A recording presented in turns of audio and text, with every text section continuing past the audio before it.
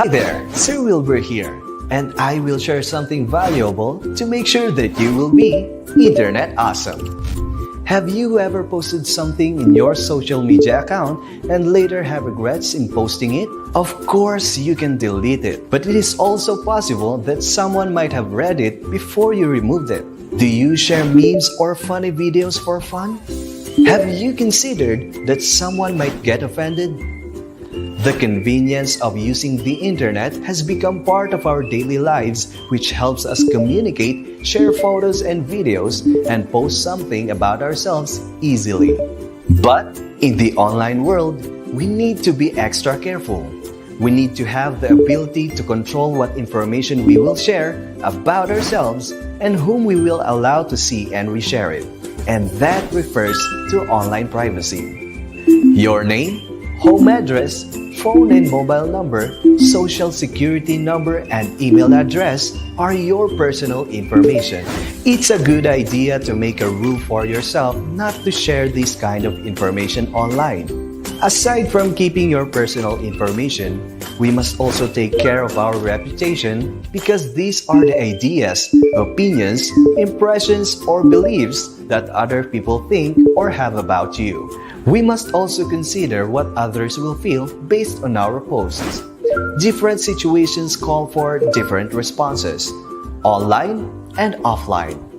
It's always important to respect other people's privacy choices, even if they aren't the choice you'd make yourself. Also, be careful with the simple codes that you send, like emojis, because it represents a certain meaning or message which may uplift the reader's emotion or the other way around.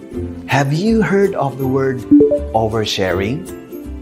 It refers to sharing personal information or just too much about yourself in a certain situation or conversation online. What's the risk? You might become so familiar in doing it that you are unaware that you are already sharing information about your private life. This is harmful not just for you, but also to your loved ones. The internet can be a safe or a dangerous place for us. It will really depend on how we will utilize it. Take time to think and read your post a couple of times before you share it in the World Wide Web. And remember, it's better if you will always think before you click. But it's best if you will share with care.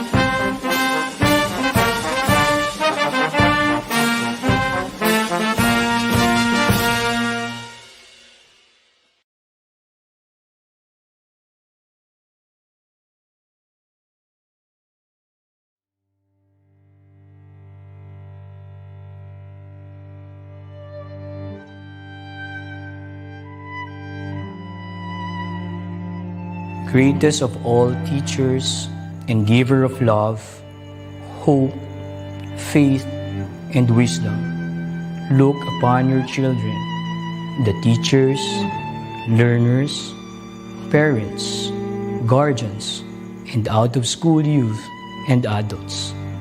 We humbly ask for your mercy and forgiveness.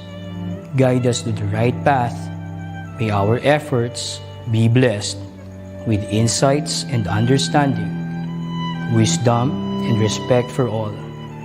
Bless us with patience, for the path of learning is never easy.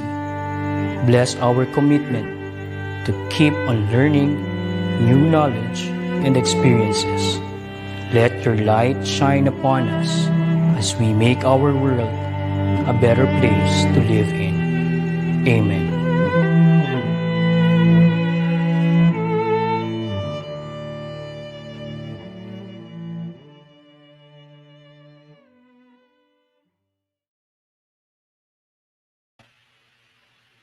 An awesome and amazing morning, everyone, especially to our administrators, librarians, educators, and reading enthusiasts.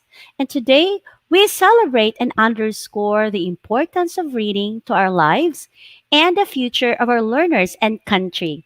In this day and age, I believe that learning is a way of life.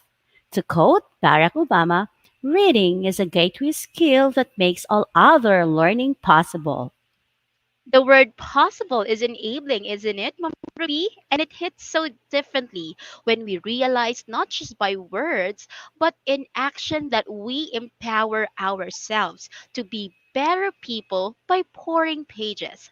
Honored speakers and dear participants, welcome to the first ever National Reading and Book Month webinar series brought to you by the Educational Technology Unit under the Office of the Undersecretary for Administration in partnership with Pinoy Reading Buddies.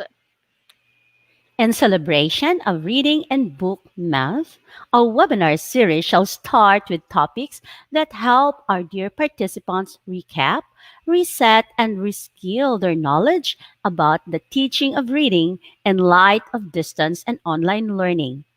Teaching reading has been undeniably a challenge for our educators when we change to a different mode of pedagogy. Today, we hope to cater knowledge and skills that will aid you to ensure that bawat bata bumabasa sa kabila ng hamon ng pandemya. Yes, and what a befitting theme because we are also celebrating National Children's Month in November. At sa kabila po ng hamon ng pandemya, makakaasang sisiguraduhin ng mga guro na lahat ng bata ay bumabasa kahit na may pandemya. To officially commence our webinar series, we would like to greet our participants on the comment section. Come and check, Dr. Ruby, our early birds in the comment section. I would like to let's see, and let's greet some of the beautiful greetings here on the comment section. I would like to greet Ma'am Mel Monreal from Governor FTSLNA IIHS, Sinaloan District Division of Laguna. Good morning din po to Miss Juliet Banguis Sumagaysay. And a beautiful morning to Sir Jonas Aquino Bautista from Mangalandan 2, SDO Pangasinan 2. How about you, Ma'am Ruby? Yes, with us is Ma'am Jesusa Pitolete watching from Malalag National High School, East Maitom Division of Sarangani, away from, Wow. Mindanao. And another one from Zamboanga del Norte, Teacher May. We have Charlene Monte de Ramos Somili watching from Sinanan Integrated School, Dipolog City Division. Hello, hello. And another one from Surigao City Division, Pamela Cubelo. Wow. How about from Visayas? Do we have here with us? Oh, can we check? Teacher We have May? someone from Leyte Division, Ma'am Mm-mm. Leonila Lu Yu. Sorry, again, it's Ma'am Leonila Yu watching from Limba Elementary School, Leyte Division. So sa mga hindi po nakakaalam, taga Leyte yung mama ko, taga Tacloban, Leyte. So Oh, hello po sa mga taga Tacloban, sa mga taga Leyte Division. Hello po. Maraming salamat po sa pagjo-join niyo po sa amin sa ating kick-off for our webinar series. Yes, We at also syempre naman, Miss May, no, we have a lot here from Division of Lapu-Lapu City sa Region 7. Because yung Region 7, there are 19 divisions. They are all here this morning. How about you there? Ano pa yung sobrang nakikita dami mo? natin. Mm-mm. Just for everyone to be aware, we have 3,536 live viewers po yan from all over the Philippines. I would also like to greet Ma'am Lieza Marie Inocencia Luna from Buhawen Elementary School, San Marcelino District, SDO Zambales. Ma'am Delia Balon Bardon from SDO Camarines Norte. So why not help us too to reach more educators, not just teachers, librarians, and also reading enthusiasts to know about this webinar series. So kindly share this live event and don't forget the hashtag EdTech NRBMWS, that stands for National Reading and Book Month Webinar Series 2021, para mas marami, mas masaya. 'Di ba, Tutor Rubeline? Yes, yes, yes. And of course, no, this is very timely and very relevant to Terme, right? And of course, we have a lot of viewers also from Luzon. I would like to say hi to Ma'am Bernadette Feliz Mina. She's watching sa ating YouTube channels. Kasi po, we are live, not just in Facebook pages, but also in YouTube channels, specifically in DepEd TV and DepEd Philippines. And of course, we have Educational Technology Unit. That is right, Tutor Rubeline. So I guess without further ado, that very famous phrase is the beginning of any event. And like those great events, we would like to start our program with our first speaker. I am very much honored to present our first speaker because she is one of my dear professors at the Philippine Normal University. So sa mga alumni po dyan ng PNU, okay, shout out po sa inyo. And you can also comment on the comment section what batch are you, or which batch, or what batch are you from, so we will know, diba?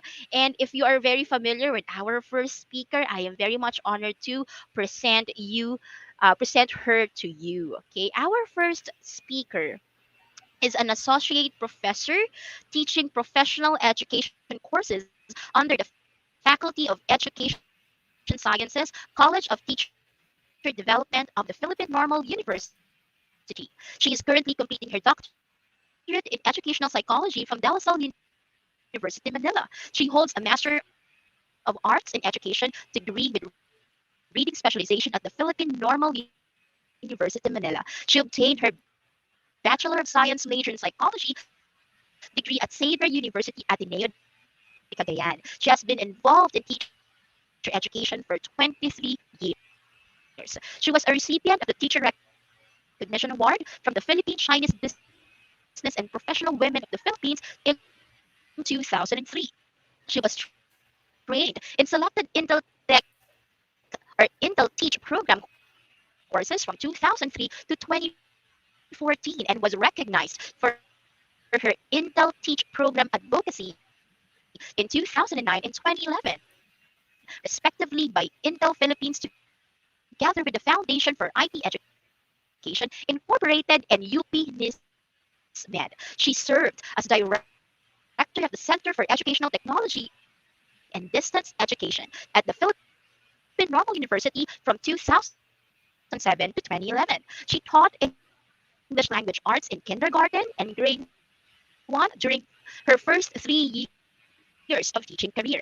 She served as president of the Reading Association of the Philippines, or RAP, from 2012 to 2013, as vice president of the Philippine Association for Teachers of Educational Foundations from 2011 to 2013, and is a current member of the Philippine Schools, Universities, Colleges, Computer Education, and Systems Society.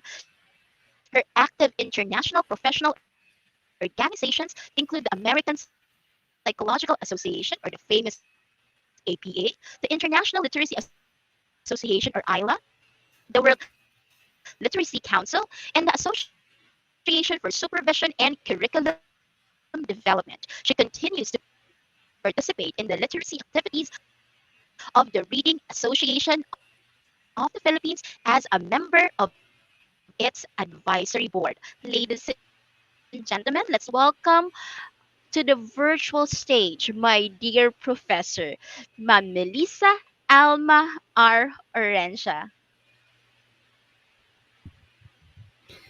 Hello, hello. Hi, Good ma'am. morning. Good morning, May and Rubilin. Good morning to all the teachers all over the Philippines. So, welcome to this session. Before we begin, there are a few questions I'd like to ask the audience, and they may respond in the comment section. Okay, are you ready, teachers? Okay, first I think question. we By are the ready, way, ma'am. there are no Mhm, wrong or right answers, so just write mhm. whatever is true, whatever is real for you. Okay, first question. How long have you been teaching? Wow. So with Second that, we will be. question. Let Mm, me see. Um, Let's let see me on the comment see. section the answers of our from Ma'am Gina Wow, Medina, 34 34 years. years. So, Wow. meron akong mga kabatch dito. That's good. Because I want to find out the range of teaching experience teachers in this forum have. Okay, so Mhm. We meron also tayong have mga here, ma'am. millennial Mhm. teachers, 7 Yes. years pa lang. Okay, may 6 years 28 from Ma'am Amy years. Jane Ribucas. Mhm. Yes, okay, that's good. Second question. So at least nakita ko na merong relatively new at meron ding medyo seasoned na sa teaching profession. Okay, second question. What subjects do you teach and what grade level? Mhm. Ano pong mga tinuturo nyo at anong grade level? Yes. And while waiting for their answers, Ma'am Melissa, I will answer that question. I'm Okay. teaching grade 7 English, and I have Okay. been teaching for 4 years. And ikaw naman, Okay. Ma'am Rubeline. Ma'am, mute po. I've been Sayang. teaching, Yan. yeah, grade 4, 5, and 6 for 11 years. So si Wow. Teacher May at saka si Teacher Rubilin, they are millennial teachers. Yes, yes, Okay? Yes. So yes. they were born after the 1980s kung kailan pumutok yung internet, naging very popular, and the internet has permeated life today. So Mhm. sila yung born into the world of ICTs, whereas kami naman who were born before the 80s, yung mga 30 plus years na, 40 years na sa teaching profession, kami yung mga born into the world of ABCs. Okay, so print Wow. technology. Next question, do you integrate the teaching of reading in the subjects that you teach? So kung ano man Mhm. yung subject na tinuturo nyo, nagtuturo ba kayo ng reading strategies? Okay, so you may answer yes or no. And then please provide the reason. Kung yes, bakit ka nagtuturo ng reading or reading strategies sa inyong klase? Kung hindi naman, bakit? Mhm. So reasons might Mm. be, wag kayong mahiya, okay? Kung halimbawa reason ninyo, ay hindi naman ako trained para diyan. Parang wala Mhm. akong professional development tungkol diyan. Tsaka yung iba, ang pagtingin nila sa teaching of reading, it belongs to the province of language teachers. Okay, Mhm. pero ang totoo, all teachers are reading teachers. Okay, so it's okay. Kahit ano yung sagot nyo, that's fine. Kaya tayo merong series ngayon because we want to address your different needs. Okay? So, meron bang mga sagot dyan? Yung mga nagtuturo ng iba't Yes, ibang ma'am. And courses? most of our participants answers yes din Yes po. po. And according to Ma'am Mhm. Joseph, Ah, Dr. Joseph Tagonon, it's one of the micro skills. Sabi naman ni Ma'am Den, yes, especially phonological awareness. So most likely nasa early Mhm. grade si Ma'am Den. Yes. Yes, because we teach the foundations of literacy, the foundation skills of reading in the early grades. Kaya napakahalaga ng mga nagtuturo sa lower grades because those are the years wherein the foundations of reading is taught. So sabi nga nila, pag-asa ang ating makukuha sa pagbasa. Okay? Wow. So That's true. kailangan ang pagbasa ay pag-asa. So we need the best and the brightest teachers to teach in the lower grades. Okay? So napakaganda ng mga sagot na nakikita ko dito. Alam ng mga teachers na to ang halaga ng teaching of reading. Because we all know that reading is the first R. It is vital to learning, and then it is the key to learning other subject areas. Okay. That's true. And then, next question. What do you know about reading? So, yung iba, kasama na dun sa previous question ko, yung mga sagot nila. So, yung ibang hindi pa nakasagot, anong alam nyo sa reading? Yung mga, lalo na yung mga hindi nagtuturo ng reading sa kanilang subjects, those who don't integrate the teaching of literacy, anong alam natin sa reading? Okay, so pakisagot lang. Tingnan Ma'am natin where Rosalie you're coming Reyes, ma'am, from. it's Mm-mm. comprehension. Sabi ni Ma'am Mm, Jenny Dalmacion, letters and sounds. From Ma'am Mylene Camacho, yes. reading is a skill. Sabi naman ni Sir Louis Hamodyong, which is very interesting to me, reading is the mother of all skills. Okay. So Yes. mapapansin natin sa mga sagot, some of the teachers hold a simple view of reading.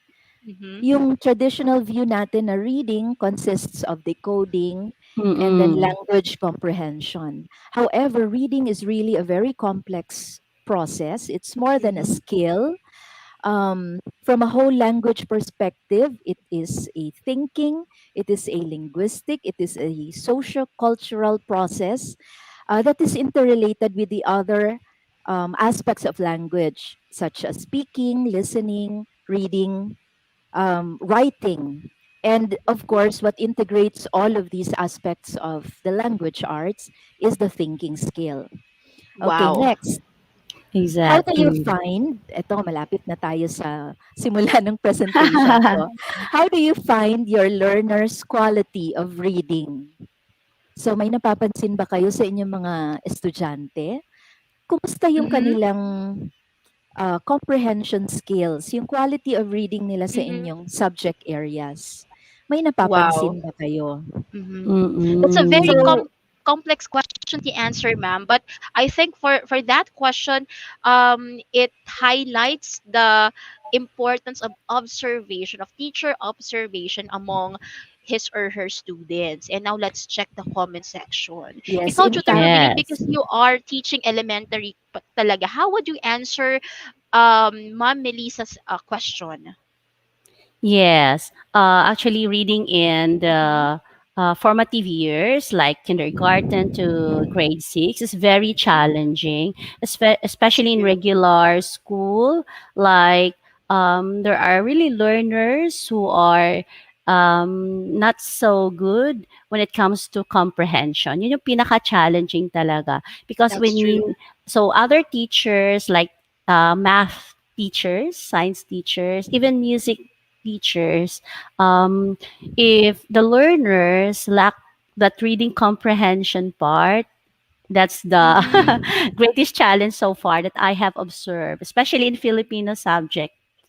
Yeah. oo, kasi Rubilin, at the start, hindi naman natin ma-expect kaagad yung mga bata Mm-mm. na makaka-comprehend kasi when they come to our classes, they bring with them a Yes. range of experience and That's true. training Mm-hmm. which they got from their home environments, the Yes. Mm-hmm. community. there are individual differences in terms of their exposure to literacy. We Mm. don't also know the kind of family background that they have, whether it's literacy rich, whether the Yes. parents or the people around them model literacy behaviors. So it is the duty of every teacher to determine what kind of environment, what's the background, what is this learner bringing into the classroom. And then we have to respond accordingly to the needs of the students. Okay? So if we see that there are gaps, then that's where our scaffolding should come in. Okay, Yes. so ano nga daw tayo professional kid watchers. Mm-hmm. Okay, ang mga teachers. So kailangan very keen ang ating observation powers. Kailangan nakikita natin in terms of what they can and cannot do. Ano ang Mm-hmm. dala-dala ng bata? Tapos, may skills and strategies na ba silang alam? Okay? Mm, All yun. right. The final question. In your Wow. opinion, what are the challenges affecting students' development of their reading ability? Ano sa palagay ninyo yung mga factors na nakaka-affect sa development ng reading ng mga bata? At ano sa Mm. palagay ninyo ang kailangan nila sa atin? Mm, Okay, Wow, siguro that's you yan. can read one or two yes, responses, ma'am. Mary. That's a meaty question for me, but I think, in my opinion, ma'am, parents' role is very important in igniting the reading, the love of reading of our students. That's Dapat right. talaga meron sila agad models ng pagbabasa. If si nanay at si tatay hindi nila love yung reading, That's how right. can we instill the love of learning to our kids? Importante na may talagang nakikita sila. Sabi ni Sir Jonathan De Mm. Luna, foundation from home. Bahay That's talaga true. sa bahay talaga nagsisimula. Let's have some answers here. Literacy Um begins at home. Exactly po. Kasi nga po 'di ba, yung mga learners natin minsan, hindi sila na-e-expose sa mga reading totoo. materials. Wala Right, silang access. Yung mga right, reading resources natin kasi biggest factor din po. Yung gustuhin man nilang right. magbasa pero wala silang magagamit. Kahit man Mm. lang sana ano, yung balot ng mga Opo. paninda sa sa Mm. Yeah, market, 'di totoo, ba? totoo Eh, po. paano kung walang print around them? Mm. Walang Kahit yung mga mababasa. signages malaking tulong na din Hmm, yun. right. Kasi visual learner talaga yung mga bata. That's right. Kaya, lalo ngayon na technology rich ang ating environment. So makikita natin yung challenge talaga sa remote learning ano kasi Mm. napaka-high ng demand ng ability to read dito. So Mhm. anong kakayahan ng bata? Paano kung illiterate din ang mga magulang nila? Paano 'yan? So Mm. they would just really depend on what we could offer the students, what we could teach them. Okay? So I think I need to begin now the Yes, presentation. ma'am. Yes. And just by your questions, ang dami ko nang naalala ulit na keywords. And I really like it. And I'm so excited to begin the presentation. So once again, here is our first presenter, Ma'am Melissa Alma R. Orencia. Okay. Enjoy po. So we will begin with a particular context. Okay, so tingnan natin yung context natin today. I would like to present to you an empirical data. So punta na tayo May dun sa slide where it says context. So ang context natin yung performance ng ating students in the international as well as in the local assessments. Okay? So nakita naman natin na sa Program for International Student Assessment or PISA noong 2018, out of 79 participating countries, tayo yung nasa dulo, number 79. So nasa tail end talaga tayo, lowest. So nakita dito sa assessment na to na 80% performed below minimum level. So meron itong ilang levels. Um, Tapos tayo para mga five levels ata ito. Tayo ay level 2 lang below level 2. So sa math and science naman, so yung lowest tayo, that's reading literacy. Sa math and science naman, tayo ay second to the last. So dito sa PISA, 15-year-olds ang tinetest. So napakababa. There are about more than 500,000 learners who took this assessment. Tapos sa Philippines naman, mga around 6,000 took the assessment. Okay, so nakita natin na napakababa ng ating performance, and likely reading here is the problem because they cannot learn other subject areas very well. Okay? Ang focus ng assessment na to is on reading in a digital environment. So, hindi lang ito traditional view of reading, pero reading within the context of a literacy environment. Okay, so 5 levels ang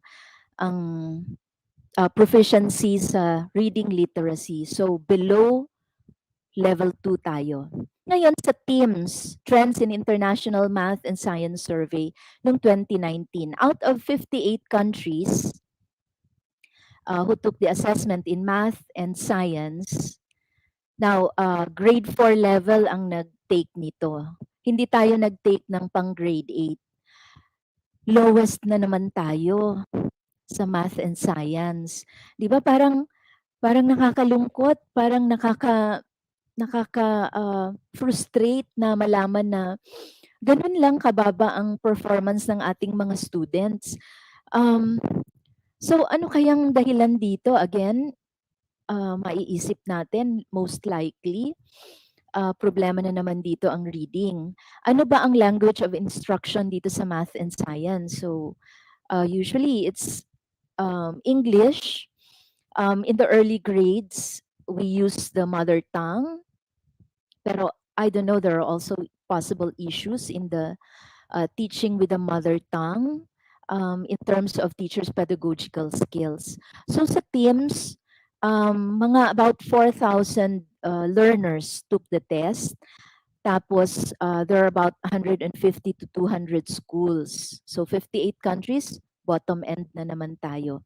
Sa third naman, sa Southeast Asian Primary Learning Metrics in 2019, 6 countries ito sa Southeast Asia, which includes Vietnam, Malaysia, Myanmar, Laos, Cambodia. So tayo, kasama natin yung mga nasa bottom half. So ang nangunguna dito ang Malaysia at saka Vietnam. Imagine, back in the 60s, ang Philippines, we were the education hub of Asia, pero ngayon, kulelat na tayo. Tingnan nyo, nasa lowest end tayo. Okay? So nakita dito sa assessment na ito, at ito ay merong 5 bands. Merong 5 bands ito. Nakita dito na 65% ng ating test takers sa Philippines were at the end of lower primary level. Tapos 25% ang nasa pinaka lowest. Tapos 10% lang yung naka-achieve ng dapat ma-achieve at the end of primary level. So nakita nyo kung gaano kahina natin. So ang dami natin kailangang gawin para ma-improve ang literacy rate ng ating mga students. Ano ang bang mga tinest dito? Reading, math, and science. So again, basic subjects. Pero this is not really anything new kasi even back during the early 1990s, in the education report of the Commission on Education, nasa ano din tayo, ganito rin ang performance ng students natin. Yung EDCOM report, sinabi niya na students are learning only half of what they're supposed to learn in school. So, ibig sabihin, itong ating problema sa reading, matagal na ito na siguro nagko-compound through the years. Ano ba ang ating problema? This is a cause for worry. Kaya nga sinasabi may education crisis na tayo eh. Kasi bakit pababa ng pababa ang trajectory ng performance ng ating students? And in fact, sa National Achievement Test in 2018, ang mean percentage score ng ating learners in grade 6, in grade 10, tapos yung sa basic education exit exam, ito ay lowest in the history of NAT. Okay? So talagang grabe na para kung sa boxing pa 'yan, parang talagang ano na tayo, dumapa na tayo ano. So I am very happy that the Department of Education is doing its Sulong Edukalidad initiative in order to address this problem. Okay? So next slide. Tingnan natin kung ano ba talaga ang problema natin? Paano ba natin itong ma-address? To become an effective teacher, it's very important for us to understand our learners. Tingnan natin yung traits ng mga learners ngayon. Okay? What are they like? So, alam naman natin ang ating mga students talagang ano sila, multitaskers. Dami nilang ginagawa. Gusto nilang sabay-sabay yung mga ginagawa nila so that they have little time to read. At itong mga batang to, they don't like lengthy texts. Okay? Ang habit nila is to skim and scan. So kung ano lang yung gusto nilang basahin, doon lang sila mag-focus. Pero generally, they just skim. Next, they are impatient. So they don't like complex content. Okay? Ayaw nila yung mga complex content. Gusto nila straightforward. Hindi na yung kailangan pa nilang mag-isip ng malalim. Okay? They want practical learning. Pati yung sistema gusto nilang practical. And then they have very short attention spans. So naturally, this is a result of the habit of skimming. Madami kasing nakaka-distract sa kanila. Napansin nyo ba yon sa mga bata? Gusto nila mabilis mag-load. Parang kulang talaga sila sa pasensya pag mabagal mag-load. Kaya kung mahina ang internet connection, di ba, na-frustrate sila. Okay. They are also impartial. Now, you can comment kung totoo ba ito, mga sinasabi natin about digital learners. This is actually a product of some of the research of people engaged in educational technology. Napakahalaga kasi itong malaman natin ang nature ng learners ngayon. Kasi hindi na sila kagaya ng mga dating learners na mga mapasensya, passive, naghihintay kung anong ituturo, kung anong sasabihin ng teacher. Itong mga learners natin ngayon, iba na ang kanilang nature. So, they are also impartial. Ano bang ibig sabihin nito? Flexible sila sa learning channels. Hindi sila faithful sa iisa lang. Halimbawa, they access different platforms for learning. They may access YouTube, they may access social media, Facebook, Twitter, kung ano-ano pa man. They go to the internet, browse through different search engines. So, ang pagkatuto nila hindi lamang sa iisang platform. So, it changes regularly. Sometimes even hourly, 'di ba? So sobra nilang impatience. Okay, and then they're also very social. So, sabi nga ng mga neuroscientists, bakit daw nakakaubos ng oras ang mga social media? 'Di ba? Pag nasa Facebook ka, parang nakailang oras ka na pala. Dahil ang dami mong nakikita. Tapos gusto natin yung nag-i-interact tayo. Learners today are very passionate social media users. Okay, so they access FB, Twitter, LinkedIn, Snapchat, Instagram, Pinterest, while trying out other social media networks sabay-sabay, they know the power of the social media word of mouth. They know the value of social media followers. Imagine yung iba, they have 2,000 friends, may mga nagfa-follow sa kanila, kaya maraming nagiging social media influencers. They also understand the importance of feedbacking on social media, and then social media referrals. Okay? So, ano yan, parang talagang marami kang natututunan sa social media. Marami kang natututunan sa iba. Kaya lang, ang problema, paano kung misinformation yun? Paano kung wrong information? Paano kung propaganda lang? Can they tell that they are being duped? Can they tell if the information is right or wrong? So yan ngayon yung some of the issues. Ngayon, learners today are highly technical. They are tech savvy. They have a natural predisposition to learn technology because of the world that they are born into. They are well versed in the internet and the use of technology for learning. Pero debatable ito kasi paano yung ibang mga bata na lalo sa Philippines ano, because technology is still quite expensive.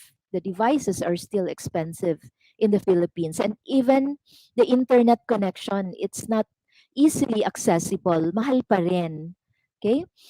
Now, tingnan natin ang background ng mga students. Possibly those who are exposed to a rich literacy environment, they are the ones who are likely to be tech savvy. Pero yung mga hindi pa, yun yung nangangailangan ng ating support and attention. So ngayon, makikita ninyo sa screen, may mga problems akong pinag-single out, and these are problems that have been um, drawn from the different assessments. Ito yung nakita nila na mga problema ng mga students. So, pakitingnan ninyo if this is true in your classes. Okay? So, poor attention and focus. Madaling madistract, madaling mag-mind wander, madaling mag-zone out ang mga students.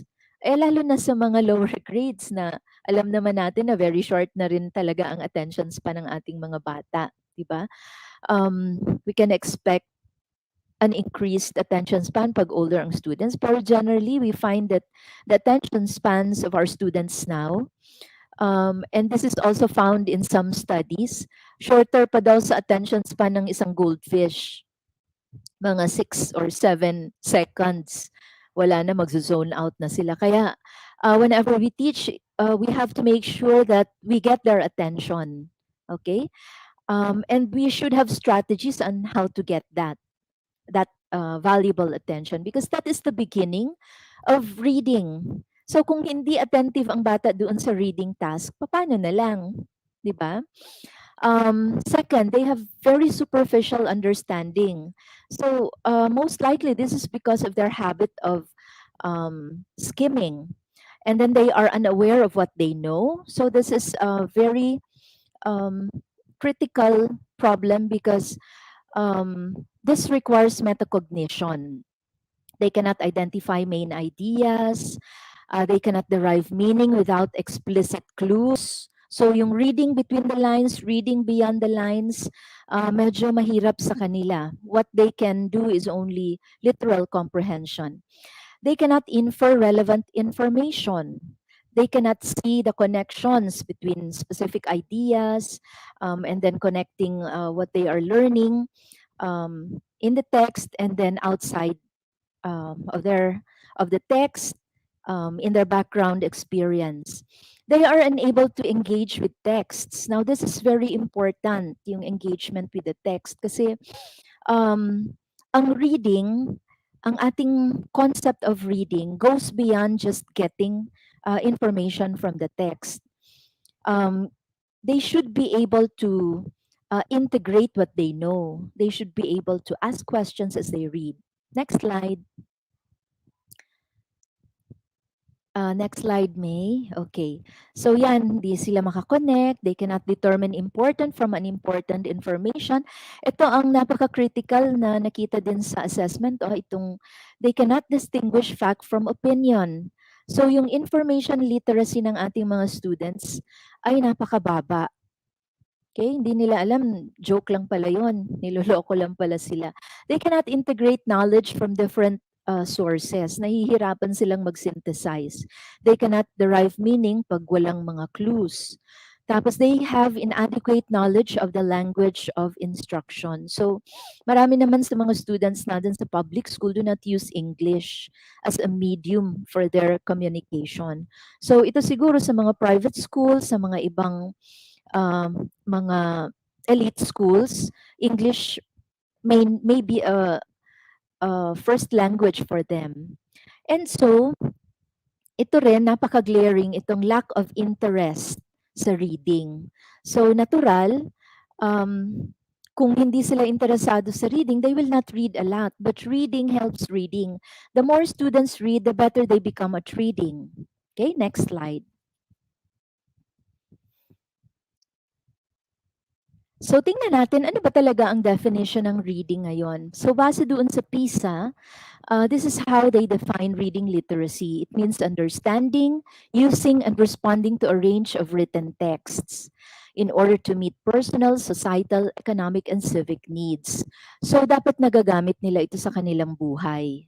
Next, it is the ability to understand, use, evaluate, reflect on, and engage with texts to achieve one's goals, develop one's knowledge and potential, and participate in society.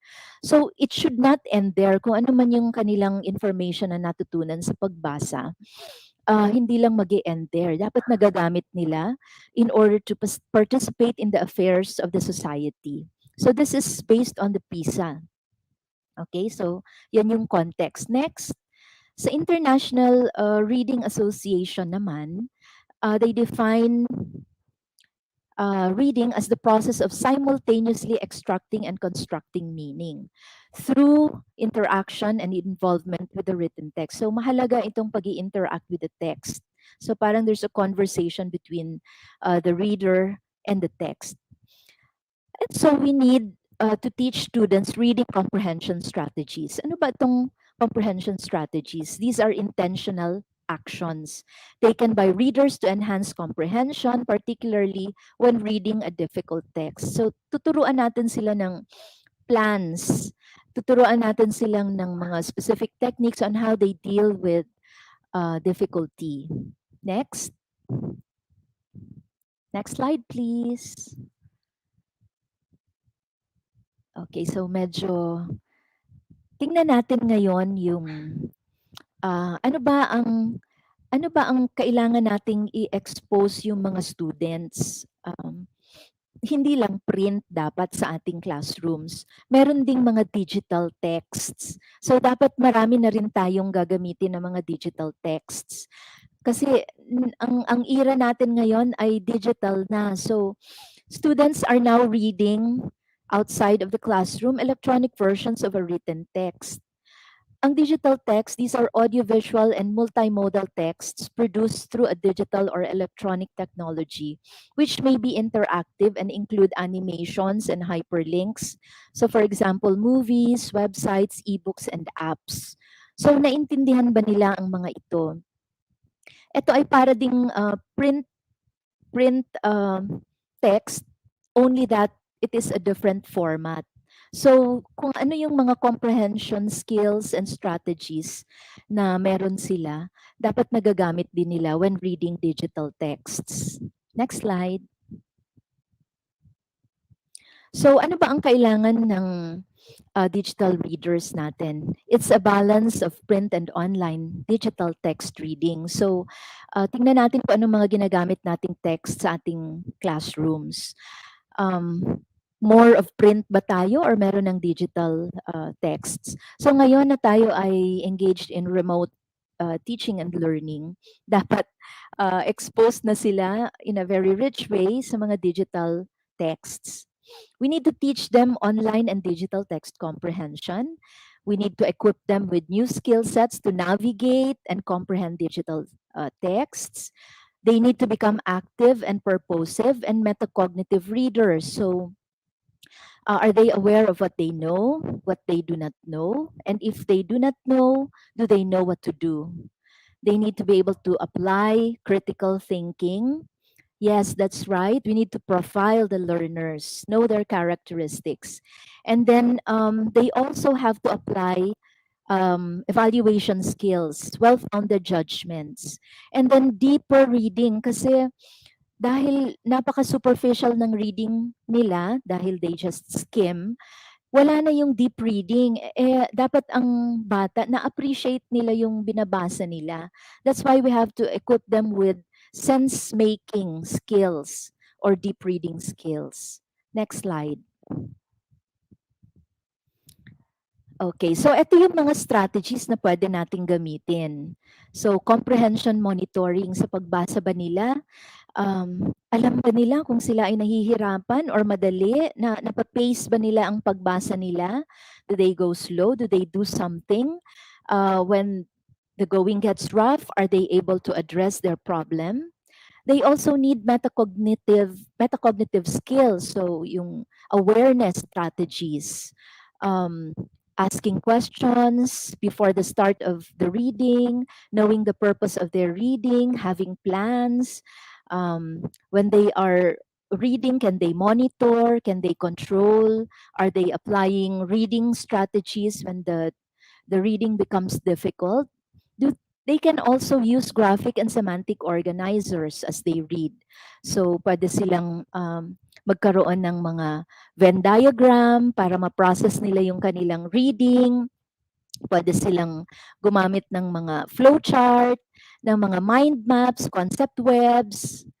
Answering questions is another comprehension strategy. So, there are different kinds of questions, yung mga literal, merong inferential, creative, critical questions. Meron ding questions base doon sa QAR na strategy na ang klase ng question depende sa sagot na hinahanap. Like, nandyan lang ba sa text, makikita? Or does it require reading beyond the lines? Or does it require prior knowledge? So, base dito sa sa QAR na strategies, pwedeng they think and they search for the answers or they draw from their prior knowledge. And then another strategy is exposing them to text structures. So meron tayong for literary text or narrative texts, meron tayong tinatawag na story structure. So halimbawa, yung mga elements ng story, yung characters, yung setting, yung events, yung problem, tapos yung solution ng problem doon sa story. Lahat ng stories merong structure. So, can they tell these different elements? And then, kung expository texts naman, bawat paragraph, bawat passage or text, meron siyang particular structure. So, cause and effect ba? Descriptive ba? Problem solution? Does it enumerate? So, i-expose natin sila dito sa iba't ibang text structure. So, practice ang kailangan dito. And then also training them in summarization. So, pagkatapos nilang magbasa, ano yung mga important highlights na nakuha nila, na pick up nila doon sa reading. So, can they summarize in their own words? So, these are important strategies. Ngayon, yung pagtuturo natin ng mga strategies, we have to apply explicit strategy instruction. We cannot leave it to chance na matutunan nila ito. Kailangan talagang tinuturo ito explicitly. So, kung tuturuan natin ng strategy, bakit? Bakit? Kung halimbawa, SQ3R na strategy, survey, read, respond, review, and then they think about their answers. Okay, they reflect also, they can have enrichment activities after the reading. So, kung ito yung strategy na ituturo natin, bakit natin ito kailangang ituro sa kanila? We have to explain it to them. Tapos kailan ito gagamitin? At saka ano yung steps ng method? So, paano ba ang explicit strategy instruction? First, you have to explain directly the nature of the strategy. And then you model. You model it using the think aloud process. Okay? So, para makita nila yung paano siyang ginagawa. So we do a think aloud process. So parang apprentice expert approach ito. So binomodel ng expert apprenticeship approach. Yung apprentice nagle-learn from the expert. So sino ang expert? It's the teacher.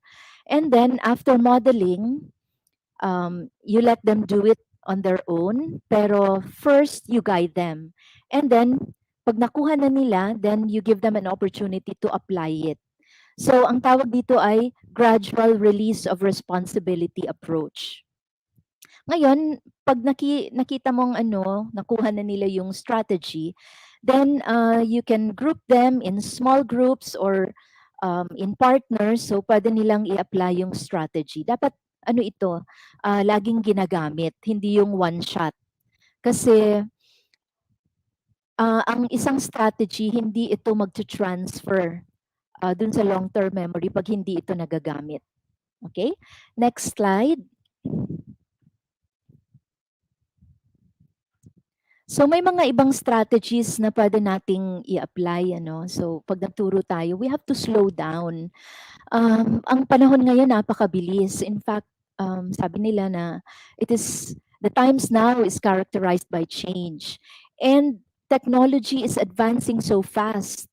'Di ba? Bago pa man natin ma-master yung affordances ng isang device, meron na namang bago, updated version, may mga bago na namang lumabas. So this requires new literacies. So sa panahon ngayon, kailangan talaga ng um, maka-keep up tayo with change. However, if the foundation skills are not well developed, sila din ang mahihirapan in the long run. Okay, so we have to slow down and then teach them the foundation skills. And then let them engage in the strategies, okay? By asking questions, making them reflect, planning exercises or related activities so that they can apply what they have learned. So they can talk about this, discuss orally, use the oral discourse. They read via the digital text. And then after that, merong mga gagawin sila on paper and pencil. Pwedeng mag-note taking sila sa notebook na print, hindi yung notebook na device, pero the traditional notebook. Or meron silang mga worksheets. So habang nagbabasa sila sa digital text, meron silang ginagawa. So meron ding tinatawag na digital annotation. So they process their reading using the pwedeng may app na gagamitin or pwede rin silang gumamit ng paper and pencil. Ang importante lang na parang nagma-mark sila ng kanilang binabasa. Kayo ba dati nung mga estudyante kayo, pag halimbawa may mga handouts kayo or mayroong libro, nagsusulat ba kayo sa gilid ng libro, ng mga thoughts ninyo, ng mga questions? So actually dapat ganun. Nagpa-process sila habang nagbabasa. They can have collaborative activities too. So pwedeng mga bodies or pwedeng small groups. They talk about what they have read after or kahit during. So pwedeng dalawa sila na nagbabasa tapos they ask questions, they share what they have learned. They can also apply a strategy called reciprocal teaching. Okay? And then finally, the teacher has to model digital reading and thinking aloud. So, napakahalaga nitong modeling of digital reading. So, habang nagbabasa ng digital text, what goes on in the mind? Yung mga difficulties, paano nating ina-address yung difficulties, ano yung mga na-activate na mga prior knowledge. Kasi dapat ang reading, meaning making. Hindi lang siya simply extracting information. Hindi ganon ang reading. It is constructing new meanings. Okay, next slide. So, pag tayo ay nagturo, paano nating mapopromote ang digital reading? Kailangan motivating at engaging ang ating mga activities. Okay? Kasi 'pag ang bata ay hindi na-motivate, hindi sila naging interesado, malamang hindi nila magugustuhan yung pagbabasa. That's why we have to become learning designers. We have to know our students' nature and then plan activities according to their characteristics. Okay, so gamitin natin yung interest nila.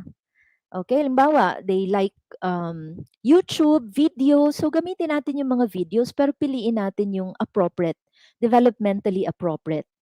And then flexibility and choice. Kailangan yung mga bata, meron silang choices sa mga activities na gagawin nila. Kailangan flexible sila when it comes to how they want learning to happen. So, napakahalaga ng maka-differentiate tayo ng ating instruction. At sinasabi din sa isang theory known as the self-determination theory, mas magiging successful at mas magiging satisfied ang mga students natin pag meron silang feelings of autonomy or independence, pag meron silang feelings of competence, pag naging successful sila sa mga ginagawa nila, at pag meron silang choices dun sa mga activities nila. At saka, another element there also is relatedness. Yung they engage in activities together. Meron silang whether in partnership with other peers or in small groups. Okay? And then we can also apply inquiry and strategy application. So, yung parang nagre-research sila, they ask questions and then they seek responses by searching the internet for appropriate information. And then they apply strategies that they have learned in learning opportunities that we provide them. Pero napakahalaga ng scaffolds and supportive learning environment. Dapat nandyan lang tayo, we facilitate learning, we fill in gaps of our students' understanding, we provide them with assistance whenever they need it. Okay? Ngayon, ang mga digital texts, napakaganda lang kasi meron na ring mga built-in na mga supportive structures. So halimbawa, yung sa vocabulary, 'di ba? Makikita mo may mga hyperlinks sa isang digital text, may mga hyperlinks. Pag kinlik nila, makikita nila halimbawa yung additional information about that concept o kaya mapupunta sila doon sa isang video clip. Okay? Ngayon, we have to train them on how to read digitally. Kasi hindi ito kagaya ng print reading na linear. Non-linear ang pagbasa ng digital texts. At pag walang self-regulation skills ang mga students, pwede silang ma-distract, pwedeng magkandaligaw-ligaw na sila, such as when they go to the internet, di ba? Napakarami silang makikita dyan, so that if they are not clear about their purpose for going into the information superhighway, malamang mauubos ang oras nila at hindi nila na-accomplish yung kanilang goal. So we have to train them on how to become information literate. Okay? So maraming mga challenges ang digital reading. Ang mga students natin will have to be equipped with visual learning strategies and then how to annotate digital texts. And it also requires increased self-regulation and changing practices. Yung mga dati nating ginagawa na print-based, dapat ma-enhance na siya with the use of digital texts. Okay, so we have to make use of these and then ensure that our students are actually able to apply what they have learned in the classroom. So if you have questions, we have just a very short time to discuss this. I hope that you were able to get something from this presentation. So if you have certain questions, I am free to respond to them. So with this change, dapat i-embrace natin itong need to change our pedagogical practices and incorporate more digital texts and online pedagogies. Okay, Okay. Hiningal That's ako. Pero yung hingal mo, ma'am, napaka-meaningful because right now we have 9,000 live viewers po Oh from all over my. the Philippines. And we Mm-mm. sorted out questions from the comment section. And most of the concerns of our teachers would be on the side of how to teach reading if students are low tech, or Mm-mm. how Mm, to teach reading properly in a distance setup. Let's have this question po, mm. Ma'am Melissa. Doc Ruby, can Okay. you do the honors of reading our first question? Yes, our first question po, Ma'am Melissa, from Tony Rochelle L. Raagas. Okay, Mm-hmm. ito po yung tanong. In the new normal, modalities are limited to modular, blended, and online. How do we cater to the non-readers who are taking modality, and how can we help them when face-to-face is not allowed? Wow. Ayan. Okay. So Mm-mm. that's a technology issue, ano? Mm-hmm. Um, so how do we communicate with the students? Halimbawa, modular, di ba? Modular. Mm-mm. So that's print-based. Ang malaking issue dito, kung hindi na-acquire ng bata yung reading skills, Yes. di ba? Eh, hindi naman sila pwedeng pumunta sa school.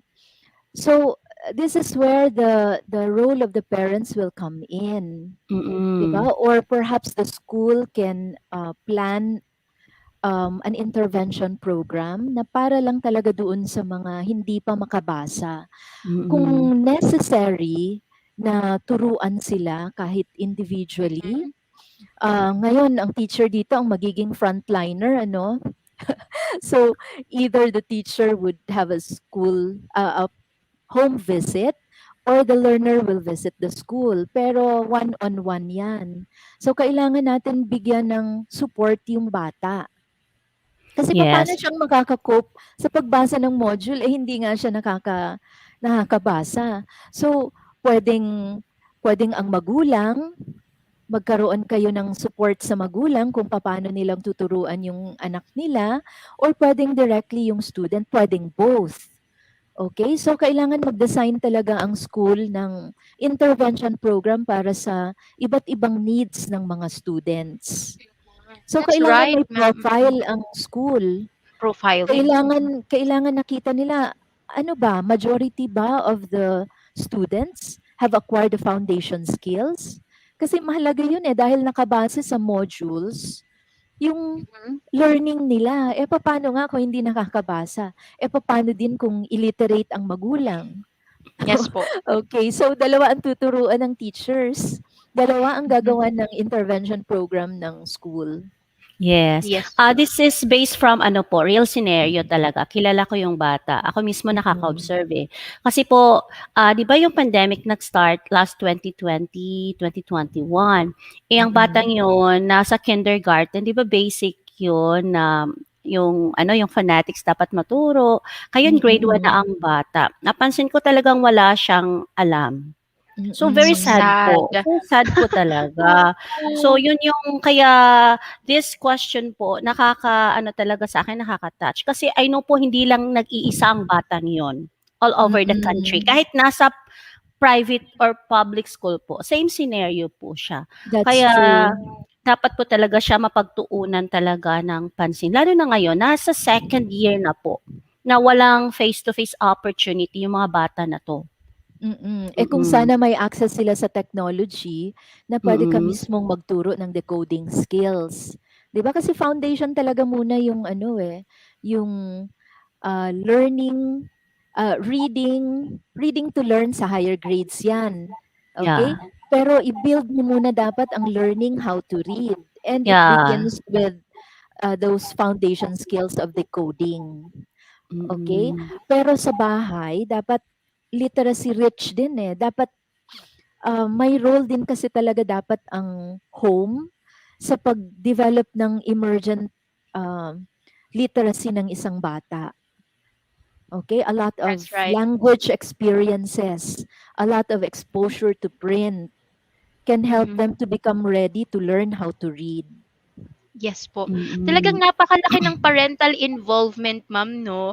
Pag si magulang, model talaga siya na nagbabasa, tapos yung pagga-guide lang yung pagga-guide at pag-i-invite sa bata na basahin mo nga 'to or try to Mm. recognize the letters, talagang big help yun Mm. sa mga bata. So tama ma'am, siya kailangan talaga ng intervention tsaka keeping of records, kasi 'pag walang keeping of records, how can you really base your intervention and programs? So we will now go on to our last At question, ma'am. may Yes po. idadagdag lang ako. Yes, Um, ma'am. yung teachers, importante talaga na na-identify nila kung sino itong mga nangangailangan ng Hmm, support.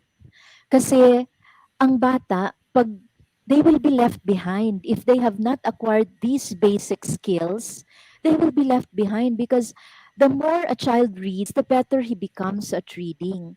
Eh kung sa simula pa lang talo na sila, wala na sila nung basic skills necessary for them to be able to read, paano na sila mag-a-advance? Kasi habang mhm, they advance academically, mas nagiging more complex ang mga reading materials, totoo mas po. nagiging demanding ang mga texts na babasahin nila.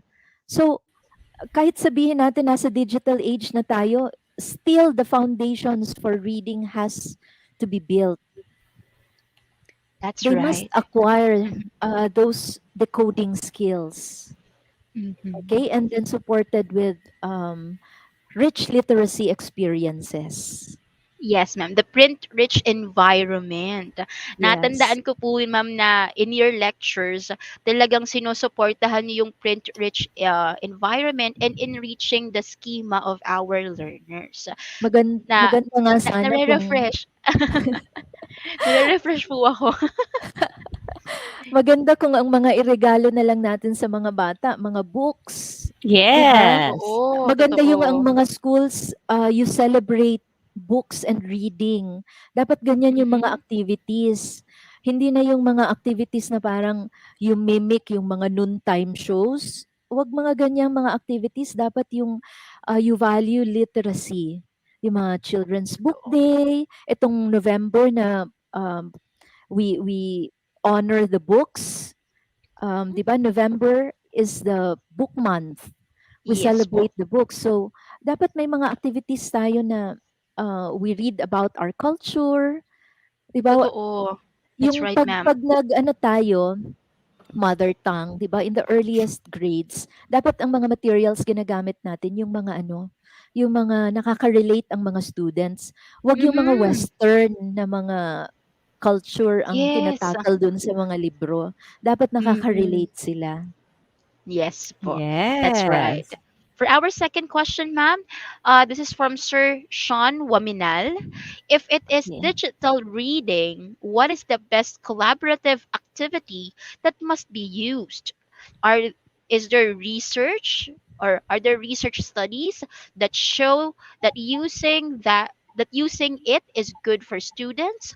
What are the pros and cons in using it? Okay. Itong question na ito, it requires that the teacher is knowledgeable about what specific apps are available. Okay? Anong mga collaborative apps ang pwede nilang gamitin? Okay? Ang usefulness ng isang digital learning format or digital text, um, or any electronic reading material for that Mhm. matter will depend on the teacher's purpose, will depend on the teacher's knowledge. Mhm. Hindi natin masasabi na ito ay best, ito lang ang best, kasi depende yan sa purpose mo eh. Totoo. Depende kung ano ang gusto mong ma-develop na skill. So you have to be very clear about that. So that's where learning design comes in. Okay? Ngayon, Mhm. ano ba ang role ng isang teacher? Okay? So gusto ko lang itong i-emphasize. Ang teacher must provide thoughtful guidance. The teacher must be aware of the emerging technologies in the field. The teacher must identify ano bang new literacies ang um, kailangan ng isang bata sa bawat technology na gagamitin natin. Kasi iba-iba eh. Kaya nga, sinasabi nila ngayon na new literacies kailangan ma-develop ng mga students. nag-evolve din ang ating concept of literacy. Hindi lang yan iisang literacy, but there are many literacies, as many as the new technologies that develop. Okay? Tapos, ang teacher must be proficient in supporting learners' development. So, paano yan? Actually, ang teachers, meron dapat mga skills. If you are familiar with ISTE, these are international standards. Um, International standards for teachers, for Mm-hmm. administrators, for learners. Mayroong mga standards na dapat nilang ma-acquire, na dapat i-equip natin sila. Okay? Ano-ano ba ito? Marami yan. In general, and this can apply to everybody. Anong mga skills ang kailangan? New thinking skills, more complex thinking skills, technology skills, information skills, communication skills, collaboration skills, problem solving skills, and learning how to learn skills. Wow. Yung mga collaborative na applications, halimbawa dito yung Google Docs, Mm-hmm. MS Teams. Mhm. Pwede nating silang ipag-collaborate. Meron tayong activity. Halimbawa, we let them summarize what they have learned from a particular reading text. Mm-hmm. Tapos, we let them summarize together. So, collaborative yan. Pero, di ba, paano nilang gagamitin ang Google Docs kung hindi natin sila tinuruan? Paano paggamit ng Google Docs? True. Yeah. So, nakita ninyo na ang pagturo ngayon, more complex kasi hindi lang print ang ginagamit. May That's right. technology na kasama, and these new technologies will require specific literacies. So sa paggamit is natin ng true. isang technology, kailangan well-versed tayo dun sa technology na yon at ano ang kailangan nito, ano ang requirements Mm-hmm. nito for teachers and for learners. Ano yung affordances? Hindi naman po pwedeng papagamit mo sila ng Google Docs tapos hindi mo sila tinuruan. Paano gagamitin yon? Paano mag-collaborate? 'Di ba? Ano yung activity na yon?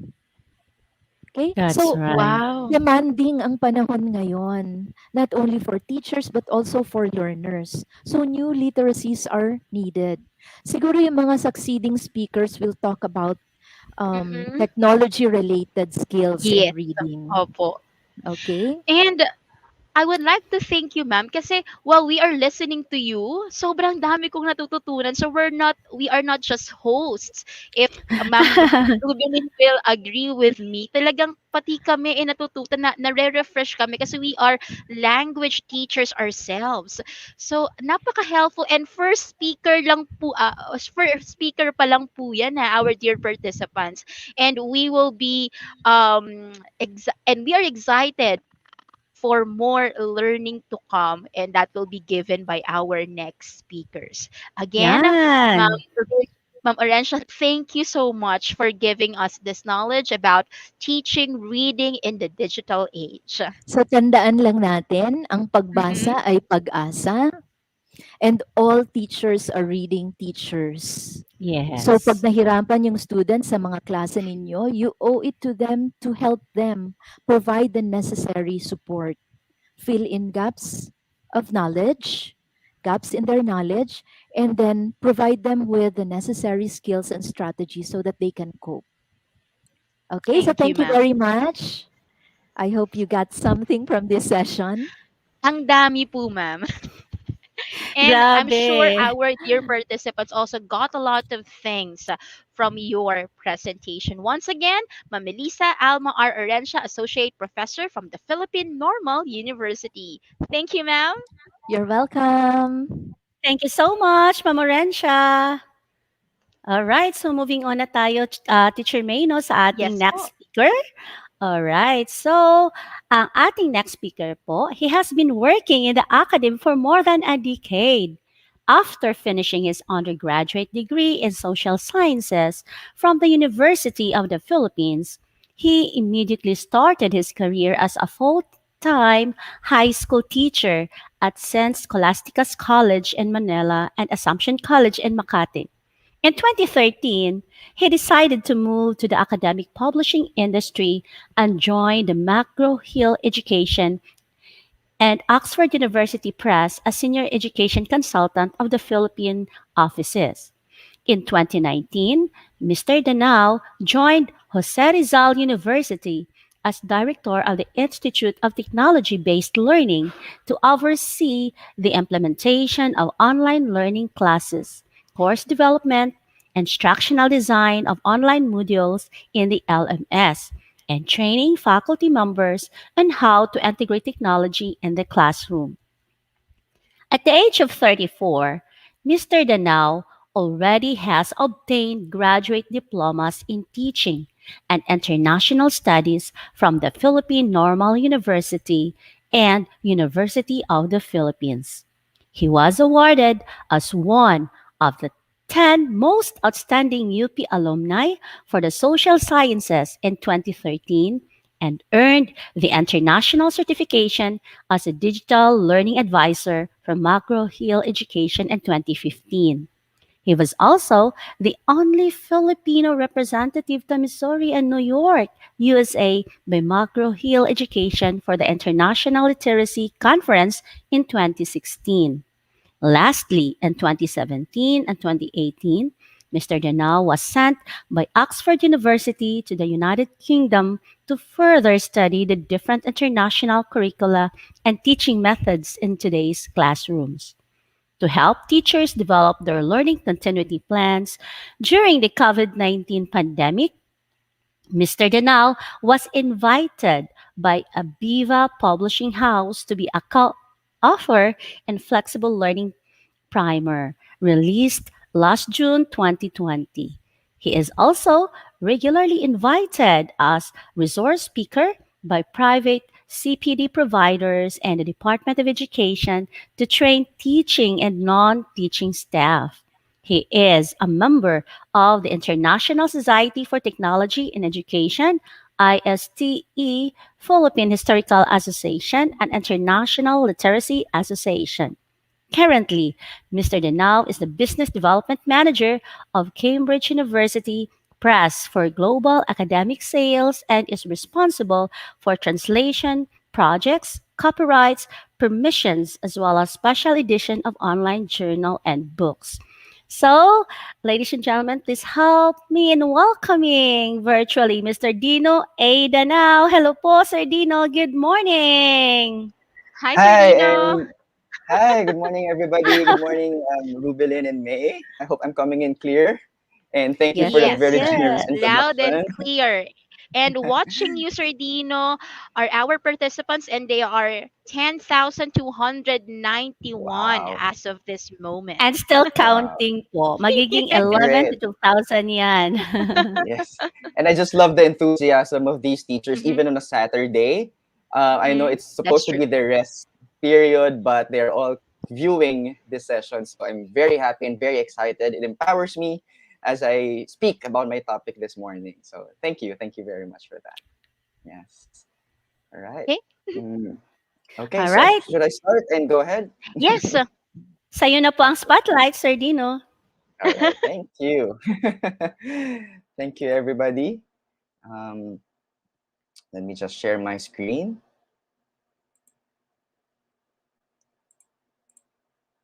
Okay, okay. All right. So can somebody please confirm if everybody can see my screen now? Great. Okay, there you go. I can see my screen. So again, good morning and thank you everybody for coming in on a Saturday. It's a very challenging time. It's in the morning, so I hope you're having your coffee and sitting and relaxing while I speak about a very important topic as well. Thank you as well to the Department of Education, Educational Technology Unit for inviting me in this session. I also would like to thank the previous speaker for giving such a wonderful discussion about teaching in the digital world because it really is a great hook for what I will be speaking this morning. So I was given about 45 minutes to discuss a new trend that is happening in our society. For most of us, we are not aware that it's already happening, but I will be sharing this information to everybody this morning. So for those who have attended any of my previous session, this is something that may be similar, but I have added some hints, some topics related to reading, definitely, because we are celebrating something very important today. Okay, so if you have any questions along the way as I speak, please feel free to type them down in the comment section wherever you are, whether you're in Facebook or in YouTube. Um, Also, please, interact with me as I go through my sessions. I will love to see your comments and see your insights about everything that I will be speaking this morning. My topic is entitled Reading 5.0, Teaching Reading with Technology Beyond the Industrial Revolution 4.0, or what we call IR 4.0. Again, my name is Dino Danao. I am currently working at Cambridge University Press and Assessment.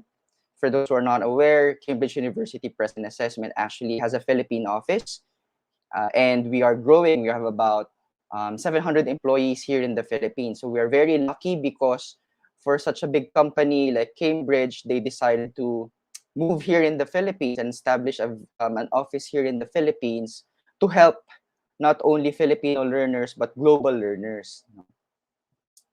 So, first of all, I'd like to say you have come so far as teachers, and I congratulate each and every one. So, if you have time now, please tap yourself at the back. No, so congratulations and thank you, because since August 24, 2020, when the Department of Education first said that there will be no face-to-face classes, like what was mentioned earlier, teachers became frontliners, and I really, really salute everybody, for those who are listening right now, to for all the hard work that you have put into still delivering lessons, still trying to continue the lessons, and trying to deliver content in the most um, bizarre, I would say, or the most challenging times.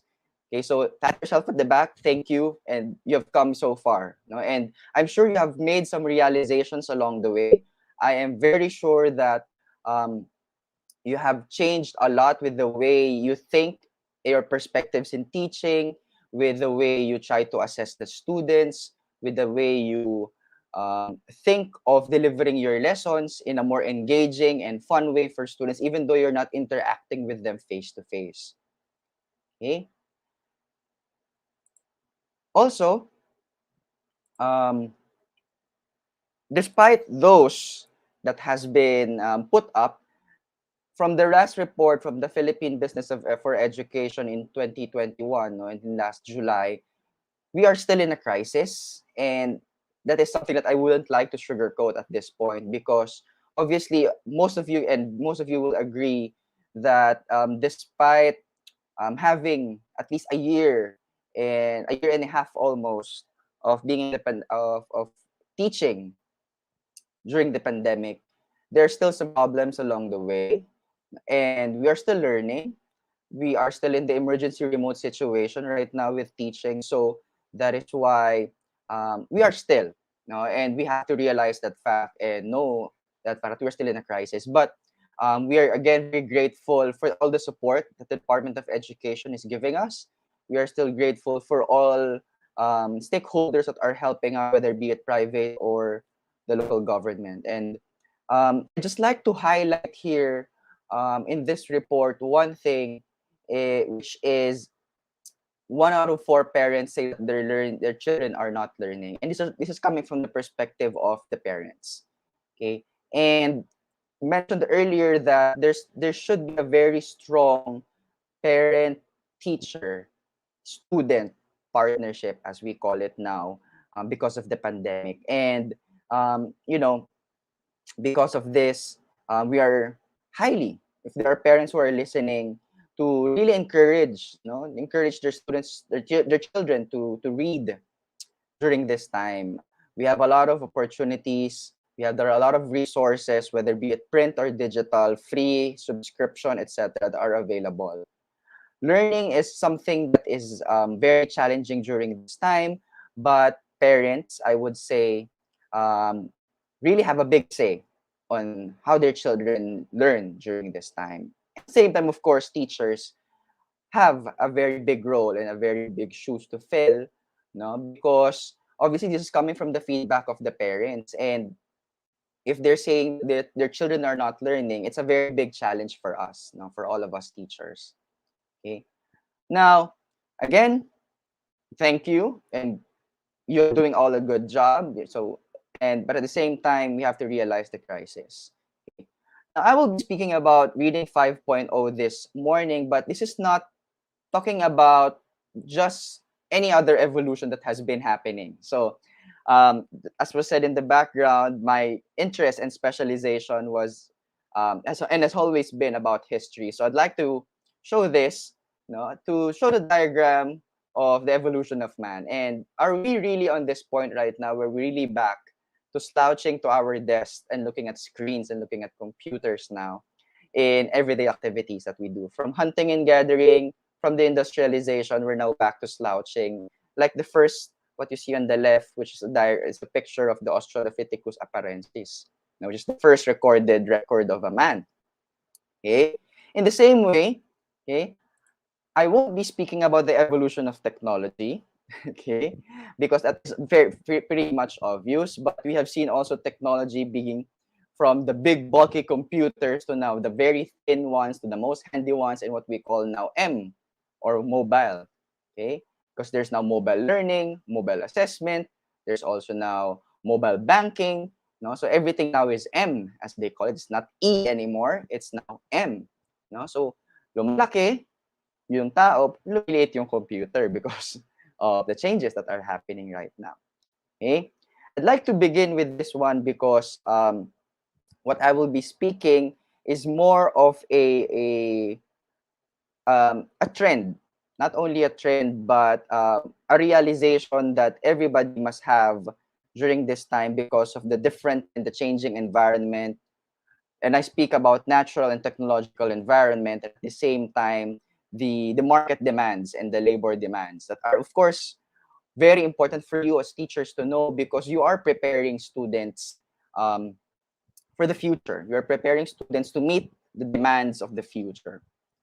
Okay? Also, I'd like to begin by saying that in many literatures right now, we are what we call in an era called VUCA, or we are living in a VUCA environment right now. VUCA stands for volatile, uncertain, complex, and ambiguous environments. Okay? We are living in this period right now, obviously. Idagdag pa natin si pandemic. Obviously, there are a lot of things that are happening that we are not even sure what's going to happen next. And that makes it very volatile. We don't know what makes an event currently. We're uncertain about the present, and we are even more uncertain about the future. Okay? It's a very complex environment right now because there are multiple keys to decision factors. Every time we make a decision, we have to consider a lot of things now. Okay? Whenever we post, for example, something online, we sometimes think of what others would feel, what others would think, and what their comments would be. Okay, it's a very perfect example. Okay, even for our students, they make a lot of decisions as well, whether they want to study or not, whether they want to do their modules or not. Okay, and at the same time, for our students, it's very ambiguous because the rate of change is so fast. Everything happens so fast. Everything changes so fast. And even the way they learn, the way we teach also changes very fast.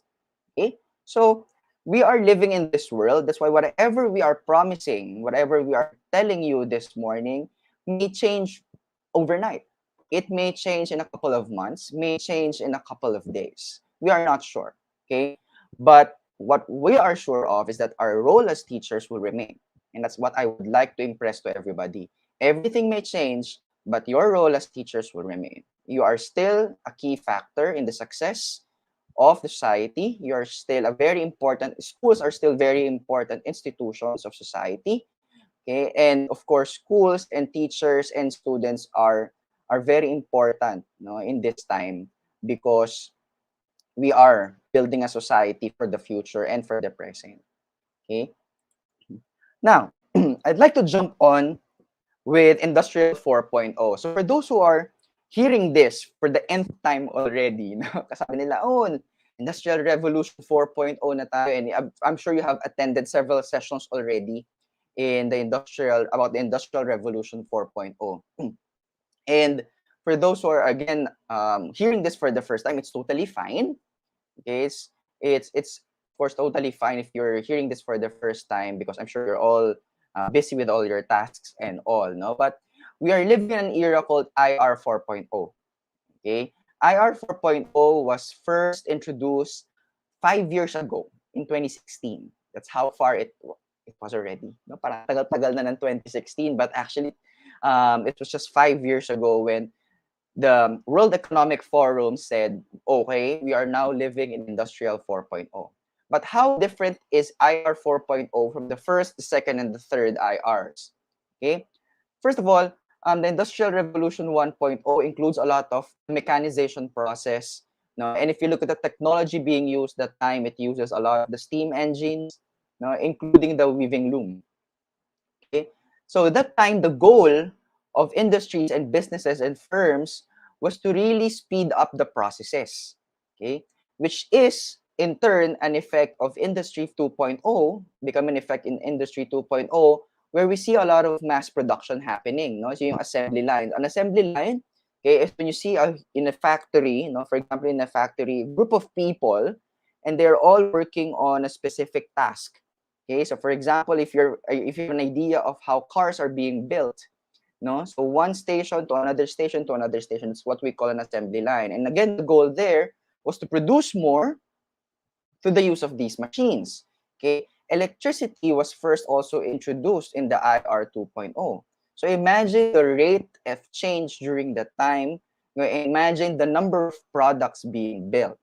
Okay, Industry 3.0, on the other hand, would involve a lot of automation. Okay, computers are now being introduced, and when I speak about computers here, these are not the same computers that we have right now. No, these are the bulky computers, black and white, maingay. No, they're if you use the older versions of the computer here, or you probably worked on your schooling, or you're working on your thesis during that time, using these big bulky computers, that was the time in Industry 3.0.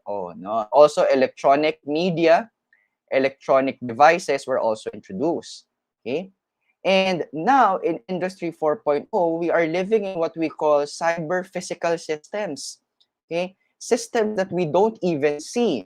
Okay, we are living in the Internet of Things, plus networking became a big chunk of a lot of our activities. Okay, obviously the most popular ones would be social networks, social network applications, but obviously everything that we do right now, we rely heavily on the internet, and we see a lot of cyber physical systems.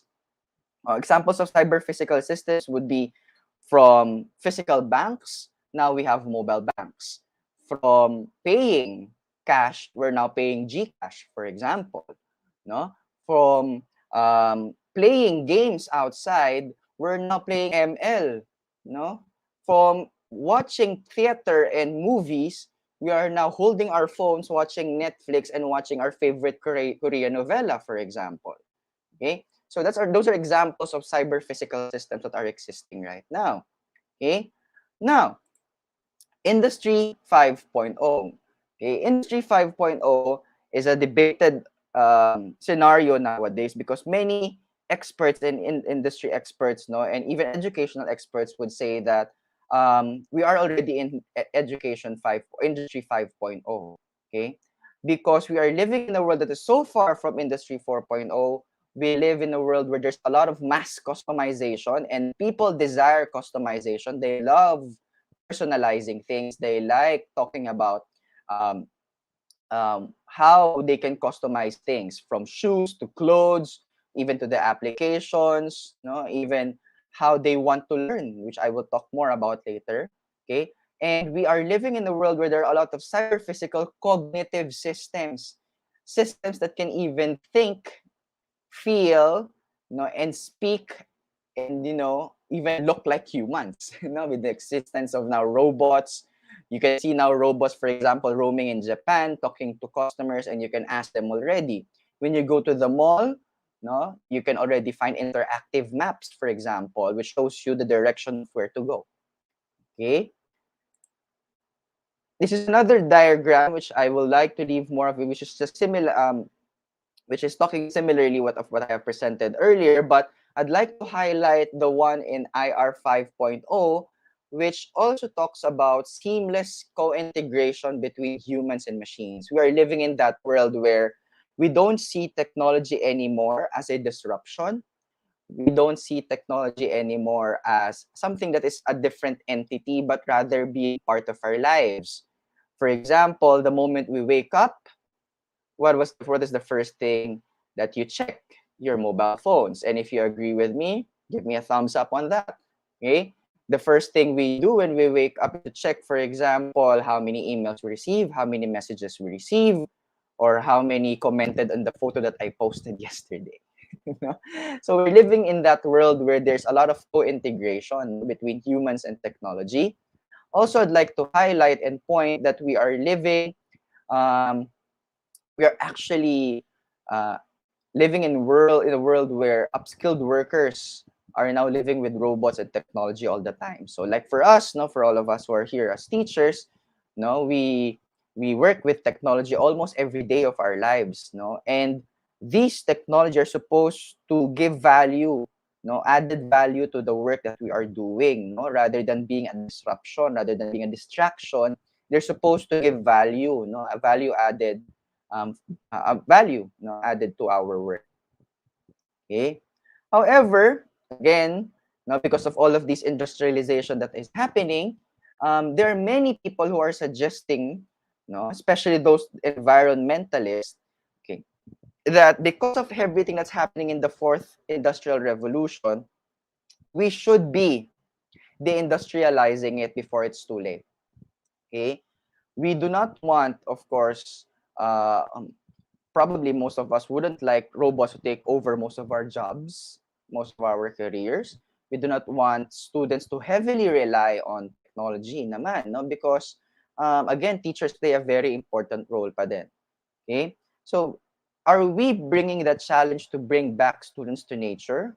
No, some teachers and students are saying na actually thankful kami sa pandemic because now students can be at their homes, be in whatever scenario, whatever environment they are, whether it be in their homes or in the forest or in living with nature, no, so all of those things, and they learn different ways and different things, okay, before it's too late.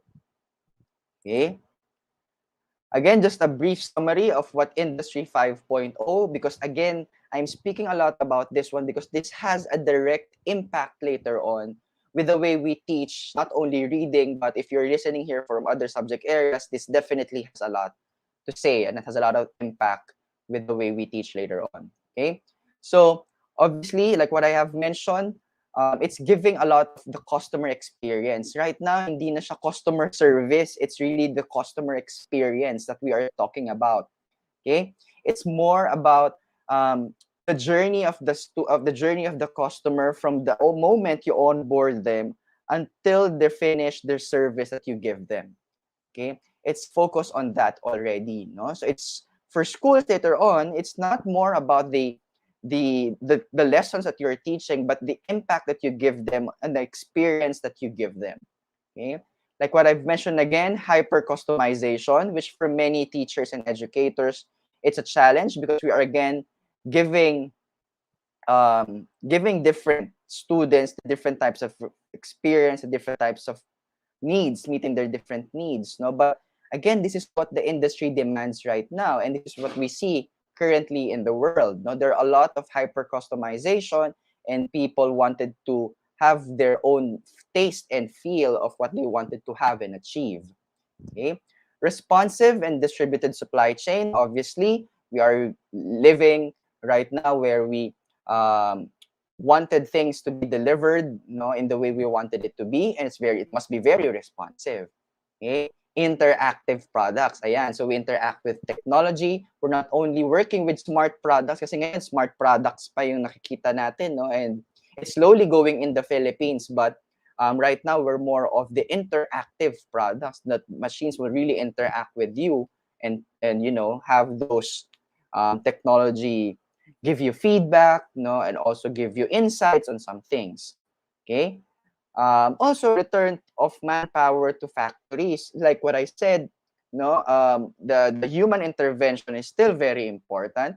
No, so even in factories and industries, no, they are bringing back manpower because, however, this manpower wouldn't be the same type of, manpower that you are giving, that they are supposed to give in the previous revolutions, no, because right now manpower would involve, for example, data analytics, will involve an analysis of the workflows, etc. Okay. Now, in according to Times Higher Education in 2017, to take full advantage of the opportunity created by advanced technology, we in the education industry must have a similar revolution. Okay, not just to meet only the needs of the industry, but also, okay, to give the best possible student experience. So now I'm jumping from the industry to education, no? So, sabi nila dapat daw meron ding similar revolution for education, and okay, obviously this is happening. Okay? Education 1.0 would bring us back to the way we teach through lectures and memorization. Okay? And obviously, as we compare it to now, this may not be the best strategy. This may not be the best way to teach our students now. Although for many of us, no, including myself as a millennial, I was taught probably like this when I was in school, because we were required to memorize, for example, the multiplication table. I was required, for example, to memorize the regions of the Philippines and its capital. Okay? Or, for example, we were taught to memorize chapters of a book, or, for example, we were taught, for example, how to memorize our ABCs, no? So all of those things, and students are learning that way. Okay, Education 2.0 also this time talks about internet-enabled learning. Okay, and when we think of internet-enabled learning naman, similar to Industry 2.0, that's when people are trying to search for more information, no, added information through the internet. Okay, and Industry 3.0, knowledge-producing education, we now use the internet for research, for other things. No, we also get more information and process those data that are available online to produce knowledge. Okay, in this revolution right now, obviously, we should be promoting innovation already. Okay, what are things that we are trying to innovate during this time that are already existing in the previous generations? Okay, so innovative producing education is what we wanted to produce over the next few years. Okay, but again, where is education 5.0 now? Okay. Now I'll be sharing this one, okay, to give you more context, okay, about student influence. Okay, and I want to bring you in this journey with me, as I discuss this one. Okay, so this was presented during the International Literacy Association conference, or the ILA conference, back in 2015, when I was given the opportunity to attend this one in New York. So earlier, si Teacher Mel was also mentioning about a lot of definitions from the ILA. The ILA is the biggest organization of teachers in reading and literacy, and I was given the opportunity, very lucky to attend that conference. And one of the presenters at the time presented this very interesting diagram back in 2015 in 2015, talking about student influence in reading, in reading and literacy. Okay, sabi nila in the 50s, the most influential institution would be home.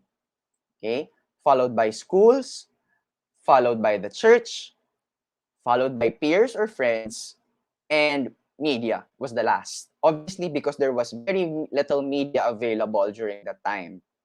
Okay? Now, let's go to the next generation, which is the 80s. So, sino dyan yung mga nag-aral? Sino dyan yung mga estudyante during the time of the 80s? Okay? During that time naman,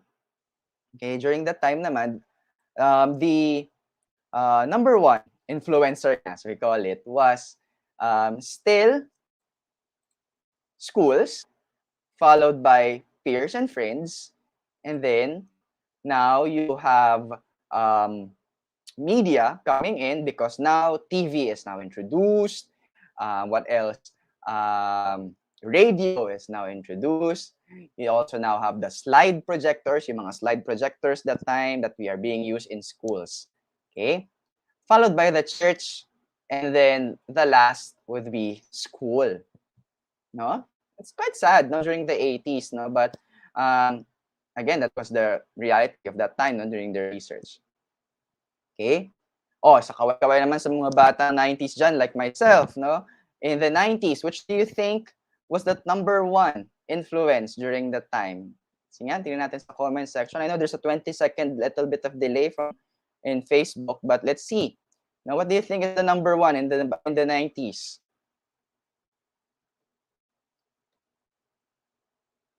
Bahay ba, peers, media, church ba, or school? 90s TV, sabi nila. All right, in the 90s, actually, friends or cliques became really popular, no? Uso yung mga cliques. That's why uso that time yung mga boy bands, girl bands, clique, no? Like Gimmick, clique, no? So the groups, no? So having in pairs and in groups, and friends that time have a very big influence on students, no? So followed by media, obviously, is catching up very fast. Okay, and then you have school, okay, because of the institution of schools as a very important institution. Okay, and then you have home, and then you have the church. Obviously, there are several arguments with this one, because if you're a very religious person, definitely the church would still be your number one. Okay, now let's go to the present and possibly the future. Obviously, number one here would now be media, followed by the peers, followed by the church, okay, because obviously now church are building institutions like schools already, then becoming very popular, and parents would like to bring, no, those values back to schools, okay, followed by schools, and the last would be home, okay. So again, going back to my I think my second slide earlier, parents, no, and guardians are becoming less influential because of media, no? So because of that. But again, we're living in different times, in different places, in different geographical areas right now, and hopefully, we're trying to build that one up. Okay, what you can notice from this one in this study, and that was presented during the ILA conference, it's inverse. It's an inverse of that of the 50s. But kabaliktaran siya ng 50s. No, exactly the opposite of the 50s. No, if you ever you notice that. No, but again, my point here is that the student influence over times have changed, and during the present, media technology will already be the first. Okay, and again, as teachers, it gives us a lot of opportunities to rethink, reevaluate, and reassess the way we teach and the way we impart our knowledge to the students. Okay. There are also different changing demands, no, in teaching reading. No, I'm talking about reading this time in a technology-enabled environment, or what we call TEE. So you will hear a lot of articles right now talking about not only about e-learning. No, if you're in educational technology literature right now, you will not read anymore about e-learning or mobile learning. You're now talking about technology-enabled environment. No, so TEE na yung mas madalas. And even schools right now, in most public schools, they call their offices TEEs already. No, so technology-enabled environments. Okay. So for example, students wanted now learning anytime, anywhere. Obviously, we see that, and was forced to us because of the pandemic, unfortunately. But even before the pandemic, no, and in the future, students would want to learn anytime, anywhere. Okay, they must be given the opportunity not only to learn in schools, but also to learn at their own pace, at their own time. Okay, what else? Okay, personalized learning, obviously, again, leading to that, no? So we're living in a customized world, okay? So also because of that, students want to personalize their learning as well. We're now seeing a lot of customizable degrees and micro-teaching, okay? And micro learning and micro credentialing na nga ngayon, no? So hindi na in industries right now, they're not looking for master's degrees anymore or for PhDs. They're in most industries right now, they're looking for micro credentials. Or do you have a certificate, for example, of using data analytics? Do you have a certificate of a certain skill? No, so they're looking at customizable degrees now. Um, they're really looking at ways to customize based on what the industry demands, and at the same time how students would want to learn. Okay, so like I said about that, students choose how they want to learn as well. Do they want to students must now be given the opportunities to choose. Sabi nga nila, we should be working on a buffet type of environment in schools right now, no? Especially after the pandemic, because we cannot force students anymore to go back to schools if they don't want to, be in schools anymore and want to learn at the comfort of their homes. No? So for example, no, buffet environment na, they can choose to, for example, go 100% home, 50-50, or fully online. I don't know that. No, it depends. Okay. In the same way with the topics and the things that you learn. No, so for example, do they want memorizing? Do they want reading through media? Do they want print books? It should be a buffet. No, so they must they can pick and choose whatever or however they want to learn. Okay. Now, project-based learning, and I hope we are working on this one, not only working with our performance tasks, but also working on project and problem-based learning. Now, I know you're really trying hard to work on this one, but again, this is something that we see in the future moving forward. Okay, experiential and hands-on learning. Okay, experiential or hands-on learning. They look at ways on how they really assess now. Students already know how will it impact my life in the future. No, so they really looking into that. No, so they wanted to see ito bang pinag-aaralan ko ngayon, ano bang silbi nito in my future. No, so that's why they want to experience it, or they want to have hands-on experience on the life after school. Okay, what else? Data analytics. Okay, so data analytics in education and in teaching reading is now becoming a big trend, because teachers must now be looking at the way, at the data available, not only from assessment data, but also looking at other, for example, technology that are available right now. For example, how many times do they read, how many times they open the browser, how many times they read a specific text online. And that's really something that really is becoming a trend nowadays, no? So because they're looking at data, because from data you can make a lot of decisions, no? You can make a lot of decisions. Okay. Variations in assessments, it should not be the same pen and paper test that we are giving previously. Definitely, it may not be effective. Although sadly, most of the standardized tests are still being given in most of the assessment controls in the country, no, and even other countries. No, that's why in many schools right now they don't join the teams or the PISA anymore, because they're working on a very standardized type of assessments. And if you look at very good or highly industrialized countries that have very good education systems, they don't do standardized assessments. Now, for example, in Finland, they don't do standardized assessments anymore. And you see the student experience, and students are very happy. Okay. Students' opinion on curriculum design, no? And I'm talking about reading curriculum here, no? Or even literature curriculum if you're teaching high school students. No? They should have an opinion on that, and you should be asking opinions on that. No? So because that will be your basis on how you will design your lesson. Sabi nga ni Teacher Mel earlier, you should learn how to be designers, or teaching design or edtech designers na nga, no? Because and what will be your basis here? Obviously from the opinions of the students. Okay? And lastly, independent learning, similar to the first, no? If they want to learn anytime, anywhere, students also, would want to learn on their own. Okay, we now have a group of students that they don't see teachers. They don't want to see teachers every day. They don't want to also be engaged in schools and be in the traditional type. No, but they also want to be independent. Now, in the same way, we should be designing our lessons to make them feel more independent. No, and we should also be teaching them how to work on certain activities and certain projects on their own. Okay.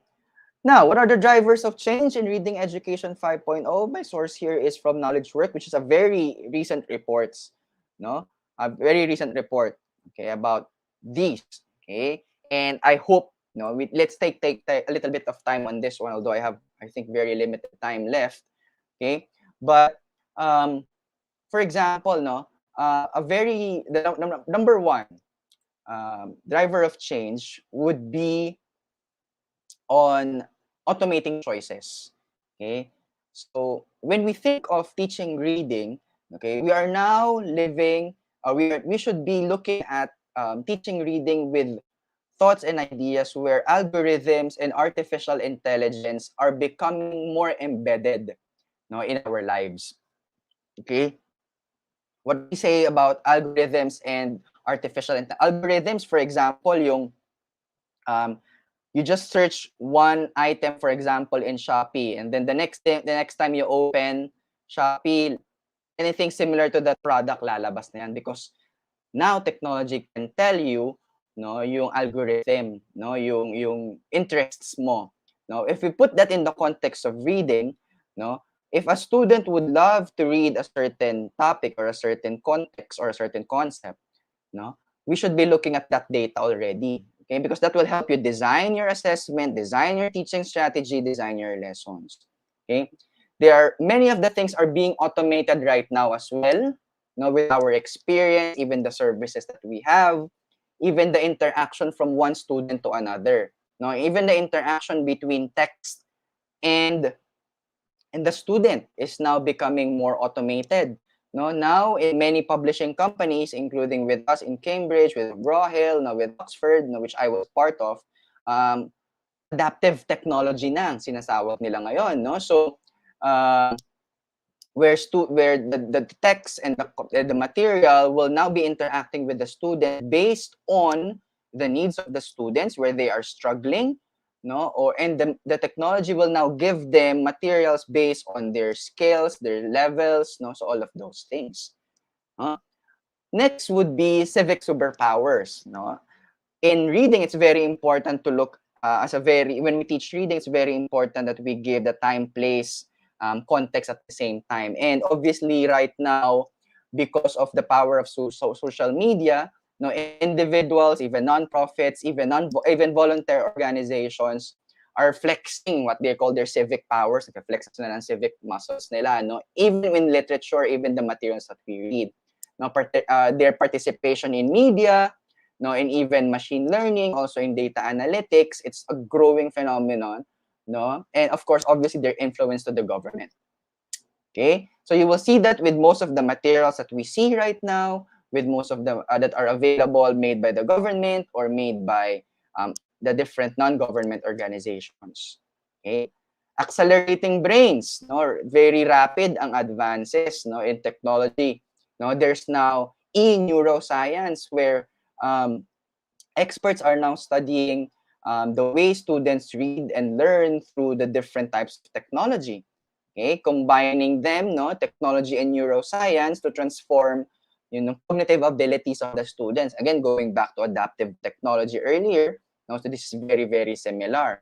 They are now shaping minds of students because of different tools, and how they relate with one another, and even the surroundings. Okay. However, okay, another driver would be the toxic narratives naman that are available. So contrary to the civic powers earlier, now students are faced with a lot of toxic narratives, and we must be, as reading teachers, be very careful with that. The narratives and the metrics of success that we as students will read over time, and the achievements, the idea of achievement for them have changed over time. Even how they see people's aspirations, the choices that they make, and they're even detrimental to the health. And I'm speaking about mental health now, of the students. Yung idea of toxicity in the system and in the institutions. That's why many students are clamoring for mental health breaks, for school breaks and all, because this all of that now available, because of the toxic narratives available right now. So again, that's why very important, yung MIL, Media and Information Literacy. I'm very glad it's now introduced as a subject. Before, Many private schools would only offer it as an elective, not a required course. But now the public school system has adopted that. Okay. And lastly, remaking geographies, obviously because of migration patterns, small scale production, as well as the effort to grow place-based or cultural assets. No, that's why publishing companies, for example, are making the effort to produce more culturally apt materials to teach reading and to teach concepts in the context of the Philippines. No, that's why um, because of those migrations, however, we cannot avoid that. No, people moving from one place to another. No, even the concept of mother tongue based. No, because obviously all places in the Philippines would have different needs. No, they have different technology available. No, even the students, they have different ways of learning as well in different geography. Okay. Now, some other trends, okay, in reading education right now for 5.0. I'm very happy to say that from STEM, the big trend right now is called STREAM. So, papa natin, no? Because most of the campaigns right now, it's not only, I'm very happy because for the longest time, it's only just STEM, STEM, STEM, STEM, STEM, no? Kailangan galingan natin sa science, technology, engineering, and mathematics because that will be the future of society for the longest time. But now, they are making it to STREAM. Okay? And this is now I think the future in education 5.0. And reading obviously is a fundamental skill, okay, because reading, okay, not only promotes confident students with the way they communicate, no, and express their own needs and ideas and feelings, but obviously all the other mother of all skills, mother of all subjects yan, no?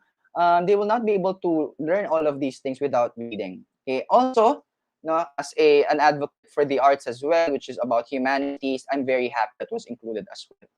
No? So, hindi na dapat STEM education na lang palagi, no, ang nababasa natin, but also it's supposed to be now STREAM. So, if you're working on a research right now, this is a great opportunity for you, no, to look into STREAM rather just focusing on STEM. Okay, because that's now the future in education 5.0. Okay, I'll go through this quickly because we have very limited time, no? But also in 2025, that's 4 years from now. Huwag niyo isipin na matagal pa to, but in a few more years, no? These are the top skills expected of 2025 from the World Economic Forum. This was released last year during the pandemic. Okay, and you will see from 2025 compared to 2015, there's a lot of change that has happened already. Okay. From just complex problem solving, we should now be teaching students, okay, analytical thinking and innovation. Okay, analytical thinking and innovation. And where can we get that? Obviously, reading has a big role in that. Complex problem solving, critical thinking, and you will see technology use as part of it already. Okay, globalizing students as well. It's very important right now. And again, I'd like to highlight inspiring educators. You're very, very important right now, no, to inspire students with the way they learn, no, especially in the future in education 5.0. Okay. Also, no, dapat organic and relevant curriculum. Let's not rely only on, for example, what the minimum learning competencies would give, but also something that's more relevant in your geographies, in your areas, etc. Okay. We must continue to produce, no, successful graduates, and how to do that, we should be considering cyber physical systems to be existing across all industries. So we should be preparing our students for that. Okay. Okay, I'll quickly work onto this one, emerging technologies in education 5.0. We're going through this very fast. I'm telling you, augmented reality and virtual reality, where students can now see the characters, for example, of the things they read online. Yan na yung nagiging trend ngayon. Robotics, obviously, I mentioned about adaptive technology. Asynchronous, more than synchronous, and microlearning, which I again mentioned about earlier, no? Artificial intelligence, but very important pa rin, no, yung learning games and interactions and social learning with their with their peers and colleagues and friends. Live streaming, nagsisimula na yan ngayon, but AR and VR is something to look forward to, I think, in Education 5.0. Okay? So as I close this session, I'd like to bring back again to the definition of technology, which is, of course, we try to use it for practical ways in our industry. That's why I mentioned about Industrial Revolution 2.5.0. Okay? It's an evolution. Is it disruption, or is it the only thing certain? And I'd like to leave you that as part of your reflection. And I think most of you would agree it's the only thing certain. Okay? The digital revolution would continue to evolve over time, and we are now on this stage where we see the technology that would help us prosper in the future. Now, it may be a little bit of a pain right now because we're seeing, especially right now with access to technology in many geographical areas right now, na medyo may social pain pa din, but eventually it would lead to transformative change and prosperity. Okay? And the power of teachers, reading teachers in Education 5.0. And again, this is very unique for every reading teachers and literature teachers who are with me right now. You're very, very good at putting human qualities in the center of education, because reading text, teaching them how to read, putting them, humanizing whatever is in the text, it's a very powerful skill for teachers, reading teachers in particular. Okay? Reading, consider the needs of society and the learner's needs, which again, I overemphasize, I think. Viewing learners as agents of change, so we should be also personalized learning. Okay. Mindful interaction with technology, again, either the amount of time that we give them and even the things that they read, and considering mental health. Okay. Big picture of education for lifelong learning. Redefining your assessments and evaluation. Sabi nga nila, teachers right now, they're not facilitators anymore. They should now be consultants na, So from being the active person in the classroom, from facilitators, now consultants na lang, Na wag naman lang, consultants na tayo, as teachers, because of independent learning, because of access to knowledge everywhere, anytime, you must be available for students to consult, to verify information, for example, or to add more information to what they are already learning right now. Okay? And of course, utilizing and creating new resources, it has a big publishing impact, especially for me, and for everybody in the publishing industry, it has a lot. And the same way for teachers, consider other sources of information, not only text, but also other forms of technology. The use of technology will increase and will continue to evolve, and let's just say that we have no choice but to adapt and adopt. Okay? And again, for teachers, who dares to teach must never cease to learn. And I'd like to leave that with all of you this morning. So thank you very much. I'm sorry I went ahead of time, but if there are any questions, feel free to ask. And I hope I was able to impart some information. Thank you very much. I'll give it back to the host. Wow, That's a that was an wonderful awesome. that was a wonderful presentation, Sir Dino. And there are a few Thank you. questions on the comment section, Mhm. but it's filled with a lot of appreciative messages. Like they really learned from you. One Mhm. message from Mom Grace is, "Good Mhm. morning. I'm teaching in a far-flung school. As a reading coordinator, it is very challenging to teach reading in times of the pandemic, since we don't Mhm. have stable internet connection. But I see to it Right. that I give differentiated Mhm. instruction, reading activities to our learners to access their reading ability. Thank you very much Mhm. for giving us these 4 consecutive Saturdays for us teachers to learn more how to embrace and appreciate teaching reading a new normal." And in your Mhm. presentation, Sir Dino, I really like about the idea of buffet learning. That's really true, no, na Yes. dapat nagbibigay Mhm. talaga ng iba't ibang Yes. na. Yeah. Mhm. As much as we love Ayan. eating buffets, it's the same way we do it with our students. They should be given options and choices. Yes. Yes. Yeah, Mhm. talagang ano Miss May 'no, yung ating Industry 5.0, Education 5.0 siyempre yung reading. So, Mhm. and Mhm. dito nakita ko from Ma'am Jinto yung I am learning so much, the speaker emerging concepts and how the development of reading beyond technologies. Thank you. Ayan po. Mhm. Actually, Miss May, ang dami ditong appreciation talaga for Sir Yes po. Dino. And we will now go Mm-mm. over, Sir Dino, to a Mm, question given by Ma'am Marisol Cinco. Our school yeah. uses the public address of the barangay to bring the stories to our learners for them to listen to. So, for them to listen so that they may develop motivation and appreciation in reading. Where does TEE? Uh-huh. Very good. No, I think this is a very good strategy to begin with, no, to use the public address or the PA system, no, of your school to deliver stories. And that alone already is an example of a TEE. Okay, so a technology-enabled environment is putting technology as part of a Mm-hmm. strategy or utilizing whatever forms of technology that are available in your environment or in your Mm-hmm. schools. It doesn't have to always be the most advanced form of technology, no, whether it's a PA system, whether it's a mobile phone or even radios right now, ginagamit na yan ng EdTech unit, or you're using televisions right now. I know Yes. Teacher May is a broadcaster now.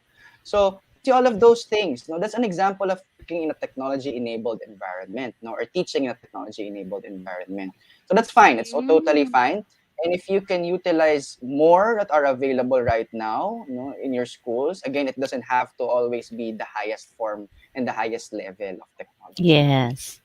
Oh, Mm-mm. Tama Teacher May, I yun. have seen another question here po. Sige po. Yan, Far from away. Cecile Marmol. Sir, do you have a Mm, tutorial in making application mm. for self-assessment tool in reading using technology? Ayan po. Baka may Mm. mga tutorials po daw kayo at This is a mag-subscribe very sila. good this is a very good session to look into in the future, no? And I think Mm, I'm sure the host May and or other organizers here will look into that in the future. It's a very interesting True. topic because at the end mm-mm. of the day, no, assessment will be the next idea, the next concept, no, in educational pedagogy that most teachers and students would look into.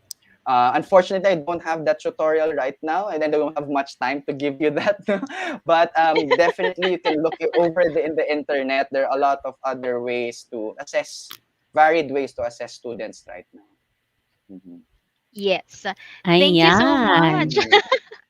Mhm. Mhm. I really like it. And habang tayo, tingin Mhm. tayo kung may questions tayo sa comment section. So far, wala naman. Mhm. And most of the messages, Mm-mm. Sir Dino, are congratulatory messages, messages of Wow. appreciation, talagang na-appreciate. And I really like how you contextualized your Mhm.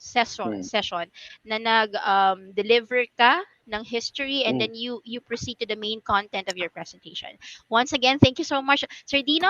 Thank you. Dear participants, Sir Dino A. Dano from Cambridge Press University. Thank you so much. Thank you. Have a great day, everybody. All right. Now we will be proceeding to our third speaker. Ayan. So, our third speaker, student pa lang ako from PNU. I am very inquisitive, very curious about her strategies in reading because it sounds magical. But looking at the posts and testimonials of her clients, her services are very much effective. Now let us learn from our speaker and know something about her.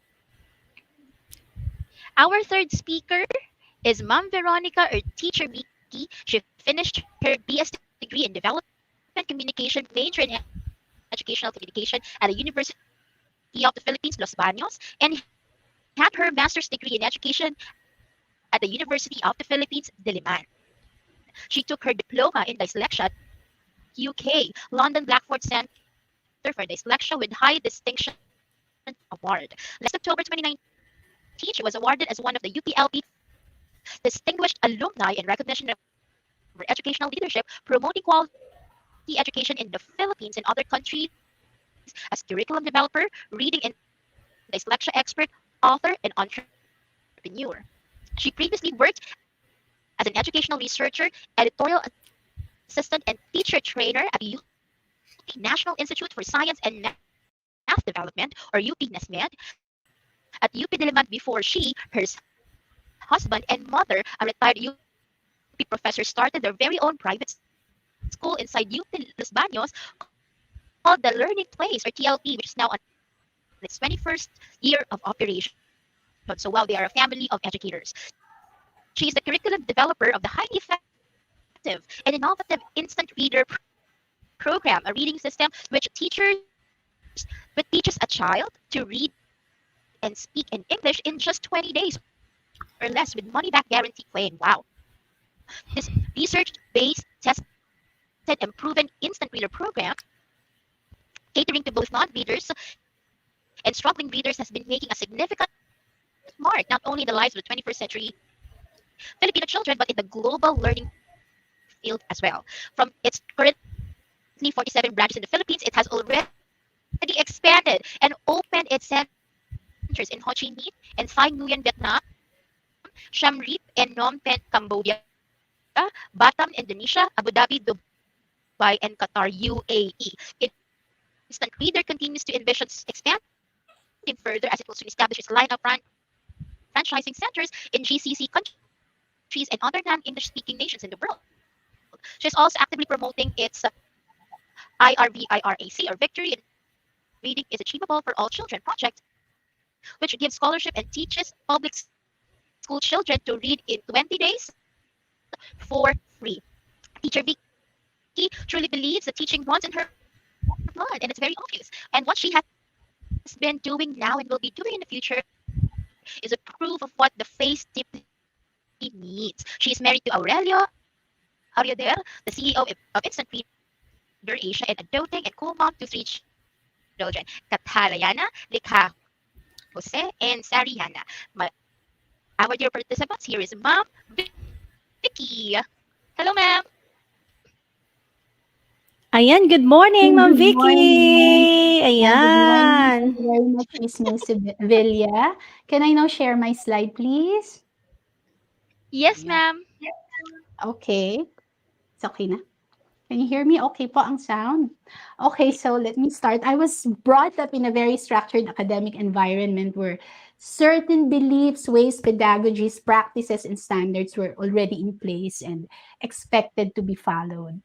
Actually, I was a teacher first before I became a mom, so I was pretty sure that I always knew the formula on how I will be able to teach my first child the early wonders of learning, and that would always start from reading, right? So bilang isang ina, una kong ginawa is to begin to I I tried to get books from National Bookstore, yung mga begin to read books, mga flashcards, songs, no. And lo and behold, my daughter, my first child, was able to memorize all the the alphabet from A to Z, the pictures or the words behind the pictures, but she never read. Now, this started my research journey to discovering the wonders of reading and eventually developing a revolutionary learning system that would make a Gen Z child to read in 20 days or even less, which we now call instant reader. I'm Veronica Quintana. Are you there? Or usually called Teacher Vicky. I came from a family of teachers, and this is my 32nd year of teaching already. It is such an honor for me to speak and share our program to all our esteemed DepEd leaders, teachers, and everyone who is listening to us right now. My salute really goes to DepEd Undersecretary Elaine Pasqua and the EdTech ICTS team for significantly making this month-long reading celebration an event for the whole nation to focus and work together for the next generation of learners. And of course, for Ma'am Sevilla, for coordinating matters to make this day a reality. Magandang umaga po sa inyong lahat. Okay, so let me start. It was back in 2001 when we first came out with this innovative reading tutorial program in our town in Los Baños, Laguna. We're actually here inside UP Los Baños. We've been subjected to so much ridicule because of our claim. Imagine sabihin mo na we can teach a child to read in 20 days, money back guarantee, and they will not only read words, but simple sentences and paragraphs after 20 days. So tama nga yung sabi ni Miss May, magical daw. For non-readers, they will read like a grade 1 level just after 20 days. Because of this, we have dealt with so many skeptics and even experts in the field of reading, questioning the validity of our program. But having been grounded and rooted in our vision and mission, we continued to level up, firm with our conviction that our products would be the living proof of what we claim. Instant Reader lived on and soon adapted franchising as its business model. Instant Reader, I would say, is not your run-of-the-mill reading program as it is research-based. It had been tested and proven in both non-readers and struggling readers, both on a one-on-one and group setup. We have carefully studied and incorporated the following areas to ensure that we get the same results in every learner we subject the program to. But more than all this, we take pride in claiming that this program is proudly Pinoy. Locally developed but with a global mindset as we aim to teach the world to read the fastest and most effective way. So from the font size to the colors, the time allotment considering the attention span of the Gen Zs, the the motivation and incentives that we've incorporated in the program, lahat po yun, they were all research-based. We included values-based storytelling to train the ears to listen.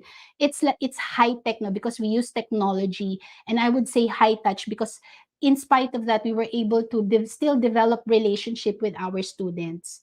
And regardless of race, gender, ethnicity, religion, faith, cultural sensitivity, lahat po yan ay na-factor in namin sa ating programa. We have very strong mastery of phonemes. We use ridiculous associations, incorporated neuroscience learning strategies. And as I've said, it's really technology based. And we use turnkey learning management security system, of course, to ensure the security of our program.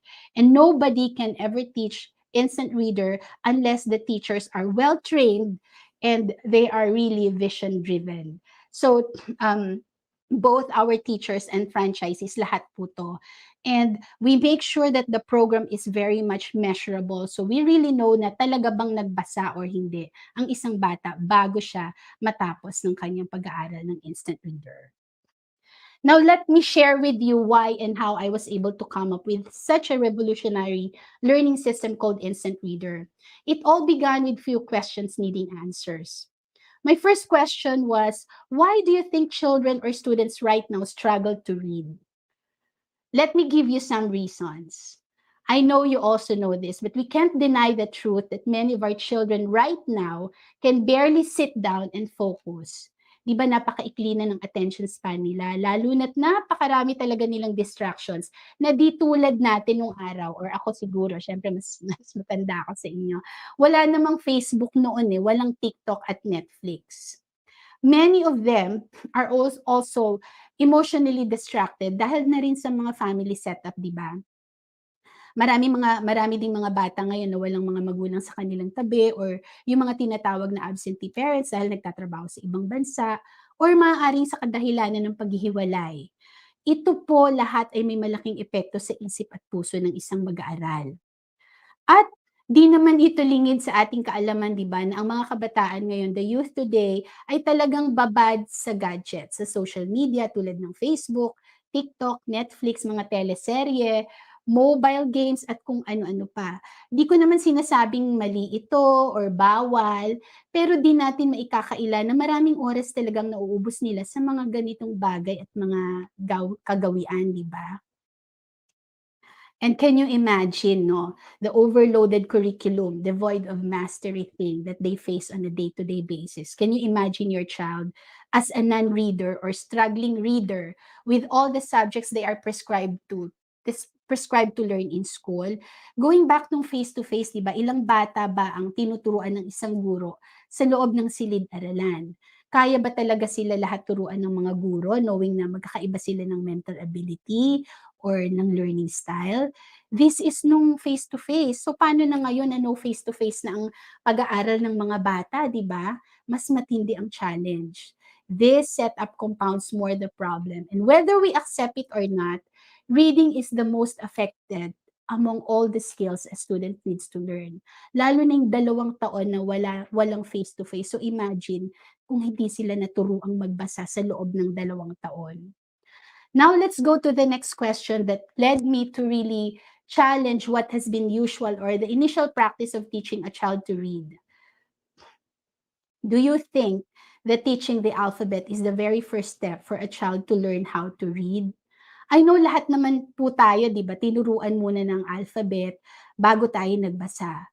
Pero ito pa rin ba ang best way o paraan para matuto magbasa ng mabilis ang isang bata sa panahon ngayon o sa mga tinatawag nating mga Gen Zs? Meron pa bang ibang paraan para matuto sila ng mas mabilis at epektibo? In my research, I have proven that teaching the alphabet first slows down the process of reading. It goes against the natural process of learning to speak, which is an important skill a child needs to acquire before he learns to read. Now, why did I say this? To all the mothers who are here, natatandaan nyo ba kung ano ang unang salitang binigkas ng inyong anak bago siya nagsalita? Tandaan nyo pa ba yon? Tama, mama. Di ba nag-sound out sila? May mga maliliit silang mga tunog na binibigkas, like, di ba pag may kailangan sila, they're trying to sound out, di ba? So it is very natural for toddlers to sound out even before they speak. It was the introduction of the alphabet that made reading harder to learn. It was totally not aligned with the natural speaking and reading process of a child. Sa tagal ko nang nagtuturo at sa dami ng batang aking nakasalamuha, at 3 na rin ang aking anak o aking mga anak, wala pa kasi akong nakilala o natandaang bata o sanggol na may kailangang sabihan at iparating o ibigkas, tapos sasabihin niya ay W, Q, T, TRCAPVG. Diba? Hindi siya aligned, no? Kayo ba may mga na-meet ng mga batang ganito? Kasi gusto ko po talaga siyang ma-meet. Wala pa po akong na-meet until now. Okay, so let me go to the next question. So kailan ba dapat turuan magbasa ang isang bata? Ito ang aking sunod na naging katanungan as I was working on my research while developing Instant Reader. Are we being so pushy when we teach our child to read early? Handa na ba ang utak nila? Hindi ba napakabata pa nila? Dapat naglalaro lang sila, masyado pa silang bata. Ano bang pinagmamadali mo? Pero ang siyensya na po ang nagsabi, no? 90% of a child's brain development happens before the age of 5. Halos buo at kumpleto na po. Ibig sabihin ay handang-handa na ito mag-umpisa upang matutong magbasa at syempre dapat na isaalang-alang naman natin of course ang tamang programa o sistema na angkop sa edad at pag-iisip at kaugalian nila. This only says that we are actually not violating anything by teaching them early. Because actually we're even depriving them of what they are capable of acquiring and learning given the potentials or mental capacity that they already have. According to Robert Ehrlich, it says here in this quote, experts tell us that 90% of all brain development occurs by the age of 5. And if we don't begin thinking about education in the early years, our children are at risk of falling behind the time they start kindergarten. And this quote perfectly affirms what Ehrlich says. Let's pass the truth to the next generation and let us teach them early what we have learned late. Ngayon, silipin natin how reading is being taught through the use of phonetics, which is the current or conventional approach to teaching early reading in classroom called the phonetics method of teaching reading. So yung phonetics, the alphabet and phonetics. So in phonetics method of teaching reading, no, students are taught not just the letter names, but the sound solely confined to the 26 letters of the alphabet, deliberately categorizing vowels and consonant letters. So siguro tanda naman natin ang mga vowels natin, no? A, E, I, O, U, A, E, I, O, U, and then the rest consonant letters yon. Now let's review the phonetics and alphabet tandem of teaching reading. Okay, regardless of the generation where we belong, whether Gen X ka, katulad ko, Gen Y, Millennials, or Gen Zs, we were always taught that A is for apple, I is for igloo, E is for egg, G is for goat, and so on and so forth. But if you analyze closely, no, A and A are two different sounds. Same as E and I, same as E and E, same as G and J. So we were actually conditioned by this method, which we passed on to the next generation, our 21st century learners, the Gen Zs that we have right now. Now, let's see how our kids are taught to read basic words. Tingnan naman natin, paano ba tinuturo ng teacher ang basic words, diba? So usually, teachers will guide students to learn simple and basic words. She will instruct students to follow after her, diba? Sasabihin ni teacher, everybody, let's read together the word math. Then, there's a picture of math beside the word, diba? And so on and so forth. Sa cat, sa ball, sa dog, sa sun, sa pig. So, laging indito yung word, katabi niya may picture. Pictures are placed beside every word, and we would always think and believe that lo and behold, reading transpired. Then inconsistencies creep in. Let's analyze this A is for apple, di ba? Tinanggap natin ito kahit sabi ko nga regardless of the generation where you belong. Tinanggap natin ito lahat ng maluwag sa ating dibdib. Pero alam nyo ba o naituro ba ng ating mga guro na ang A actually has 3 sounds? We have the ant, we have apron, and then we have awkward and ball. Kung saan ang sound ng A ay actually O. Pero ang laging turo kasi sa atin, A is for apple. So dyan pa lang ay may mga inconsistencies na talaga. So ganito rin sa U is for umbrella, di ba? U is for umbrella, magkaiba na siya U and umbrella. Iba na yung sound po niya.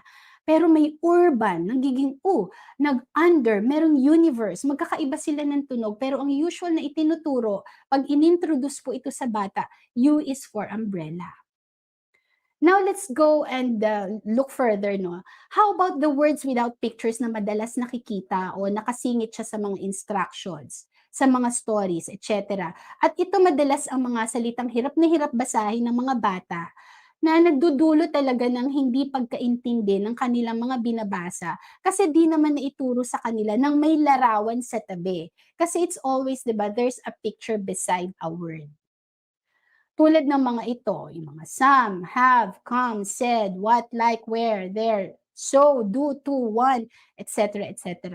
Di ba ito ay mga common words na nakakasalamuhan nila? So paano na lang ang mga ito, no, na wala namang picture or larawan sa tabi? Kaya madalas sasabihin natin, mali, hindi ganyan ang basa niyan. Ano ba? Sinabi ng have yan, sinabi ng come yan. So ganun ang nangyayari. We have actually conditioned our students to learn to read with pictures, but the reality is that not all words, or the truth is, not all words can be picture-aided. Kaya napakaraming bata na madalas minememorya lang nila ang mga salitang kanilang nakikita at di naman talaga ito tunay na nababasa. So ano ba ang nangyayari?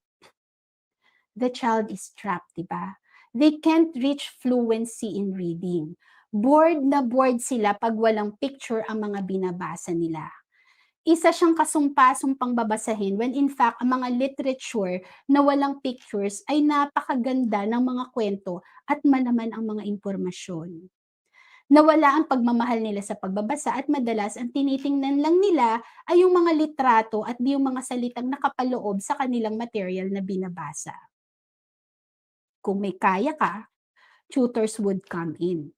So usually, lalo sa private school, lahat halos ng bata may tutor. No? Kasi nga, nalilate sila dahil meron silang trap when it comes to reading. So balikan natin itong tanong na to sa mas malalim na pangunawa. No? What is the main reason why reading is really hard or something not easy to learn or acquired by most normal kids inside the classroom? Bakit nga ba? Why? Because reading is not a natural process. It can never be acquired by a child naturally. It is one of the most complicated skills a child will ever learn in his life. Di siya tulad ng paglalakad at pagkatutong kumain na kahit di mo to ituro ay natural lamang na natututunan ng isang bata, di ba? Magngangangat-ngat yan, magkakakain yan, no? Matututo siyang isubo ang kanyang pagkain. Sa reading kasi, kailangan ng isang tahasan at sistematikong paraan upang ito ay kanilang matibay na matutunan panghabang buhay. And let us also remember what the ultimate goal of reading is, no? As what was discussed by Ma'am Melissa Orencia a while ago, no? Reading is nothing if one cannot understand what he or she reads. Magiging makabuluhan lang kasi ang pagbabasa kung ito ay nauunawaan ng nagbabasa. So when you say it's the ultimate goal, dahil ultimate goal siya, no, sa reading talagang ultimate goal is reading comprehension. So it means it is the end point of reading. But before we reach that goal, we need to start somewhere to ensure that the foundation is strong and targeted to enable us to accomplish our main goal. And according to National Reading Panel, isang committee to or isang body who assess the effectiveness of different approaches used to teach children to read, there are actually 5 key elements to an effective reading instruction. And the first thing a child must learn is phonemic awareness. It was never mentioned that alphabet dapat ang mauna. This is one of the best predictors of reading success, but most schools fail to teach this crucial reading skill. So what is phonemic awareness? It is actually a process of learning to read by harnessing one's ability to hear, identify, categorize, and manipulate small individual units of sounds called phonemes. Katulad ng the letter M, no? It's not really called letter M, but the sound of Hindi mo siya sasabihin ma. It's only Kasi pag sinabi mong ma, dalawang sound na yon, and a. Okay, so do you know that there are about 44 standard phonemes, but only 26 letters of the alphabet? So this clearly tells us that more than half of the sounds a child needs to learn were not covered under the phonetic system of learning reading. So it is very clear that there are so many gaps unfilled when they were taught how to read. Sa umpisa pa lang. Actually po sa instant reader, we were able to identify 52 sounds in all.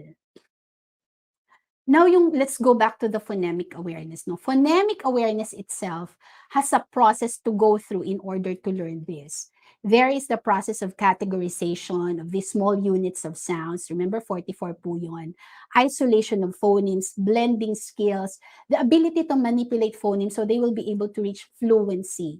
Remember, there are 44 standards, as I have mentioned. And just to master them is a long haul. So you need to really do strategies to fully grasp this because it is only when the child reaches fluency in reading when he begins to enjoy reading. And only when he has mastered the phonemic way of learning to read. Masaya at masarap ng magbasa kapag fluent na ang reader. Okay? Kapag fluent reader na ang isang bata. At dyan lang nila mauumpisahan na ma-enjoy lahat ng mga books na dapat nilang basahin or mga dinodonate sa kanila.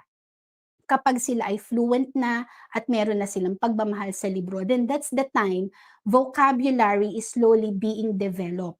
Doon pa lang po sila makakarating sa reading comprehension if they have very good or strong vocabulary bank.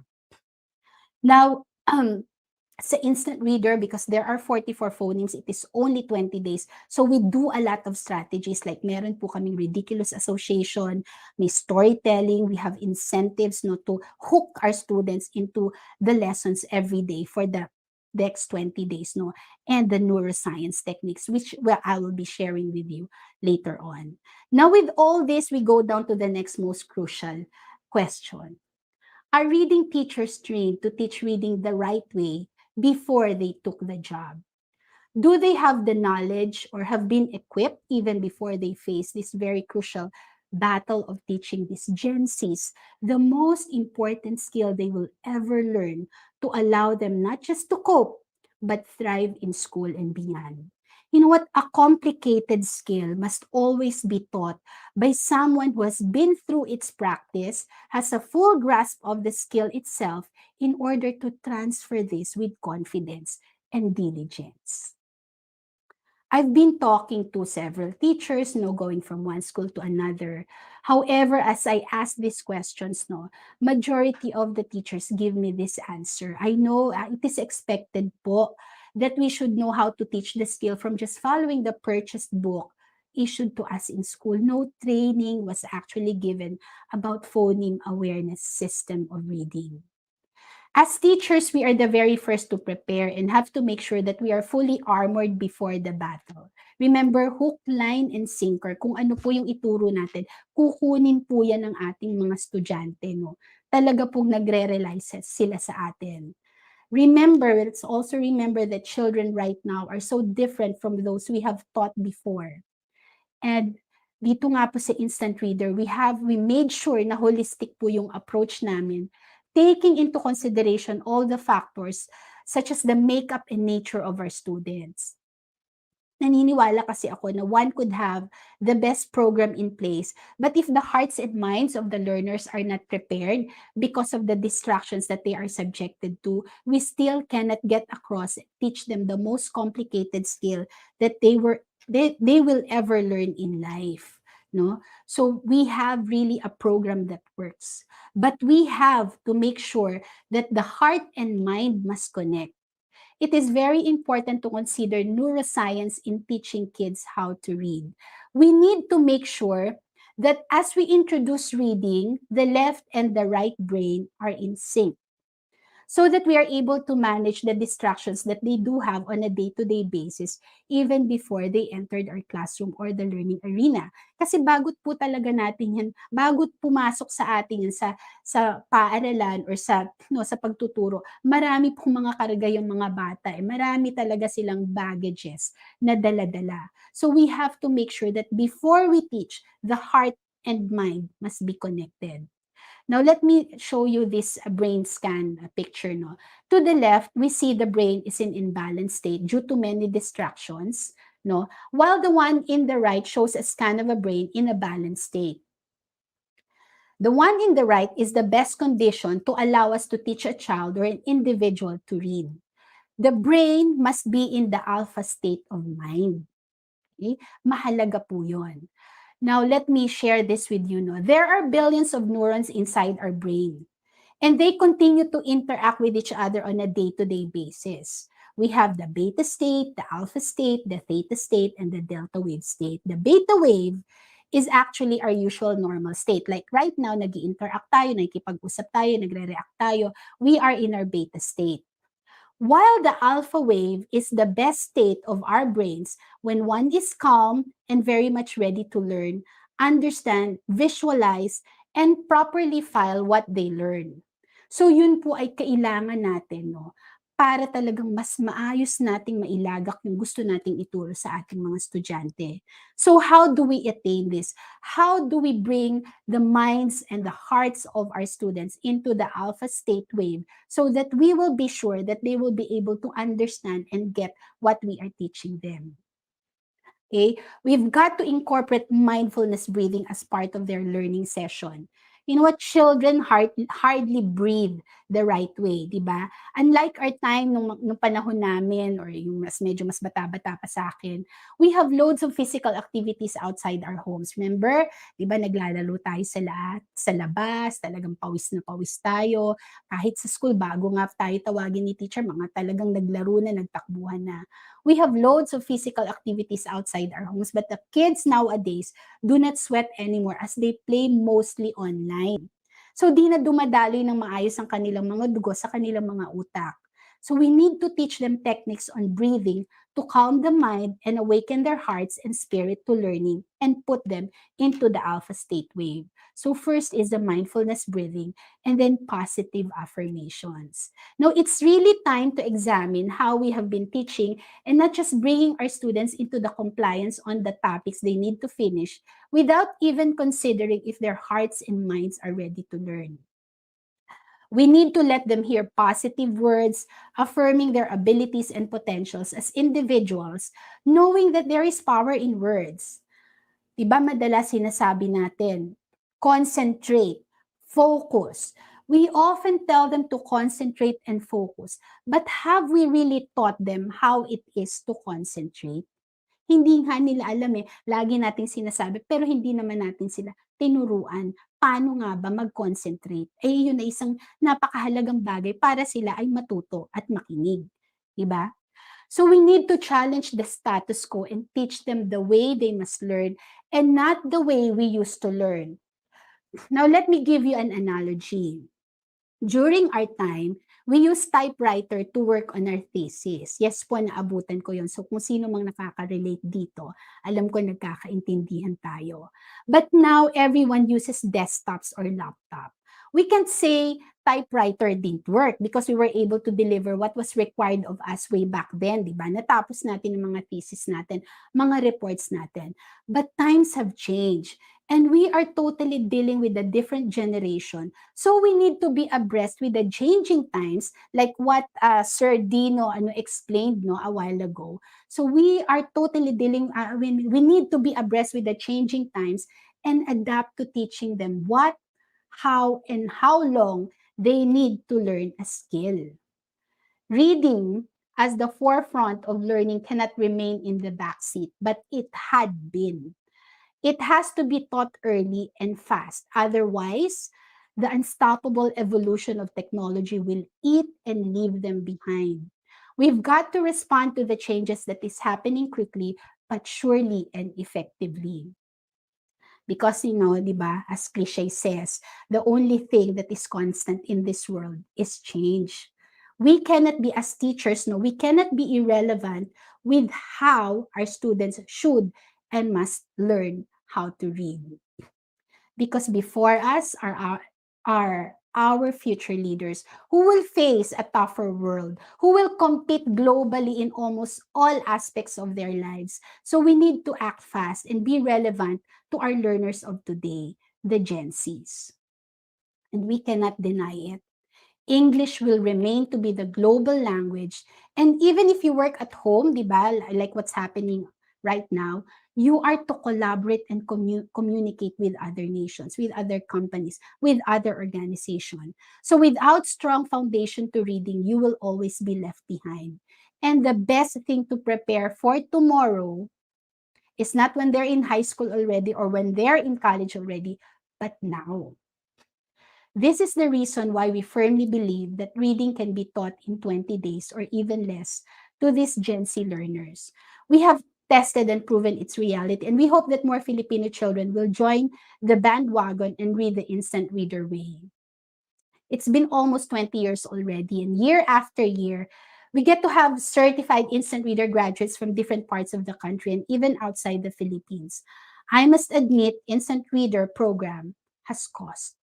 However, we believe that reading, being one of the most important skills a child has to learn, must be taught to everyone regardless of economic background. Money should never be a hindrance. And a big part of instant readers' vision is commitment to this premise. Thus, all our franchisees adhere that for every instant reader enrollee, another less fortunate child must also read. This pact allowed us to teach less fortunate children to read the instant reader way for free. We offer this program to public school children whom we know do not really have the access or opportunity to enroll in our program due to its cost. Thus, we launched the IR VIRAC, or Victory in Reading is Achievable for All Children. We first did this program in VIRAC Cotanduanes, where my parents came from. This is actually their way of going back to their roots. Kaya yun talaga ang pinili namin. So kahit wala na sa VIRAC, we still call our program Instant Reader VIRAC. Victory in Reading is Achievable for All Children. This is where we have been exposed to the reality that there are so many students in the public schools who are really having difficulty in reading or are still non-readers, even if they are already in higher grade levels. From public schools, we tried to expand more and reach out to tribal kids such as Bajaus, Mangyans, and even Aitas. Now, they may be a handful as our resources are also very limited, but we believe that for every reader we produce, there will be a ripple effect. One step, one Filipino child, one life at a time. Though we have been slowly expanding and establishing centers outside the country, the result of PISA, as what Ma'am Melissa Orencia explained a while ago, was year 2019 really crushed my heart as well, having been the lowest in rank in terms of reading comprehension among 79 countries in the world. it means that we've got to really do something. Hindi na lang po tayo dapat nakikinig, no? Pero dapat kumikilos po talaga tayo sama-sama para dito. So this glaring and sad truth made us step out and decide to prioritize our Filipino children first before those we serve from other nation. Pilipino muna bago ang ibang bayan. Di man natin maabot lahat, pero unti-unti may magagawa tayo basta sama-sama po tayo sa adhikaing ito. 4 years ago, we also came out with our program for dyslexic students who are already in higher grade levels, who in spite of being subjected to a conventional reading program in schools, still struggle or cannot read at all. I cannot imagine the pain that they're going through. It's like they're drowning inside the classroom, but nobody hears. Nobody knows what's happening inside. So I believe that awareness is the key for educators and parents to know what dyslexia is all about and how this could be overcome by those affected by it. We have been giving free seminars to spread this awareness to many educators and parents as well. Just when we were on full operation in our centers, and as the program propels to reach more students on a face-to-face basis, and our franchising business grew double, pandemic strikes the nation. We were stalled on what to do next. We thought of just wait and see and hope na it would end soon. Yes, the business suffered. But more than that, not offering the program means that more students will be deprived of acquiring their foundation to learning, which is rooted in reading.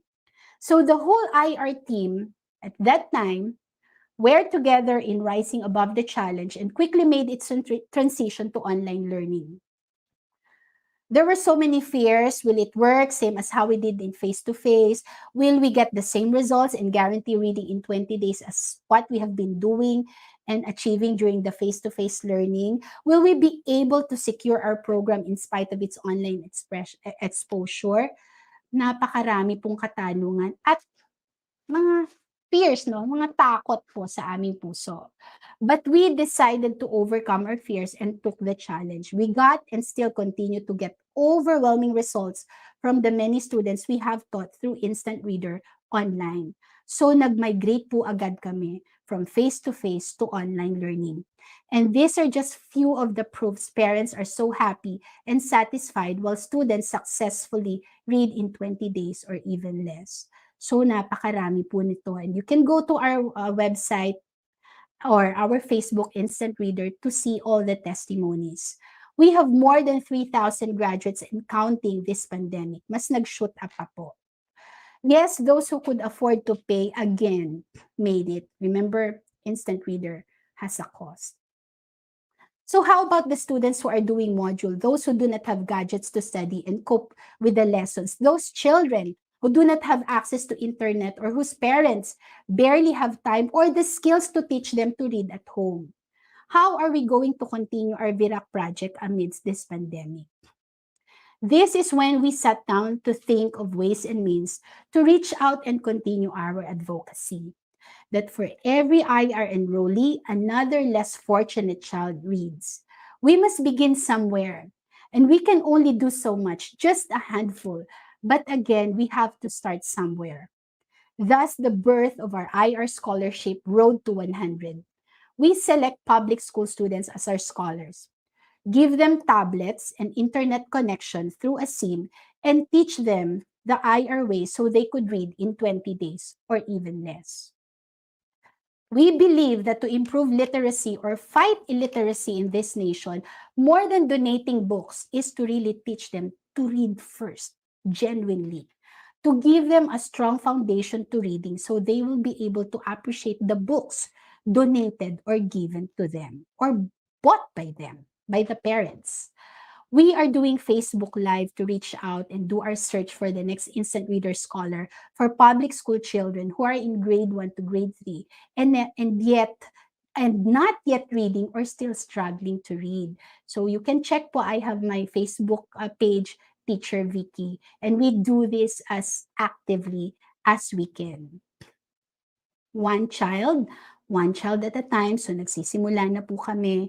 Many of our teachers volunteer to teach our scholars to read. Talaga pong ito ay for free. And for a month now, we have already 20 scholars from Luzon, Visayas, and Mindanao and counting until we reach our road to 100. This may be just a very small fraction, napakaliit po dahil napakarami. Very small fraction of those desperately needing help. But we believe that as we continue to give, the blessing will multiply so we could reach more, help more, aim more to teach Filipino children to read the instant reader way. We are already on our 20th year, this 2022, and as of this date, we have more than 15,000 children reading the instant reader way. We believe that the Filipino Gen Zs must be given equal opportunity to rise above the challenges of literacy in our nation so they will be globally competitive in the future. It all starts with reading, which is the core of what education is all about. Di na natin kailangang magugol pa ng mahabang panahon o ilang taon para matuto silang magbasa. Napatunayan na po namin to. Kung kaya naman ng 20 araw lang na matuto silang magbasa, hindi ba't napakalaking kalamangan o advantage po ito sa ating mga kabataan? Ako po bilang isang guro, bilang isang magulang ay nangangarap, 10 po ng aking mga kasama sa Instant Reader na ang programang ito nagawa ng isang Pilipino at binuo dito sa Pilipinas ay unang mapakinabangan ng lahat ng kabataang Pilipino. Huwag po nating hayaan na mauna pang makinabang ang ibang lahi. Pilipino muna. Maraming salamat po sa bumubuo ng EdTech ICST, ICTS, and of course the whole DepEd leadership. Ang Instant Reader po ay kaisa ninyo sa adhikain to. At di naman po namin kayang matulungan ng lahat, pero sa mga ilan naming mga scholar ay kahit paano kami nakakatulong sa mga batang Pilipino bumasa ng mabilis at epektibo at sa epektibong pamamaraan. Magandang umaga po sa inyong lahat. That's it. Thank you so much, Teacher Vicky, for that wonderful presentation, no? And ang dami pong congratulatory, good messages, good reviews from your presentation. And Yes. marami nag-i-inquire paano ba maging instant reader teacher or paano mag-avail ng program ng instant Yes. reader. Kaya sabi ko nga kay Ma'am Vicky when we were organizing this event, nilapit ko sa kanya yung idea. Ma'am, estudyante pa lang ako, nakikita ko na sa FB yung program mo. And nung nag-edtech ako, sabi ko, pag may pagkakataon, I will really put ma'am on one of the webinars or one Yes, thank you one so of much. our trainings. Opo. Estudyante pa lang Yeah. ako no, ma'am, nakikita na kita sa Facebook. Sabi ko, Ay, kailangan. really? Kailangan ng revolutionary way or method sa pagtuturo ng reading because as an English teacher too, ang hirap pong magturo ng reading sa mga estudyante. Right, Ma'am Rubeline? Yes po. Kaya talagang busog na busog po ang aking damdamin ngayon.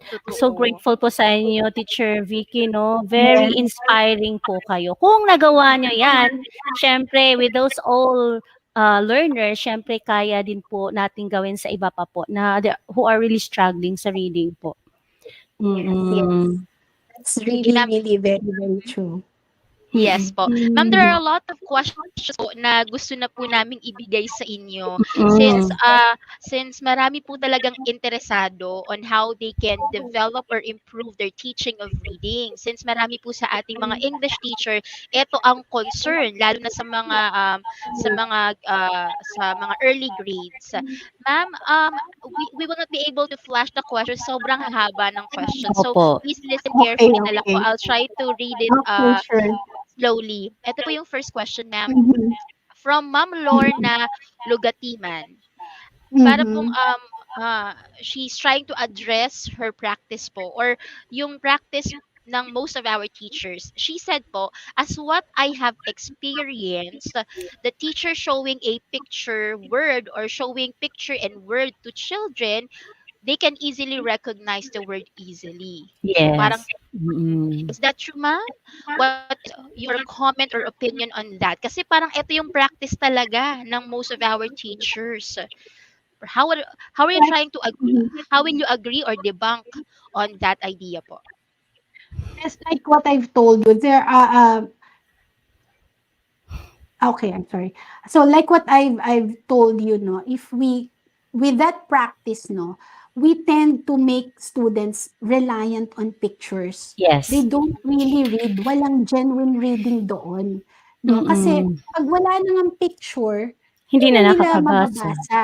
So madalas nga nanghuhula sila eh kasi na-associate lang nila yung picture dun sa word, 'di ba? Eh ang katunayan nga like what I've shared to you, hindi po lahat ng words can be picture aided. And most of these True. words are in between sentences and stories that they will be reading. It's even in between instructions. Kaya pag napansin nyo, ang mga estudyante natin, hirap na hirap sumunod sa instruction. Kaya no wonder bakit talaga tayo kulelat pagdating dun sa reading comprehension sa PISA. Wow. Because ever since they were young, that is how we conditioned them. Eh dun sa mga questions na yun, ang PISA kasi 15-year-old lahat yan. So parang nasa third year high school nung araw yan. So ibig sabihin dapat mataas na yung kanilang comprehension level. Pero kasi kung ikaw ay kinondition mula nung maliit ka na ganun, di ba mga bata ngayon magbabasa kapag may litrato ang libro? Kapag wala, turn, turn, turn. Tapos akala nila naintindihan na nila dahil may mga Yes. pictures. Kasi they were conditioned to that type of Wow. learning pattern. That's doon ko na-realize, ma'am, na yes, possible factor yun. That's why many of our students or learners are they find it hard to understand instructions kasi pag words lang hindi na natin mabasa. That's Wow, oo right. nga no na correlate ko yung Mga idea na yun. instructions. 'Di ba? Wala namang picture ang mga instructions. Yes. Talagang kailangan mong intindihin 'yun. Mhm. So Wow. true po. Mind Ayan. blown. Next, Ma'am Rubilin. Next question. Yes, yung next question po natin. Yes. Okay. Ayan, hanap tayo sa ating comment section, no? Ayan, from Cicely Celo Sanggoy po.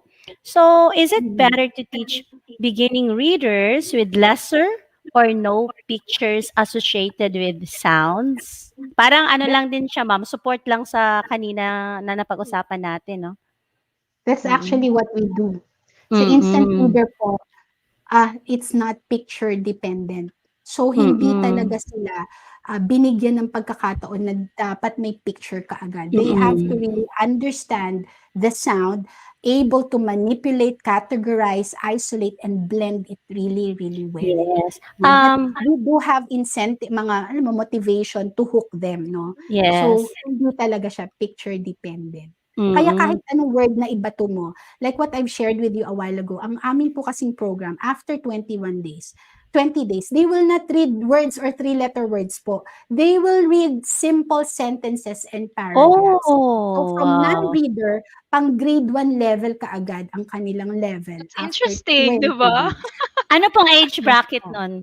Na mga bata Actually, niyo, ma'am? 4 years old yung aming the most ideal, no? Kasi Okay. okay na sila iwanan ng magulang, mabasahin na nila. But we have a lot of 3 years old, no, surprisingly, who are Next really year, able Ma'am to cope. Rubilin. Yes. They're really able to Oo. cope. So, iba na kasi mga bata ngayon kasi siguro they're so exposed even yung paggamit ng gadgets, 'di ba? Ang gagaling nila, talo nga Tama nila po. tayo. Yes. So kaya nila. Nagulat rin kami nung nag-online kami. We were thinking, naku baka hindi maka-adapt ang mga bata.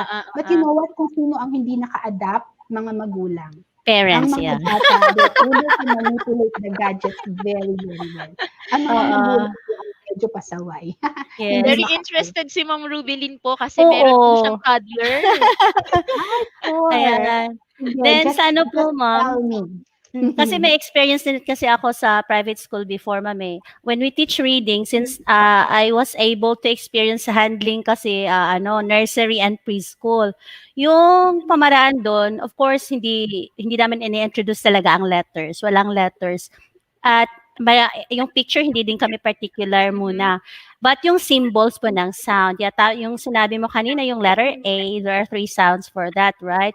So, yun, yung muna, symbols. Tapos, week after week, parang nawawala siya unti-unti yung mga symbols hanggang ma-master ng mga bata na like, all words are having long A sound, short A sound, or Ganon, parang ganon din siya. So parang ganon din yung way niyo siguro. Pero interested talaga ako, ma'am, na maano siya, ma-experience ng baby boy ko next year. Yay! Enroll na. Enroll na. Maraming inject doon kasi remember 44 sa amin 52. And 20 minutes lang yun. And you have only 30 minutes to do it. Yes. So kaya talagang kakaiba, meron talaga siyang gagawin ka. No, I mean strategies that wherein you'll be able. And the kids are really hooked, ha. May mga students kami na hindi talaga Wow. sila, I mean, they would prefer reading rather than other activities that they want. Gusto ko yan. Yes. Okay. Yes. Ano na It has natin, been ha? fun. Experiment na natin, Miss May. Yes. Yes, ma'am. And Sige, our akin last na yung mga question anak po. niyo. Wala pa akong anak, ma'am. Si Ma'am Ruby Lee. Wala pa. Sige, abangan ko yan. Oo. Yes po. Ma'am, ang daming questions, but because we are time constrained, Yes, this yes. will be the last question that we will give to you po. From Sir J.M. Herodias, what do you advise Teacher Vicky to our current situation now about poor reading comprehension among our learners? I think, ma'am, can you give us something na need i-improve? Is it sa practice po ba ni teacher? Is it the curriculum po ba? Or is it the administrators who really need to oversee the teaching of reading? Yeah. Malawak talaga yan, no? Kasi sinabi ko nga, ang ultimate goal of reading is reading comprehension. So, pag nakarating ka dyan, at mahina ka pa, ibig sabihin there's something wrong with the initial phase that you did, di ba? From the beginning. Kasi parang bahay yan eh. Pundasyon kasi dapat. Matibay yung pundasyon. Hindi ka maglalagay ng bubong or ng mga haligi kung hindi pa maayos yung pundasyon. Yeah. So, kapag may poor reading comprehension ka, ibig sabihin there's something wrong with how you built it, di ba? How you develop yung proseso na dinaanan mo para makarating ka sa reading comprehension, di ba? So talagang babalikan mo yon. You need to really address. So dapat mag-undergo ka ng ano ba yung kumbaga sa diagnostic test. Nasaan, bakit? Bakit ka nandyan? So it's very, very important. Like in our program, dapat measurable kasi. Dapat measurable. So hahanapin, kumbaga kung sakit na yan eh. So dapat malaman mo anong cause ng sakit na yon. And from there, dun ka pupunta. 'Di ba? Dun mo talaga makikita kung nasaan. Also, I would also say, no, I'm sorry, but our curriculum is really parang loaded talaga. So, ang mga bata ngayon, they're more on compliance. They're not learning to enjoy it, no? They're learning to comply, not anymore to really learn. Kasi nga ang daming requirements, no? And even ang mga teachers pressured rin. Kailangan matapos to, masubmit to. So, dapat magawa natin to. Never, hindi mo naman siya talaga na-appreciate. Yes. So, hindi mo talaga siya maiintindihan. Yes. Real Wow. talk. Malalim kasi talaga to. Malalim. Malalim yung pinaguhugutan din namin, Ma'am Vicky. Parang habang nagsasalita Malalim. po kayo, we're also reflecting on our profession. So, Practices. anong mga bagay ang pwede naming baguhin? Anong practices yung dapat naming i-innovate? Or anong new idea ang i-inject namin sa classroom? Kasi we are truly inspired from Ma'am Orencia, Sir Danao, and from you, Ma'am Vicky. Ang dami naming realization. Right, Ma'am Ruby? Yeah. And it's beautiful, Superb. no? Yeah, it's so beautiful kasi I think it really starts from realizing things. Right? Yes. Opo. At hindi pa po huli ang lahat po na Yes. ma-reskill ang ating mga teachers. Yes, that's right. So, Mm. I think maganda tong nangyari sa pandemic, di ba? Kasi we were able to stop and reflect and then gather together. Can you imagine doing this? We have thousands listening to us. Hindi natin to magawa kapag face-to-face. But That's this right. gave us the avenue to do it, right? Precisely. Yeah. Kaya mayroon pa at habang may bata, 'di ba? May mga kabataan, may mga nanganganak pa. So ibig sabihin there's hope. And there are so many things we can still do together, no? If we just work Napaka-optimistic with ng one tone ni another. Ma'am Vicky. Ma'am Vicky, para magiging suki ka namin sa mga webinars ng EdTech. Why not? Why not?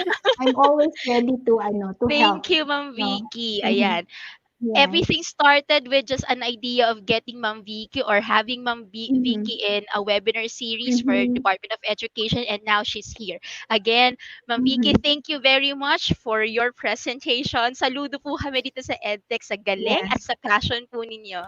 Again, Ma'am Vicky, are Maraming you maraming there? salamat. Maraming Yeah, thank you. salamat po. Thank you very much. Bye. Bye-bye, ma'am. Okay, now, Ma'am Ruby, we are now down to our last speaker. And since we handled teaching reading in the digital age, about the fifth industrial age, that's very Mm-mm. helpful too. From Ma'am Vicky, we have something about learning or revolutionizing the teaching of reading. I think it's very fitting for us to know and to revisit our philosophies in teaching. And that will be the last topic for today. I think, ma'am, Ruby, you're on your way to present our last speaker. Yes, and we have our last speaker, Mr. John Israel Yukonanan. And to know more about him, he holds an AB in Humanities from the University of Asia and the Pacific, and currently pursuing a master's in education and philosophy of education at the University of the Philippines, Diliman. As of March 31, 2021, he passed the outline examination defense of his thesis with the title Rationality as the Fundamental Aim of Education, Doing Analytic Philosophy of Education via Epistemology. He is now preparing for the final defense and aims to get the degree before 2021 concludes. He is also a licensed professional teacher with some years of academic experience. His primary research interest has been the interplay between epistemology and education, particularly using the critical lenses of the former and providing a better understanding and evaluation of the educational concepts, theories, and practices in the latter. He holds that epistemology is an untapped gold mine for Filipino educators to utilize. His interest in philosophy of education has manifested in several paper presentations and conferences since 2016. His teaching, his two international paper presentations are in Osaka, Japan, last 2018, entitled Philosophy of Teaching in the Philippines and How Schifflerian Philosophy of Teaching Can Be Significant to It. And not just in Osaka, but also in Harvard, last 2019, about rationality as an educational aim, implications for normativity of teaching practice in the Philippines. Actually, he also presented papers in several conferences, but we are so blessed to know more about him, and he is currently the senior administrative assistant at the Office of the Curriculum Development and Instruction of the University of the East. Once again, our speaker, Mr. John Israel Yukunanan. Hello, Sir John. Sir John? Hello, good Ayan. morning. Magandang umaga sa ating lahat, mga Yes kaguruan. po. Yes po. So, Ayan. it's really great. Hello? Yes, I It's can really hear everybody. Yeah. Yes po. Medyo nag-ano lang yung screen ko, pero it's really great that we have Sir John as our last speaker because he will help us to reflect on our philosophies, on our ideas about teaching. So after learning about everything about reading, 'di ba? We are reskilled in teaching reading in a digital age. We understand the context why we have Mm-mm. to Mhm. better our teaching of reading, and then Ma'am Vicky helped us to better our teaching practice. Now we will learn about what is the next step. So after thinking about it, let's put a cap let's put the final blow of our webinar series by knowing the theories and practice. And take note po participants, yung books po na nakikita nyo sa likod ni Sir John, libro niya po yan lahat. Ganyan niyo po, This is hindi, not green screen. This is real. Grabe! that's not a virtual Totoo po? background po. Yes po, ganyan po siya. Ganyan po niya kamahal ang pagbabasa. That's why I'm very excited to present then Sir John, because he was introduced by he was introduced by Ma'am Rose, one of our speakers. And when I learned about his love for reading and his advocacy for it, sabi ko kailangan nating i-stage Yes. si Sir John sa ating mga DepEd teachers. So hindi na namin patatagalin Sir John kasi alam namin jam-packed ang lesson mo. And we're not just hosts here, like our technical directors, they are not just directors, but they are also participants. Ang dami namin Yes. reflections sa private chat. Okay, Sir John, take it away. Okay. Well, first of all, let me just congratulate the Department of Education EdTech unit. Thank you very much, and kudos to. This is a very commendable endeavor. This is a very timely project that you're doing. Congratulations to the entire team, and I hope that the listeners, the teachers, all right, that you're still up for the challenge. Are you already feeling a bit hungry because it's almost 12? I know that you might be feeling a bit hungry because I am feeling a little bit hungry, but please bear with me, and I hope that I will get to convince you of the importance of this thing. But before anything else, let me just share my screen.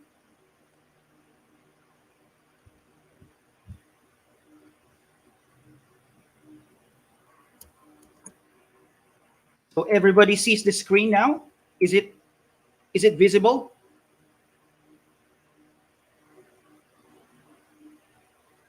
Is it visible? Okay. So Not yet, sir. Wait, not we'll yet, not be yet. adding it to the stream. I'll add it. Okay.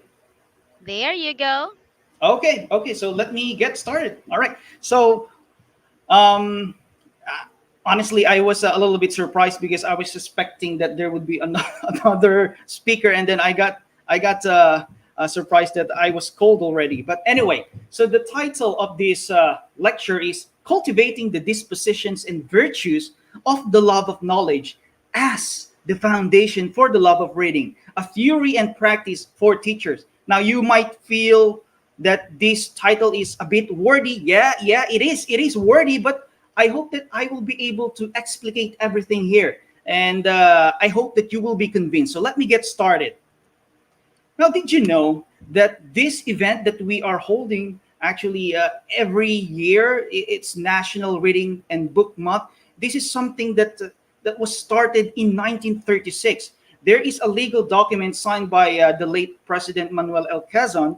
The document is Proclamation Number 109, Series 1936. Let me just read verbatim from this document. It says, "The reading of good books or the printed page is one of the most effective methods of bringing enlightenment within the reach of the largest possible number of people and of promoting the cause of popular culture with its tremendous social events." And this is why we are doing this annually, and this is why I really commend the efforts of all the individuals of the DepEd EdTech unit. Congratulations. This is very important. Why? Because when we promote the reading of not of books, but reading of good books, we are bringing enlightenment to the largest possible number of people. This is it. But just take note of this one. I will be honest with you. I will not be talking about reading per se. Okay, I am not really an expert in reading per se. The previous speakers are, I think, they are the experts in reading per se. So I will leave this to them. So what I'm going to do this afternoon is to step back, to look at reading from another angle. But I think no one here would dispute that there is this need for all of us to develop not only reading, but the love of reading. That's why I entitled this talk "Love of Reading," because we don't just want our students to read. We want our students to love reading. If you are a parent, if you are a teacher, if you are a parent, you would want your sons or daughters to love reading. And if you're a teacher, you would want your students to love reading. And if you yourself would, I think you yourself would desire, right, to love reading. But again, I will not talk about love of reading per se. I still want to get further back and look at it from another perspective. And here enters an important concept, which is love of knowledge. Wow. So from reading, love of reading, and then love of knowledge, there is this connection that I want to show to you. Why is that? Here is my thesis this morning. Genuine lovers of reading are first and foremost genuine lovers of knowledge. Let me give you two pieces of evidence for this thesis. So what support do I have for this thesis? The first one is, in a way, a challenge. Think of anyone, okay, anyone that you know who is considered a genuine lover of reading. Will you say that this person that you know is, well, he or she is a genuine lover of reading, right? That's a fact. But would you say that she is not a lover of knowledge? I don't think so. I don't think so. The fact that that person that you think is a genuine lover of reading, the fact that she is a lover of reading, is first that she is a lover of knowledge, right? He won't be or she won't be a lover of reading without first being a lover of knowledge. And this is what I want to focus on this afternoon, rather this morning. The idea of loving knowledge. Because if you are a lover of knowledge, you will naturally gravitate toward love for reading. Again, I'm not going to talk about the processes, the consequences, and the how-tos of loving to read. No, I'm not going to talk about that. I want to step back further and look at it from a more foundational issue, which is love for reading. And that is the thesis I'm going to prove this morning. The genuine lovers of reading are first and foremost genuine lovers of knowledge. So what is this now to us teachers? Most of us listeners are teachers here. If we want our students to develop the love for reading, we have to inculcate in them first the love of knowledge. And I'm going to show how that is going to happen and what actually constitutes love of knowledge. Now, another support for this one is I will be borrowing from two quotes from two eminent thinkers who wrote books specifically on reading. The first one is from Harold Bloom. Now, some of you might have heard of Harold Bloom. He's a literary critic and a professor of humanities at the Yale University, but he already passed away 3 years ago, or rather 2 years ago. So Harold Bloom wrote I think more than 50 books. So he's very prolific when it comes to writing literary criticisms, like in English literature, short stories, novels, poems. So he would engage in literary criticism of this literary pieces. But this is what he said in one of his books, and I encourage you to read this one. This is very beautiful. In the book How to Read and Why, this is what he said: we read deeply for varied reasons, most of them familiar. What are these things that we are familiar with? That we cannot know enough people profoundly enough, that we need to know ourselves better, that we require knowledge, not just of self and others, but of the way things are. My point here is this: there is a connection between loving reading and loving knowledge. And I think Harold Bloom hits it quite remarkably, hits it straightforwardly, that there is this connection between reading, loving to read, and loving knowledge. Now, there's another one from Mortimer Adler. He's a philosopher and educator from University of Chicago. So if you have heard of the Paideia Proposal, he is one of the proponents of this one and of the great books. Now, if you can see there, I have the complete great books up there, the ones in black. So that's the great books. And it's Mortimer Adler who compiled all this. So from the ancient times up until the contemporary times, those things, those pieces of of ideas that he thinks are really significant. But anyway, so this is what he said in the book, a very, very famous book of his, How to Read a Book, The Classic Guide to Intelligent Reading. This is what he said. Reading books is to gain increased understanding. You operate on the symbols before you in such a way that you gradually lift yourself from a state of understanding less to one of understanding more. So again, it's very clear to us. There is this connection between loving to read and loving the desire to have a gain understanding, a deeper kind of understanding, a deeper kind of knowledge. So I think it's clear to us, right? And that's what I'm going to do this morning. I have a twofold approach. So as you can see, this is a book, right? A twofold. So the right and then the left. So I subtitled my talk, A Theory and Practice for Teachers. So the first one that I'm going to focus on would be the theoretical aspect. Now, you know, if we were in a face-to-face arrangement, this is what I am going to do. I would ask a volunteer from one of you. I know that we're doing thousands right now, so that would have been great, right? So I would go to that volunteer who raised his her hand. I would go to that person. I'm going to ask that person, and presumably a teacher, Mr. Teacher or Miss Teacher, do you think you are a lover of knowledge? And I would definitely, I am confident that that person would say, yes, right? She would say stentorianly, yes, I am a lover of knowledge. She won't deny that. But the next question, and which I think is more complicated to answer, and which I think will baffle him or her, is this one.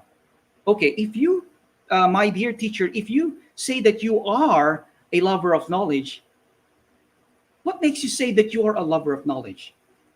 What are the characteristics of a lover of knowledge?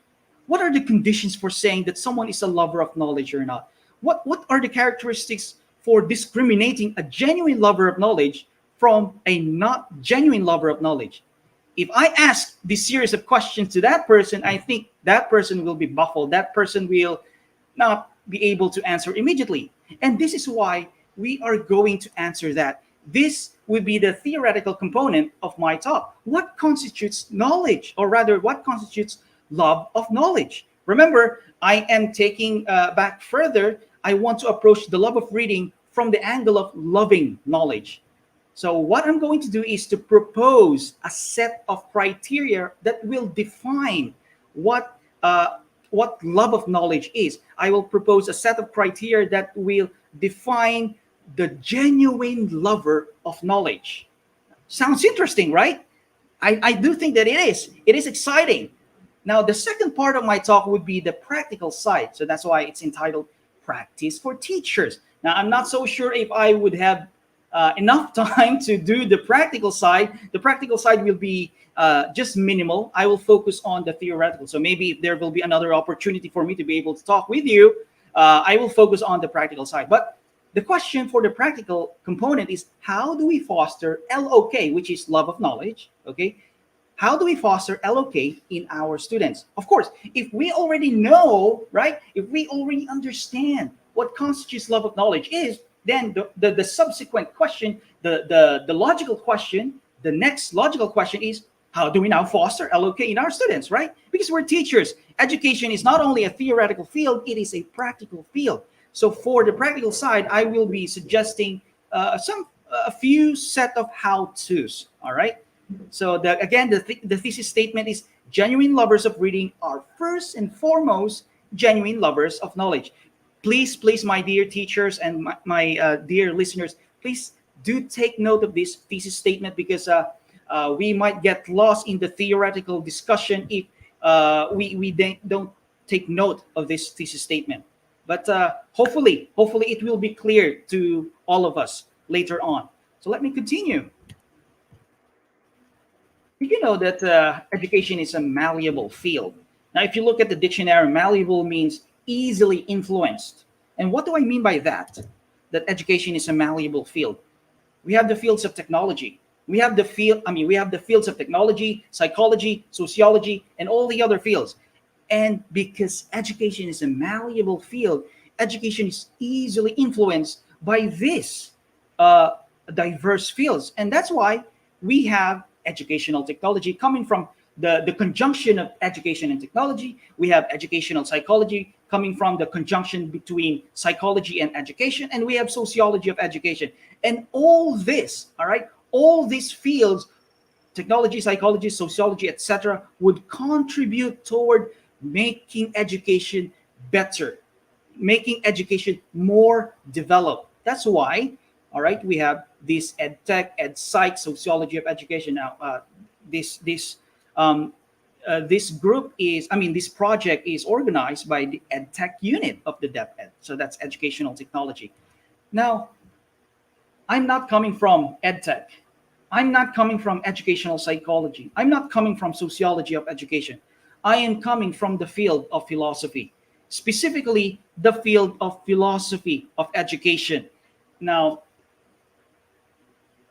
most of the time, teachers are very much aware of ideas, outputs, and conclusions from ed tech, from ed psych, from sociology of education, etc., but not that much from philosophy. Now, philosophy has five major branches. We have aesthetics, logic, ethics, metaphysics. I will not talk about those things, okay? But I will be borrowing from one of the five major branches of philosophy, specifically epistemology. All right. So just take note of the word. I think yeah, just take note of the word because this will be needed by you in the evaluation part. So epistemology is from the word a conjunction of two Greek words, episteme and logos. Episteme is knowledge, and logos is, of course, you already know that, study of. So epistemology is the philosophical study of knowledge. So what I'm going to do, since education is a malleable field, I will be borrowing from the concepts, ideas, conclusions, outputs of epistemology to look at education and hopefully to make education from my lights more understandable, more critical, more developed, much deeper. So that's what I'm going to do. Epistemology is the philosophical study of knowledge and justification, and to do epistemology of education is to borrow the outputs and conclusions of it to further expand education. So again, what I'm going to do is to propose a philosophical theory, and a philosophical theory is always contested, it's always disputed. That's why you see that philosophers don't seem to agree with one another. But that's the thing. That's the point of philosophy. It's highly contested, highly disputed. But we are not just talking about opinions here. We're not just talking about groundless ideas, because philosophy is highly argumentative and it's highly conceptual. What I mean by highly conceptual is the concept that we're going to look at right now is love of knowledge. What I'm going to do is borrow other concepts from epistemology to unpack the meaning of love of knowledge. And I think we do that when we want to understand something. We use other ideas, right? And that is actually the methodology of philosophy. It is highly conceptual. It borrows ideas from it connects different concepts to enlighten us of a particular concept that we are looking at. And it is highly argumentative. And what do I mean by that is that there will be a provision of reasons and justifications, and hopefully you will be convinced. All right. So let's diffuse first a mistaken view of knowledge. We use the word diffuse. I think when you watch movies, you would hear like a counter-terrorist saying, let's defuse the bomb. Let's defuse the bomb. Diffuse. So what do we mean by diffuse here is to make it not harmful. All right. So what we are going to do first is to diffuse a mistaken view of knowledge that is currently prevalent in our educational system, in our Philippine educational system. We are going to diffuse that. And what is that? This is coming from Benjamin Bloom. Now, Benjamin Bloom is an educational psychologist, and I do think that you might not have heard of the first name Benjamin, but I think everybody here is knowledgeable or aware of the name Bloom, the Bloom's taxonomy, right? When we prepare table of specifications for our examinations, we do table of specs, table of specifications. Now, for Benjamin Bloom, this is how Benjamin Bloom and his cohorts view K, knowledge. Let me just read verbatim from this book. Knowledge, as defined here, includes those behaviors and test situations which emphasize the remembering, either by recognition or recall, of ideas, material, or phenomena. So, what Bloom does here is to equate knowledge, knowing, and remembering. So, all instances of remembering are instances of recalling, and all instances of recalling are instances of knowledge. They are identical. All right. Now, what seems to be the problem there? And if we are going to reflect on our pedagogical practices, I do think that most of us would have this limited view of knowledge, right? That you would say that someone knows something if that person is able to recall something, right? We teachers tend to identify knowledge with recalling, with remembering. Now, look at this one. This is our student. I will be using this student, and thank you, whoever you are. I will be using his image in the next several slides. So let's say that the student needs to know P. P just stands for anything, any thing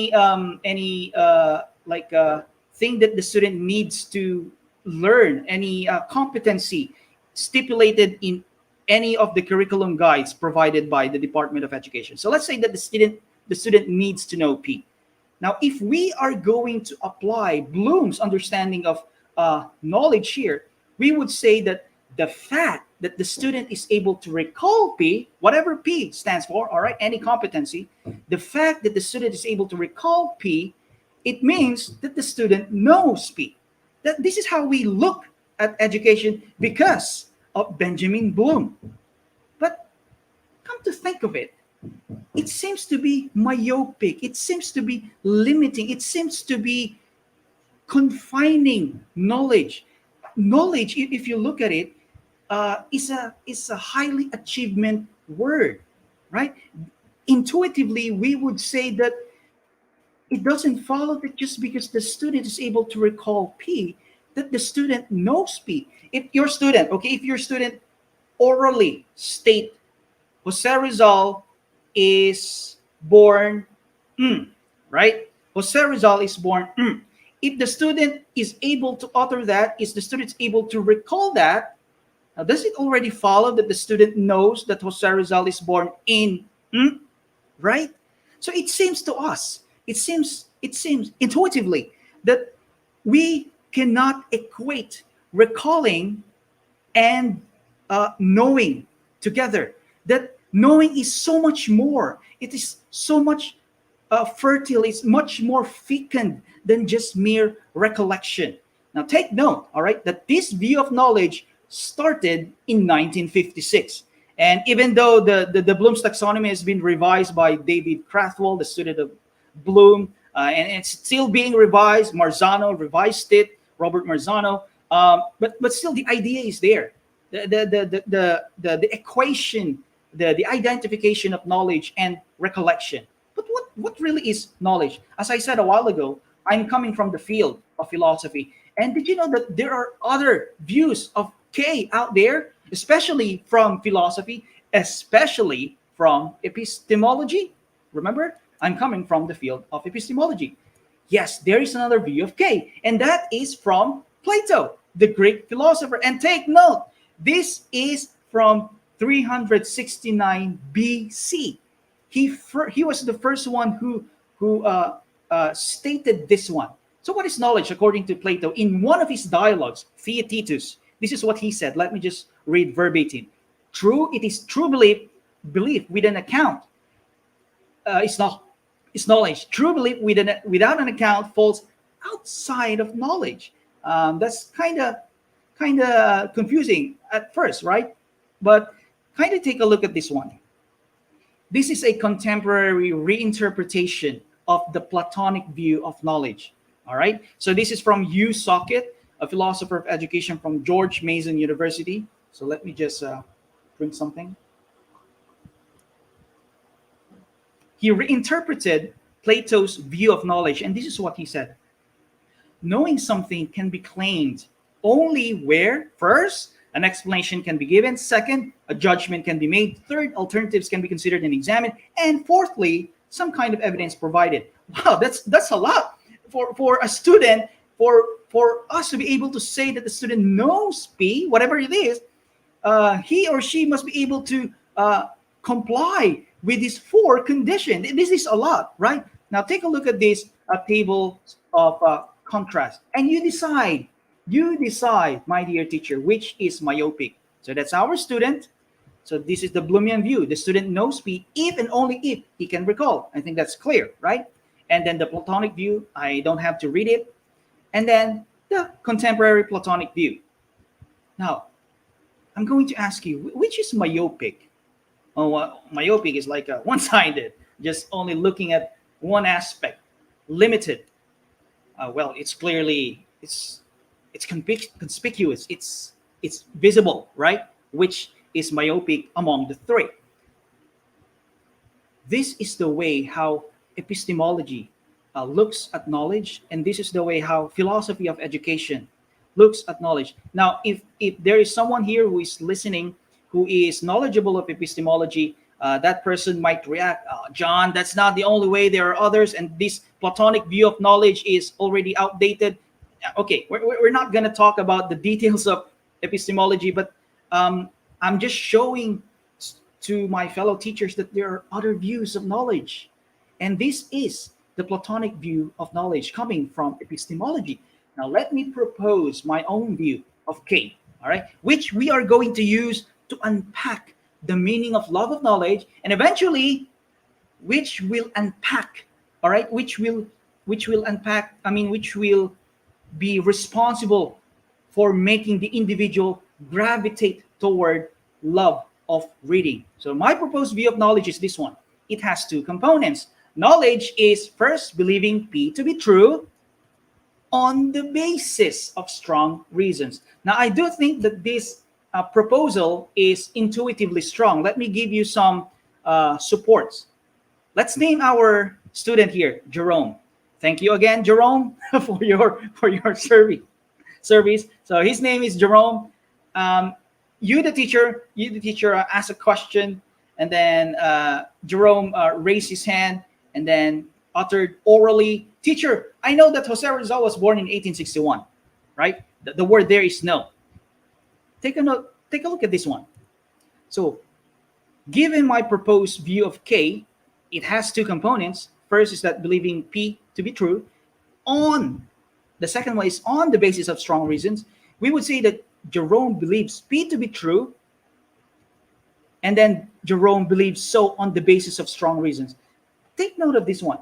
Jerome not only says that Jose Rizal was born in 1861, but he says so, he believes it to be true, right? That's what we mean by saying that you know something. You believe it to be true, right? The things that you say that you know are the things that you think that you believe to be true. It's impossible that you say that you know something and yet you don't believe it to be true. It's just conceptually impossible. The fact that you say that you know something, you believe it to be true, right? You know that you are the eldest because you believe that you believe it to be true, right? You know that a certain John Israel Cunanan is speaking in front of you virtually because you believe it to be true, right? Now, let's go back to Jerome. He not only says that I know that Jose Rizal was born in 1861, all right? But he also believes so on the basis of strong reasons. So it's not just an articulation, all right, of opinion, an articulation of a declarative statement, an articulation of a sentence, but there is a conjunction. There is like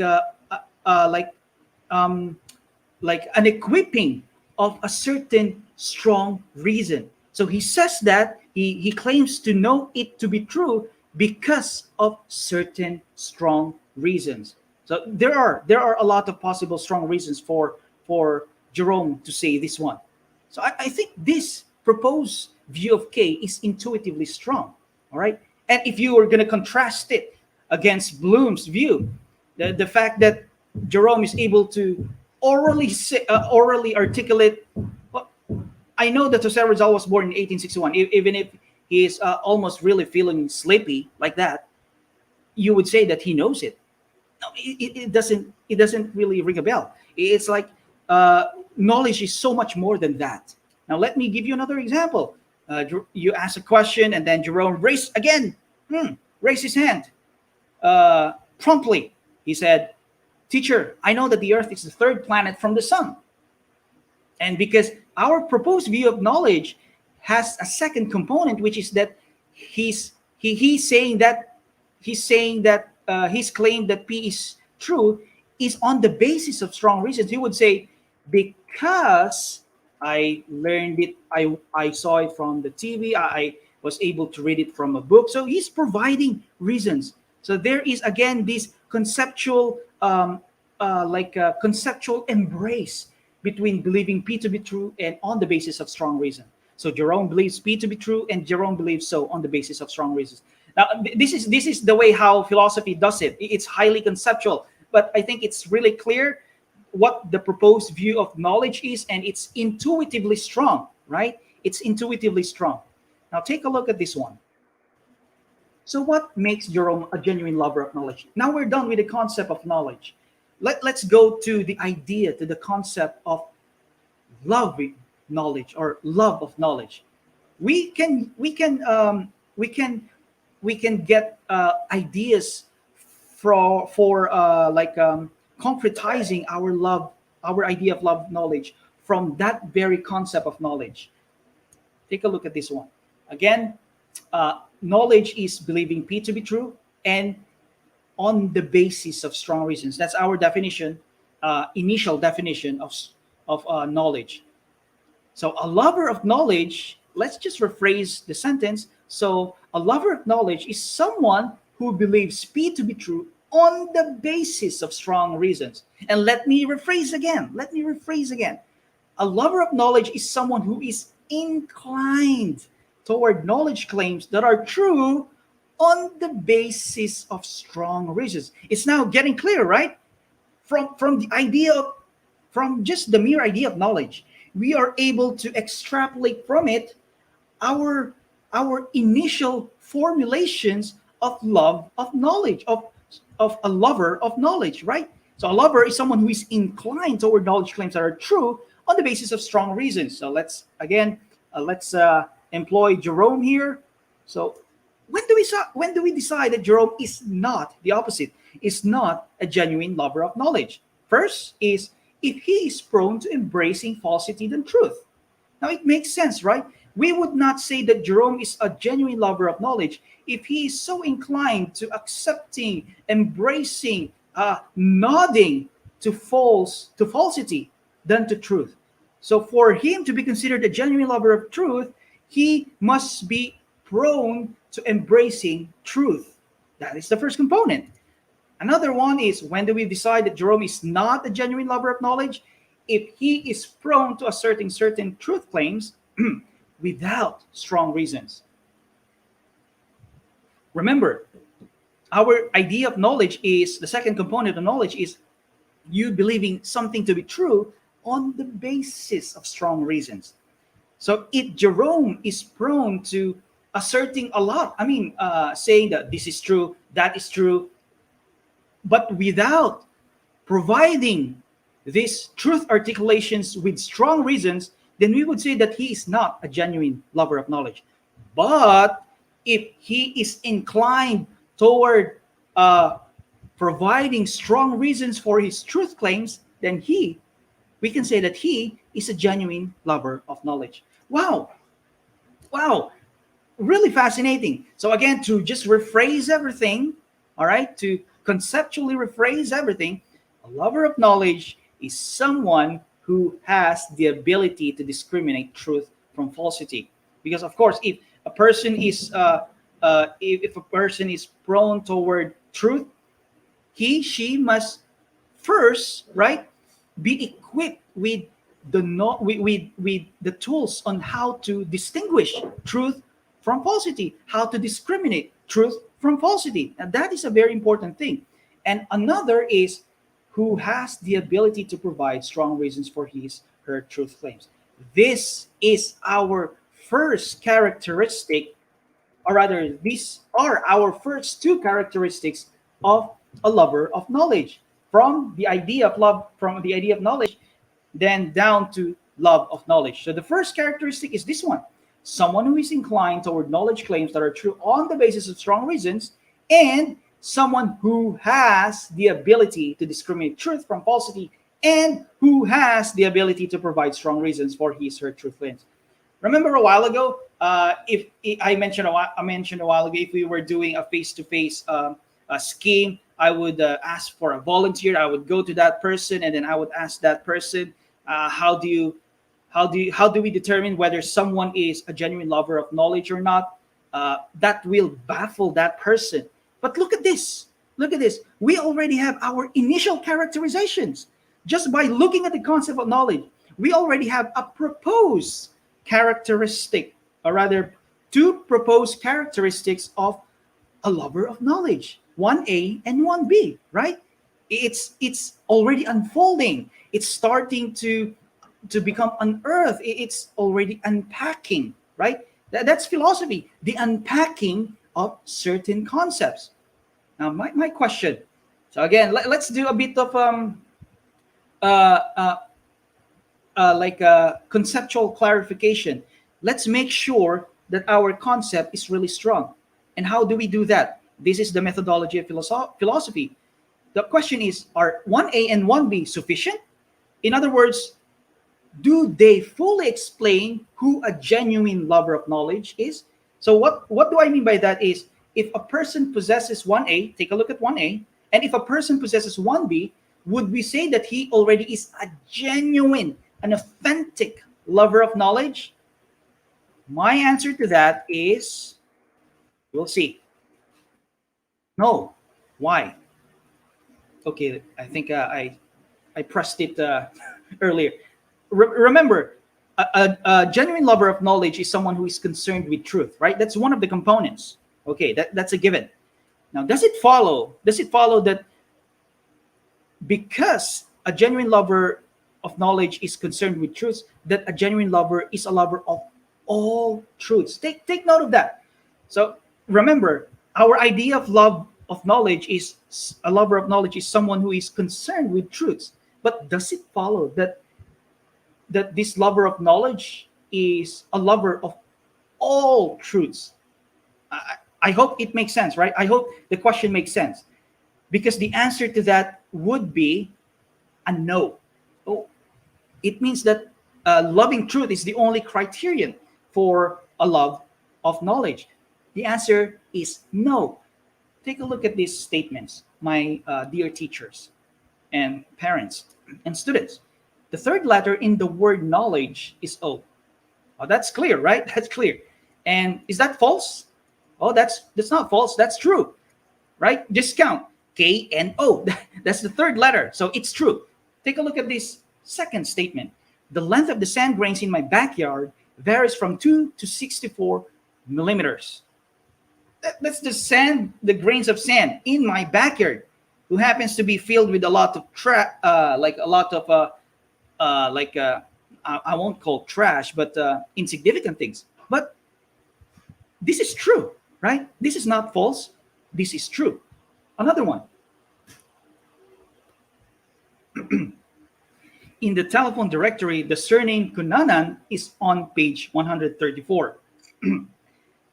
Now, this is not false. This is true. Here are some questions. Are they true? Yes, they are. They are all true. But are they valuable? No, we would not say that they are valuable. But look at this subsequent statements.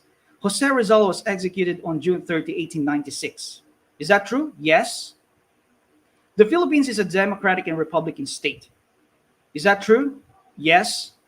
When signal number 2 is raised by Pagasa, classes at the preschool, elementary, and secondary level are automatically canceled. Is that true? Yes. But are they valuable? Yes.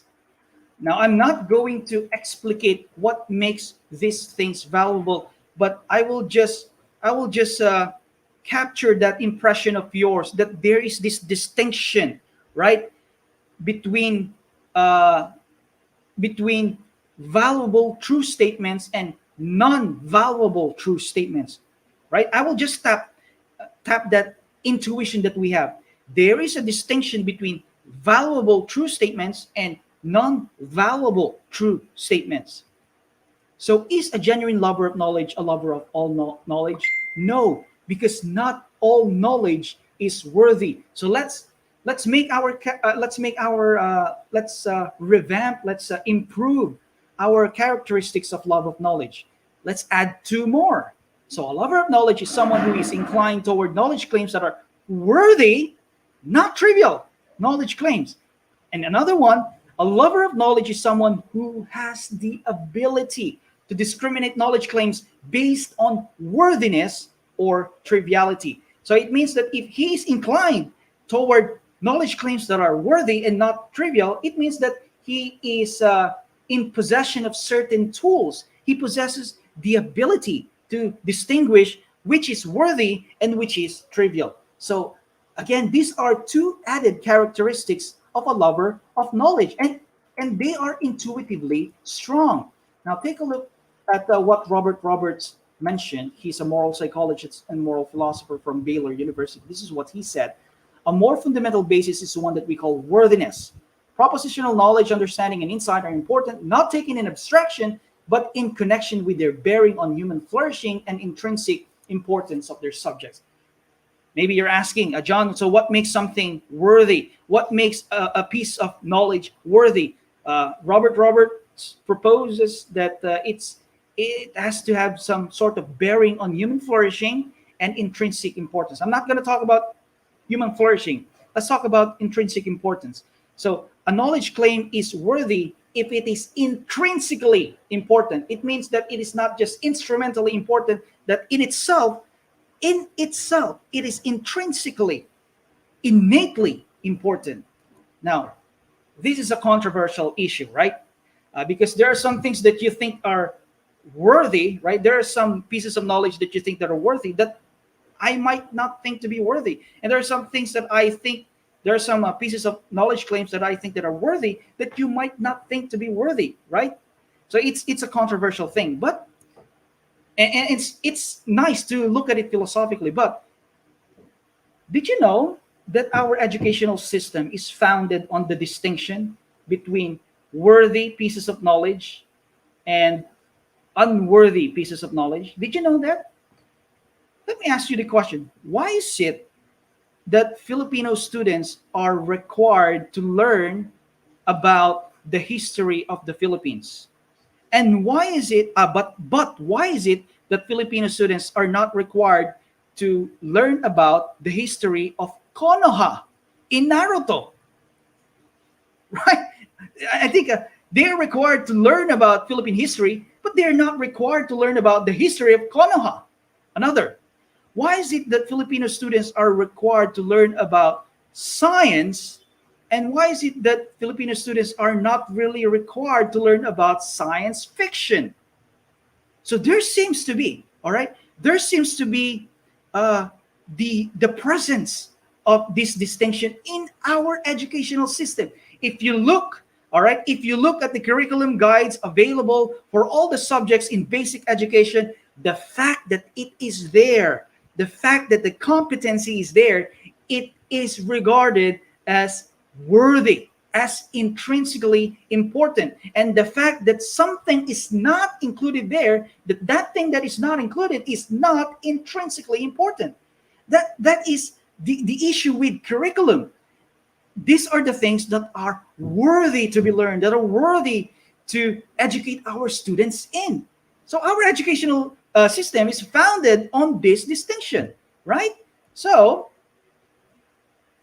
it's not really that, it is controversial, but the fact that you are a teacher, all right, you already embrace that distinction. There is a distinction between worthy things, worthy knowledge claims, and unworthy knowledge claims. But anyway, so here are our 4 characteristics of love of knowledge. But take note, there's another one, last one. Take note of this like challenge. 2A and 2B are tenable because education itself rests on the okay, I'm done with that. So take note of this challenge. Are 1A and 1B, 2A and 2B sufficient already? Now, I will argue that they're not yet sufficient. There is one more element, one more component needed to complete our concept of love of knowledge. Look at this. Why is it 1A? Why is it that a lover of knowledge is someone who is inclined toward knowledge claims that are true on the basis of reasons? Why is it 1B? Why is it that a lover of knowledge is someone who has the ability to discriminate truth and falsity and who has the ability to provide strong reasons for his or her truth claims? Why 2A and why 2B? If we answer this, we are led to another idea. Again, philosophy is highly conceptual, and we are now again introducing another concept to fully conceptualize, formulate our concept of love of knowledge. And that is the concept of curiosity. Oh, wow. Okay, it's now complete. And I think you will all agree with me that a lover of knowledge is someone who is curious, right? Now, I don't think that you will be able to say that, oh, I know that person is a lover of knowledge, but he's not curious. It's just impossible, right? The mere fact that you say that someone is a lover of knowledge, you would say that he is genuinely curious. He is genuinely inquisitive. This is the concept of curiosity or inquisitiveness is that which will complete our characteristics of love of knowledge. Now, what constitutes curiosity or inquisitiveness? This is a cat, not my cat. I just saw it in Facebook. In Google. But every time we consider the concept of curiosity, we think of what a cat does, right? But if you are going to be critical about the concept of curiosity, so what exactly does a cat does to make it curious? Just because it does that to its head, it's already curious, right? No, let's not use the cat to make sense of the idea of curiosity. So I'm running out of time. Let me just do this briefly, and let me just do this really quickly. I'm borrowing from the idea of Lanny Watson. She's a philosopher of education from Oxford University, and this is what she said. The inquisitive person is characteristically motivated to engage in good questioning. Wow, that's another idea. Curiosity. So what really is curiosity? We always use the word curious. We say, I'm curious. You say to your friend that he's curious. But what exactly constitutes curiosity? Lanny Watson suggests, she proposes that curiosity is to be motivated to engage in good questioning. So again, there's another idea. There's another concept. Curiosity is to be a good questioner. You are inclined toward asking questions. It is the integral feature of inquisitiveness, questioning. All right, so it's not the cat. All right, so let's revise again our fifth characteristic of love of knowledge. So a lover of knowledge is someone who is discriminately curious or inquisitive, such that the lover of knowledge is inclined to ask good questions. Wow, this is our proposed 5 characteristics of love of knowledge. And do take note, all right? Do take note that there seems to be this synergistic scheme happening, because a lover of knowledge is not just someone who is indiscriminately curious. Curious about what's happening to his neighbor's life, curious about what's happening to like Piolo Pascual's life. If you are always curious about Piolo Pascual's life, I would say, given this characteristic, that you are not a genuine lover of knowledge. You are a genuine lover of knowledge if you are able to discriminate. If you are discriminatively curious. And what we mean by that is that you are curious of worthy pieces of knowledge, not of trivial knowledge claims. So let me Okay, I'm almost done. I hope that you're still with me. All right. So let me add three additional remarks on the philosophy, the proposed philosophical theory of love of knowledge. So the first question is, how do we generalize from these five characteristics? Again, these are our proposed characteristics. Take a look at the phrases: inclined toward, inclined toward, inclined to, ability to, ability to, ability to. How do we now generalize from this? Is LOK a skill? Is LOK an inclination? Is LOK an ability? Is LOK what? Temperament? Is LOK, what is it? What is it exactly? Now, my proposal is this one.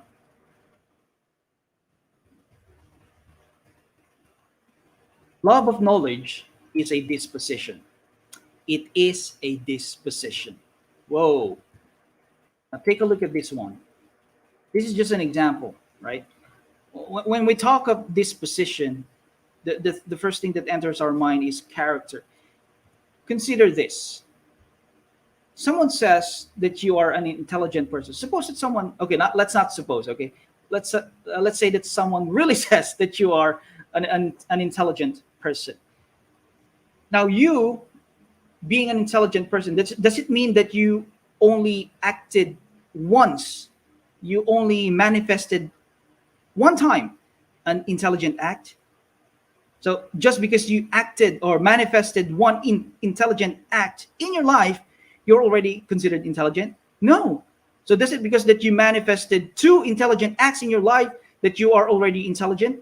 Not yet. Just because you manifest three intelligent acts in your life that you are already intelligent? Not at all. Not even. No, not at all. So what makes you intelligent? You are naturally manifesting intelligent acts in your life. So it's not just once, not just twice, it's not just thrice. There is continuity, there is frequency, there is repetition, there is this natural manifestation of intelligent acts in your life for you to be called intelligent. And that is the meaning of character. Character comes from the core. It's something that is something that naturally manifests from you. If you have a particular character, it manifests out of you. That's the idea of character. And it's the same thing with being humble, with humility. Now, what is a disposition, ladies and gentlemen? Again, borrowing from Socket, this is what he said in a journal article, which I find to be really helpful. He said, dispositions are properties of the agent, manifest only in intentional action, and they function as predictions about human actions, but are not the causes of them. Take note of the underlined word, predictions. A disposition is predictive of an agent's actions. If you have a disposition towards something, if you possess that disposition, people will be able to predict that you would do that. If you have the disposition of humility, people will be able to predict that in a particular situation, you will act out a humble action. If you possess the disposition of let's say of critical thinking, people will be able to predict that in a certain circumstance, you will act out, you will manifest the disposition of critical thinking. That is what makes that is what we mean by disposition as being predictive, because it's something that's embedded in your core. You naturally manifest it. Wow, that's a disposition. And my proposal is,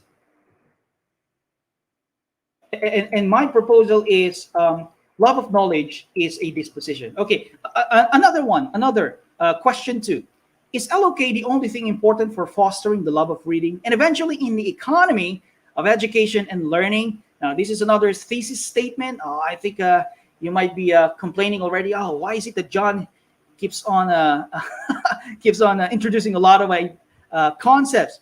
But okay, another thesis statement here is this: the disposition, we just argued reasonably that it's a disposition, right? So the disposition of LOK serves as the prerequisite for the advent of the intellectual virtues. Now, what are the intellectual virtues? Now, according to Jason Bayer in this book, these are the 9 intellectual virtues.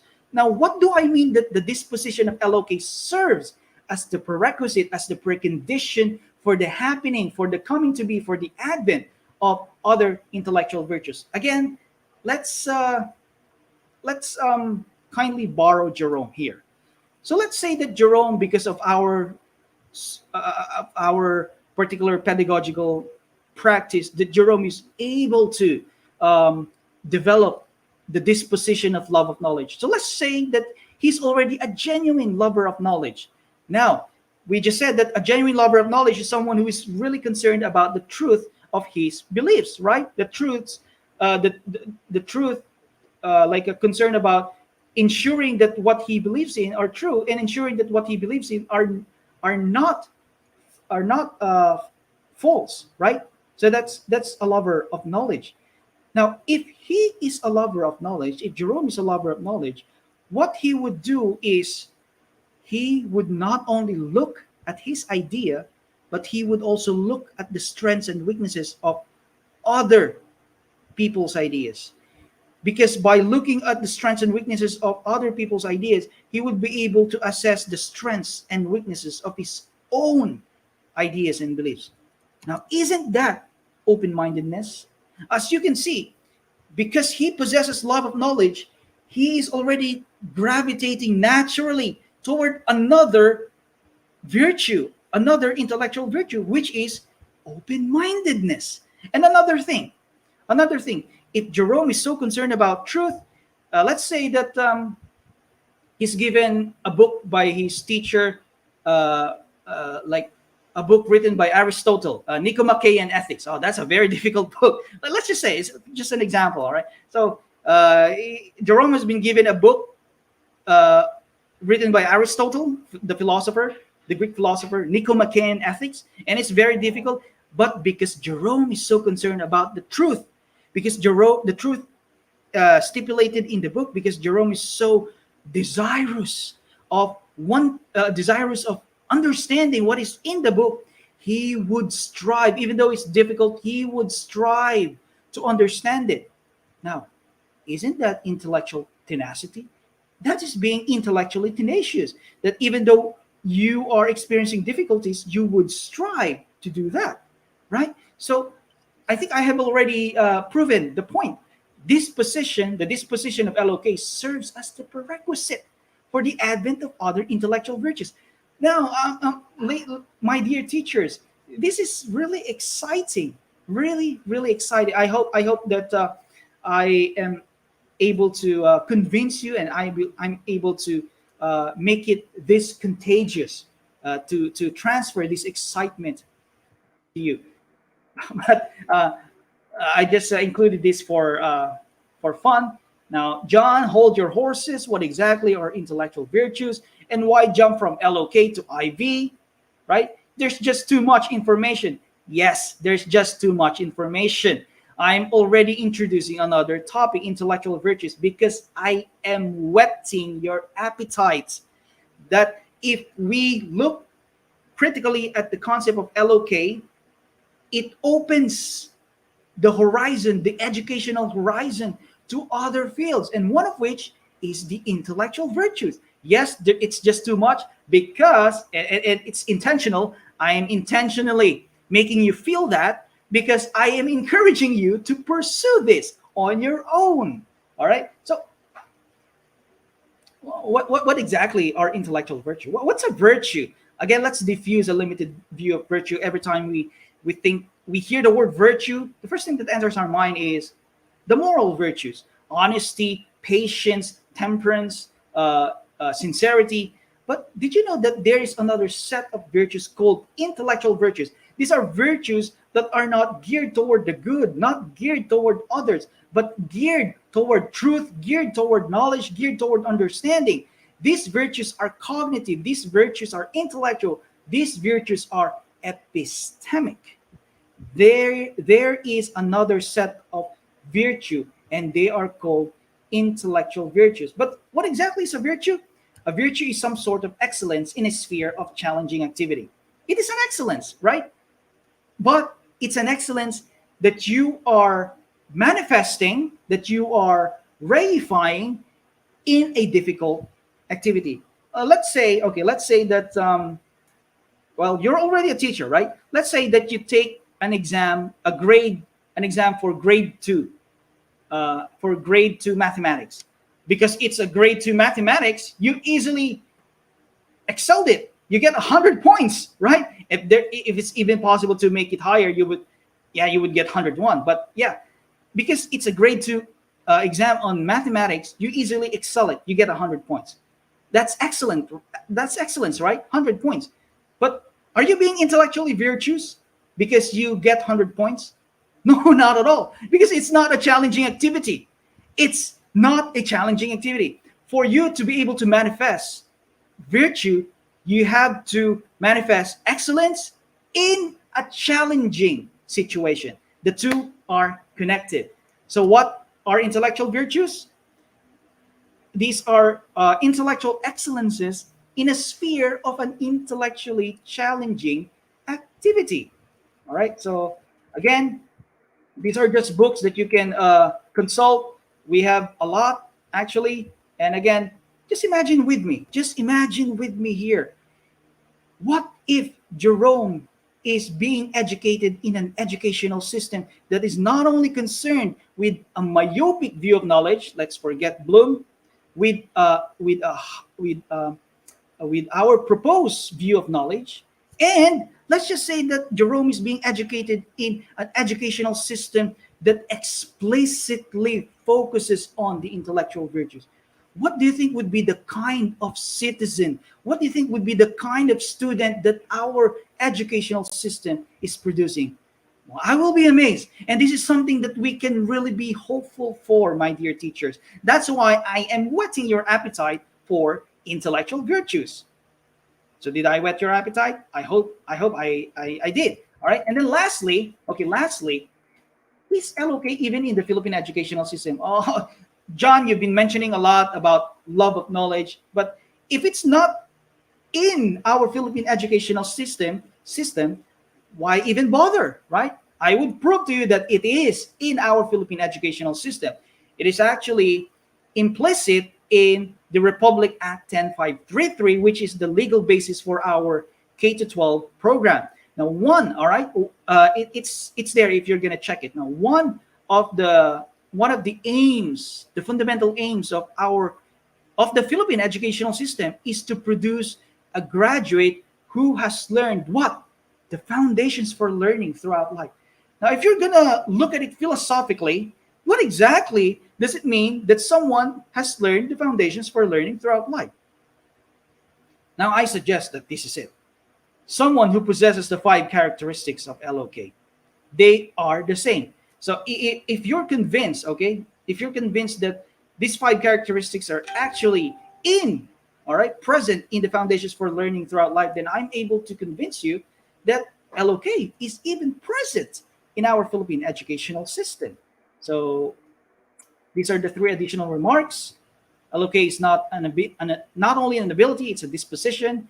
It serves as a prerequisite for the advent of intellectual virtues, and the cultivation of LOK is explicitly present in our system. That is in the foundations for learning throughout life. Okay, all right. I don't have time anymore, so really quickly. Really quickly. So I'm done with the theoretical aspect. Okay, so just take note. The thesis statement is genuine lovers of reading are first and foremost genuine lovers of knowledge. Now let's do the practical side. This will only take very few minutes. So I'm borrowing from the idea of Jason Baer. He's a philosopher from Loyola Marymount University. So in his book, he suggests that there are 2 ways of fostering a disposition. Remember, we just argued and we have just stated that love of knowledge is a disposition. And Bayer suggests that there are 2 ways. One is outside the classroom and another is inside the classroom. I don't have time to itemize them. He suggests 7 practical steps on how to foster, how to cultivate, how to instill a disposition outside the classroom. And we can use that. We can utilize that because LOK is a disposition, right? So there are seven, and then inside the classroom, there are 15. So let me just pinpoint two. For inside the classroom, he suggests that we do direct instruction. And what do we mean by that? We do direct instruction on LOK and its five characteristics. We actually teach that to students. So what are we doing in homeroom? What exactly are we doing in homeroom? Maybe we can include this. We do a direct instruction for our students and to our students on the LOK so that they would know it. Because, of course, if they don't propositionally know what these things are, what LOK stands for and its five characteristics, they wouldn't be able to manifest it. So knowledge, again, knowledge of the LOK is necessary. And another, which I think is the most important thing, authentic modeling of the five characteristics of LOK by the teacher, by you, my dear teachers. If you want, and I'm really convinced that modeling is still one of the best ways that our students learn. And you know what? Our students look up to us. They really look up to us. So if you, the teachers, would model this, the five characteristics, I'm not going to itemize them anymore, but if you model inside the class every day, LOK, irrespective of what subject you are handling, then I do think that your students would capture that.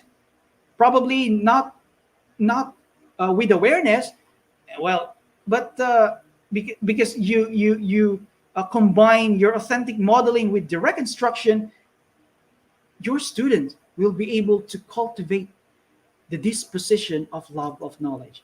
And last one, I would want to suggest something that Bayer did not propose on a national level. So teacher education institutions must be educating pre-service teachers in the LOK and in the intellectual virtues. Are they there? You tell me. You tell me. And educational administrators must be providing in-service trainings to their teachers on the LOK and intellectual virtues. Are you receiving such trainings? Oh, you tell me. You tell me. Okay. So again, everything that I have said is just the tip of the iceberg, and I would even say just the tip of the iceberg. This is a vast field. Epistemology of education, philosophy of education, intellectual virtues, love of knowledge. It's a vast field.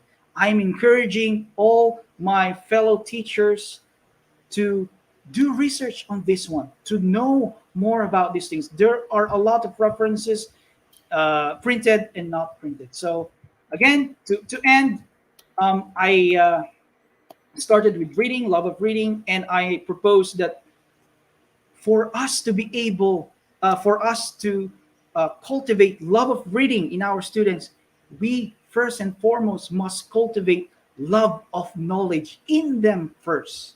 So, ladies and gentlemen, thank you very much.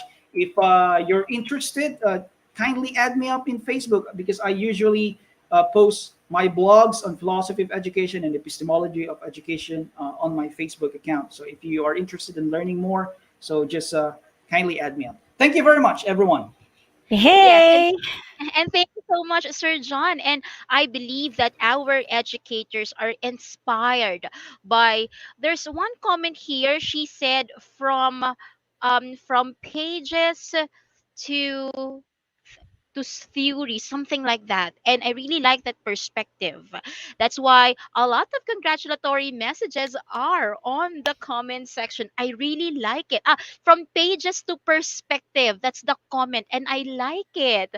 Thank you, Sir John, for the wonderful presentation about cultivating our dispositions so we can ignite and develop the love of reading. Okay, at this Yes. point, we will say short, we will post how to evaluate our speakers for this Saturday. So we have four speakers. We started with Ma'am Elisa Alma Orencia, then we have Sir uh, Dino Danao, then Ma'am Vicky, are you there?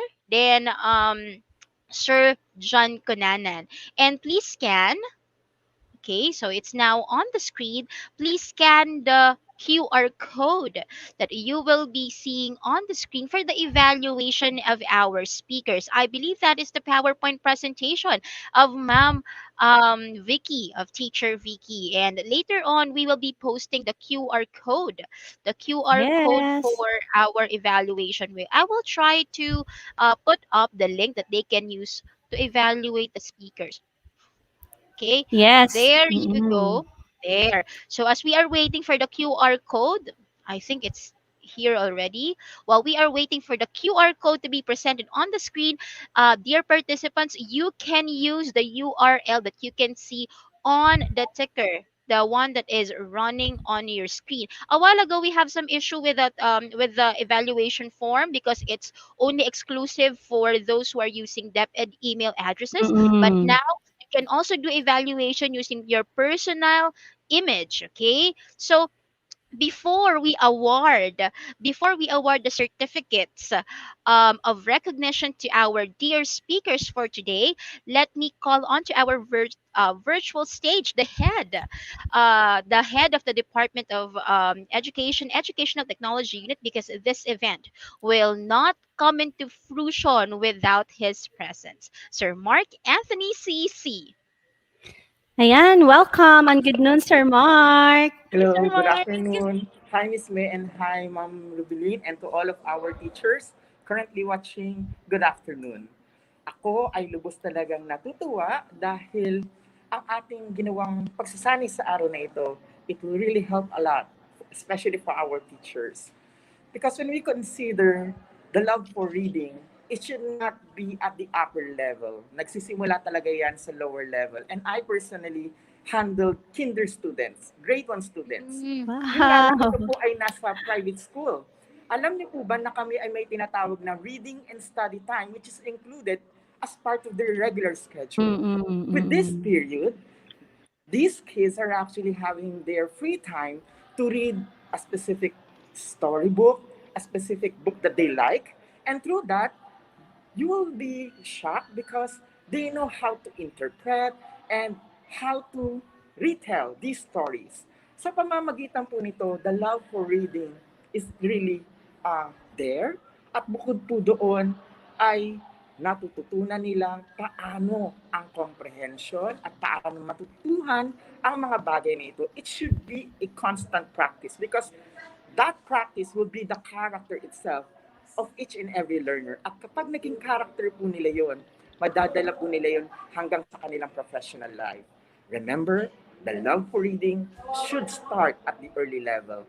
At kinakailangan tayong mga guro ay yakapin natin na sila ay matutong bumasa. Ang pagsisimula sa matutong bumasa ang makakatulong sa kanila para magtagumpay sa buhay. And that is actually a gift from our teachers. Bakit po? Nakakaluha talaga kapag nagsimula sa iyo ang bata na hindi pa marunong bumasa. Pero pag Mm-mm. nagtapos ang taon na sila ay marunong ng bumasa, masasabi mo na meron ka ng ticket papuntang langit dahil nagawa mo ang iyong best bilang isang guro. Kaya naman sa ating mga kaburo na nagawa ang bahaging iyan, congratulations, you are really, masasabi natin na mga bayani ng ating mga bagong panahon. Kaya maraming salamat po. Meron pa tayong mga susunod na activities. Every Saturday po, please support at for sure marami po kayong matutuhan. And thank you to all of our resource speakers. God bless us all. Yay! Thank you so much, Sir Mark. Ano, napaka-meaty. Malaman talaga, no, bagay sa lunchtime. Miss May yung message ni Sir Mark. Yay, thank you Tama so much po. po.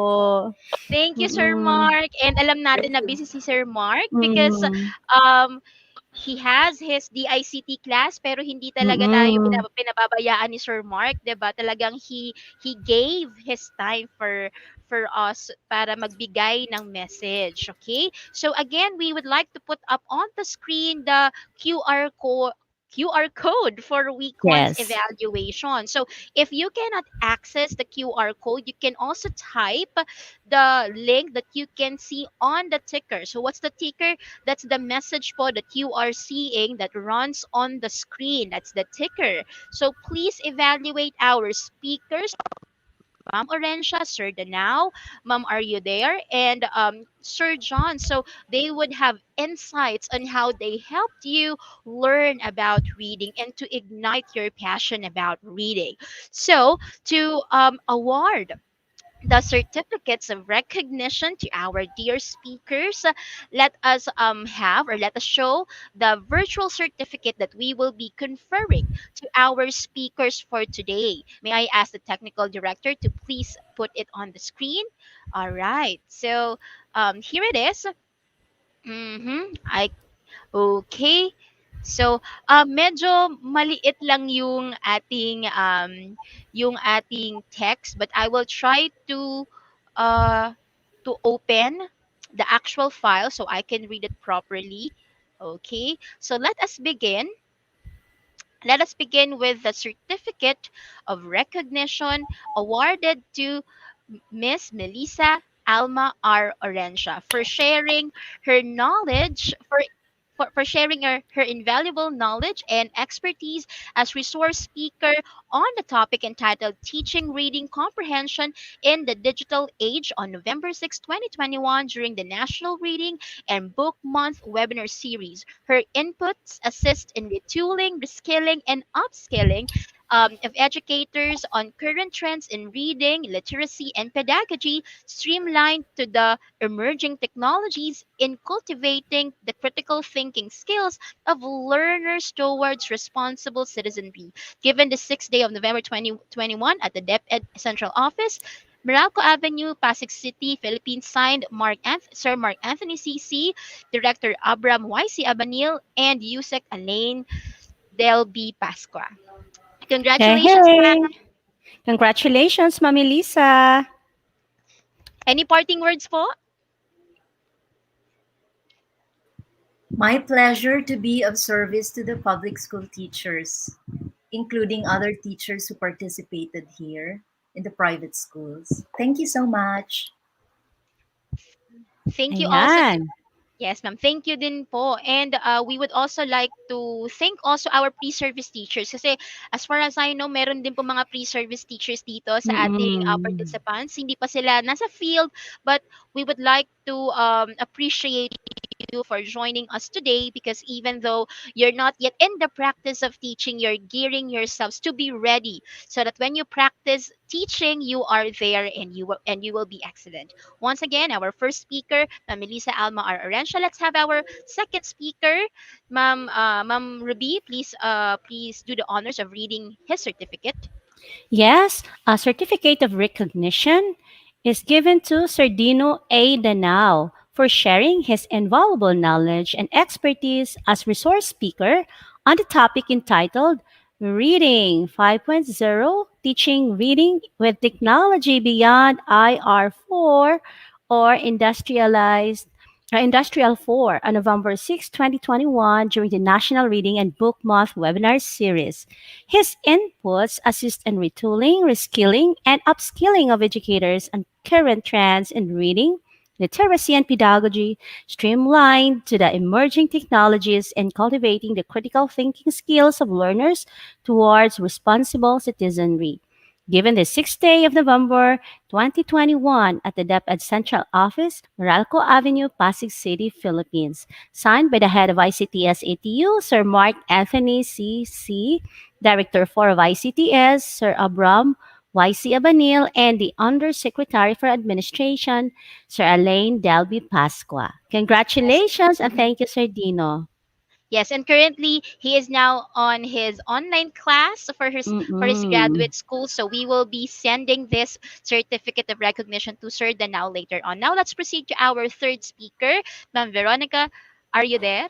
The certificate of recognition is awarded to Ma'am Veronica Q. Are you there? For sharing her invaluable knowledge and expertise as resource speaker on the topic entitled A Revolutionary Learning System to Teach Gen Zs how to read in 20 days or even less on November 6, 2021, during the National Reading and Book Month webinar series. Her inputs assist in retooling, reskilling, and upskilling of educators on current trends in reading, literacy, and pedagogy, streamlined to the emerging technologies in cultivating the critical thinking skills of learners towards responsible citizenry. Given the 6th day of November 2021 at the DepEd Central Office, Meralco Avenue, Pasig City, Philippines, signed Sir Mark Anthony CC, Head of the ICTS EdTech Unit, Director 4 of ICTS, Director Abram YC Abanil, and Undersecretary for Administration, Undersecretary Elaine Del B. Pasqua. Congratulations, ma'am!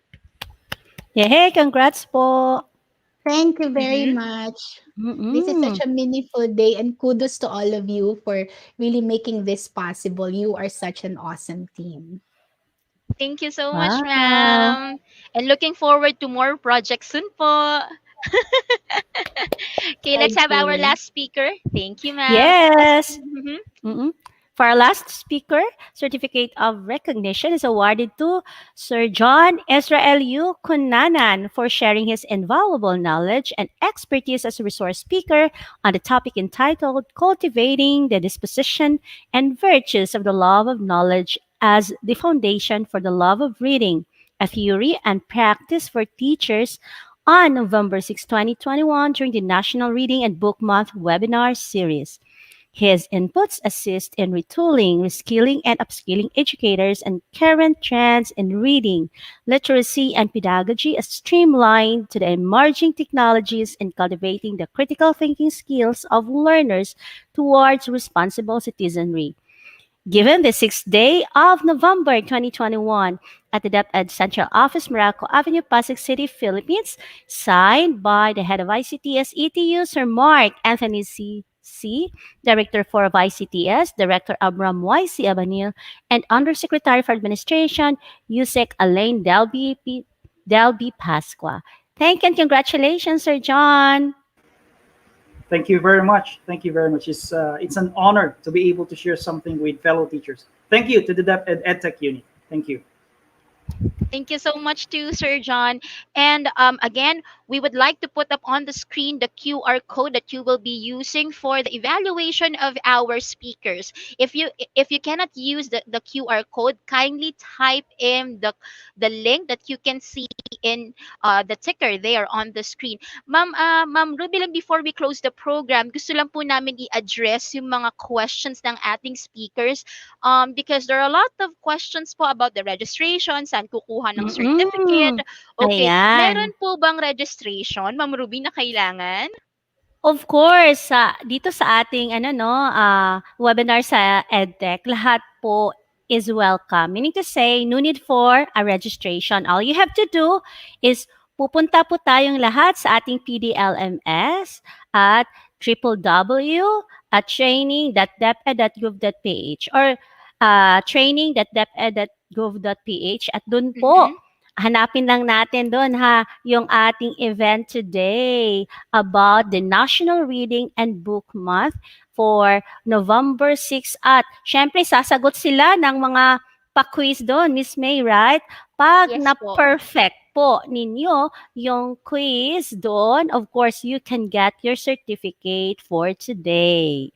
Yes po. Yes. And our evaluation po will be based dun po sa mga na sabi po or about sa topic ng ating mga speakers. Now, para po sa mga concerns ninyo doon sa ating sa paggamit ng PDLMS, scroll down lang po kayo dun sa website and there is an email there that you can contact or send an email to para po sa mga concerns ninyo with your account. Kasi yung iba parang Yes. parang nagkakaproblema po ata sa sa pag-validate, sa pagko-confirm ng kanilang email.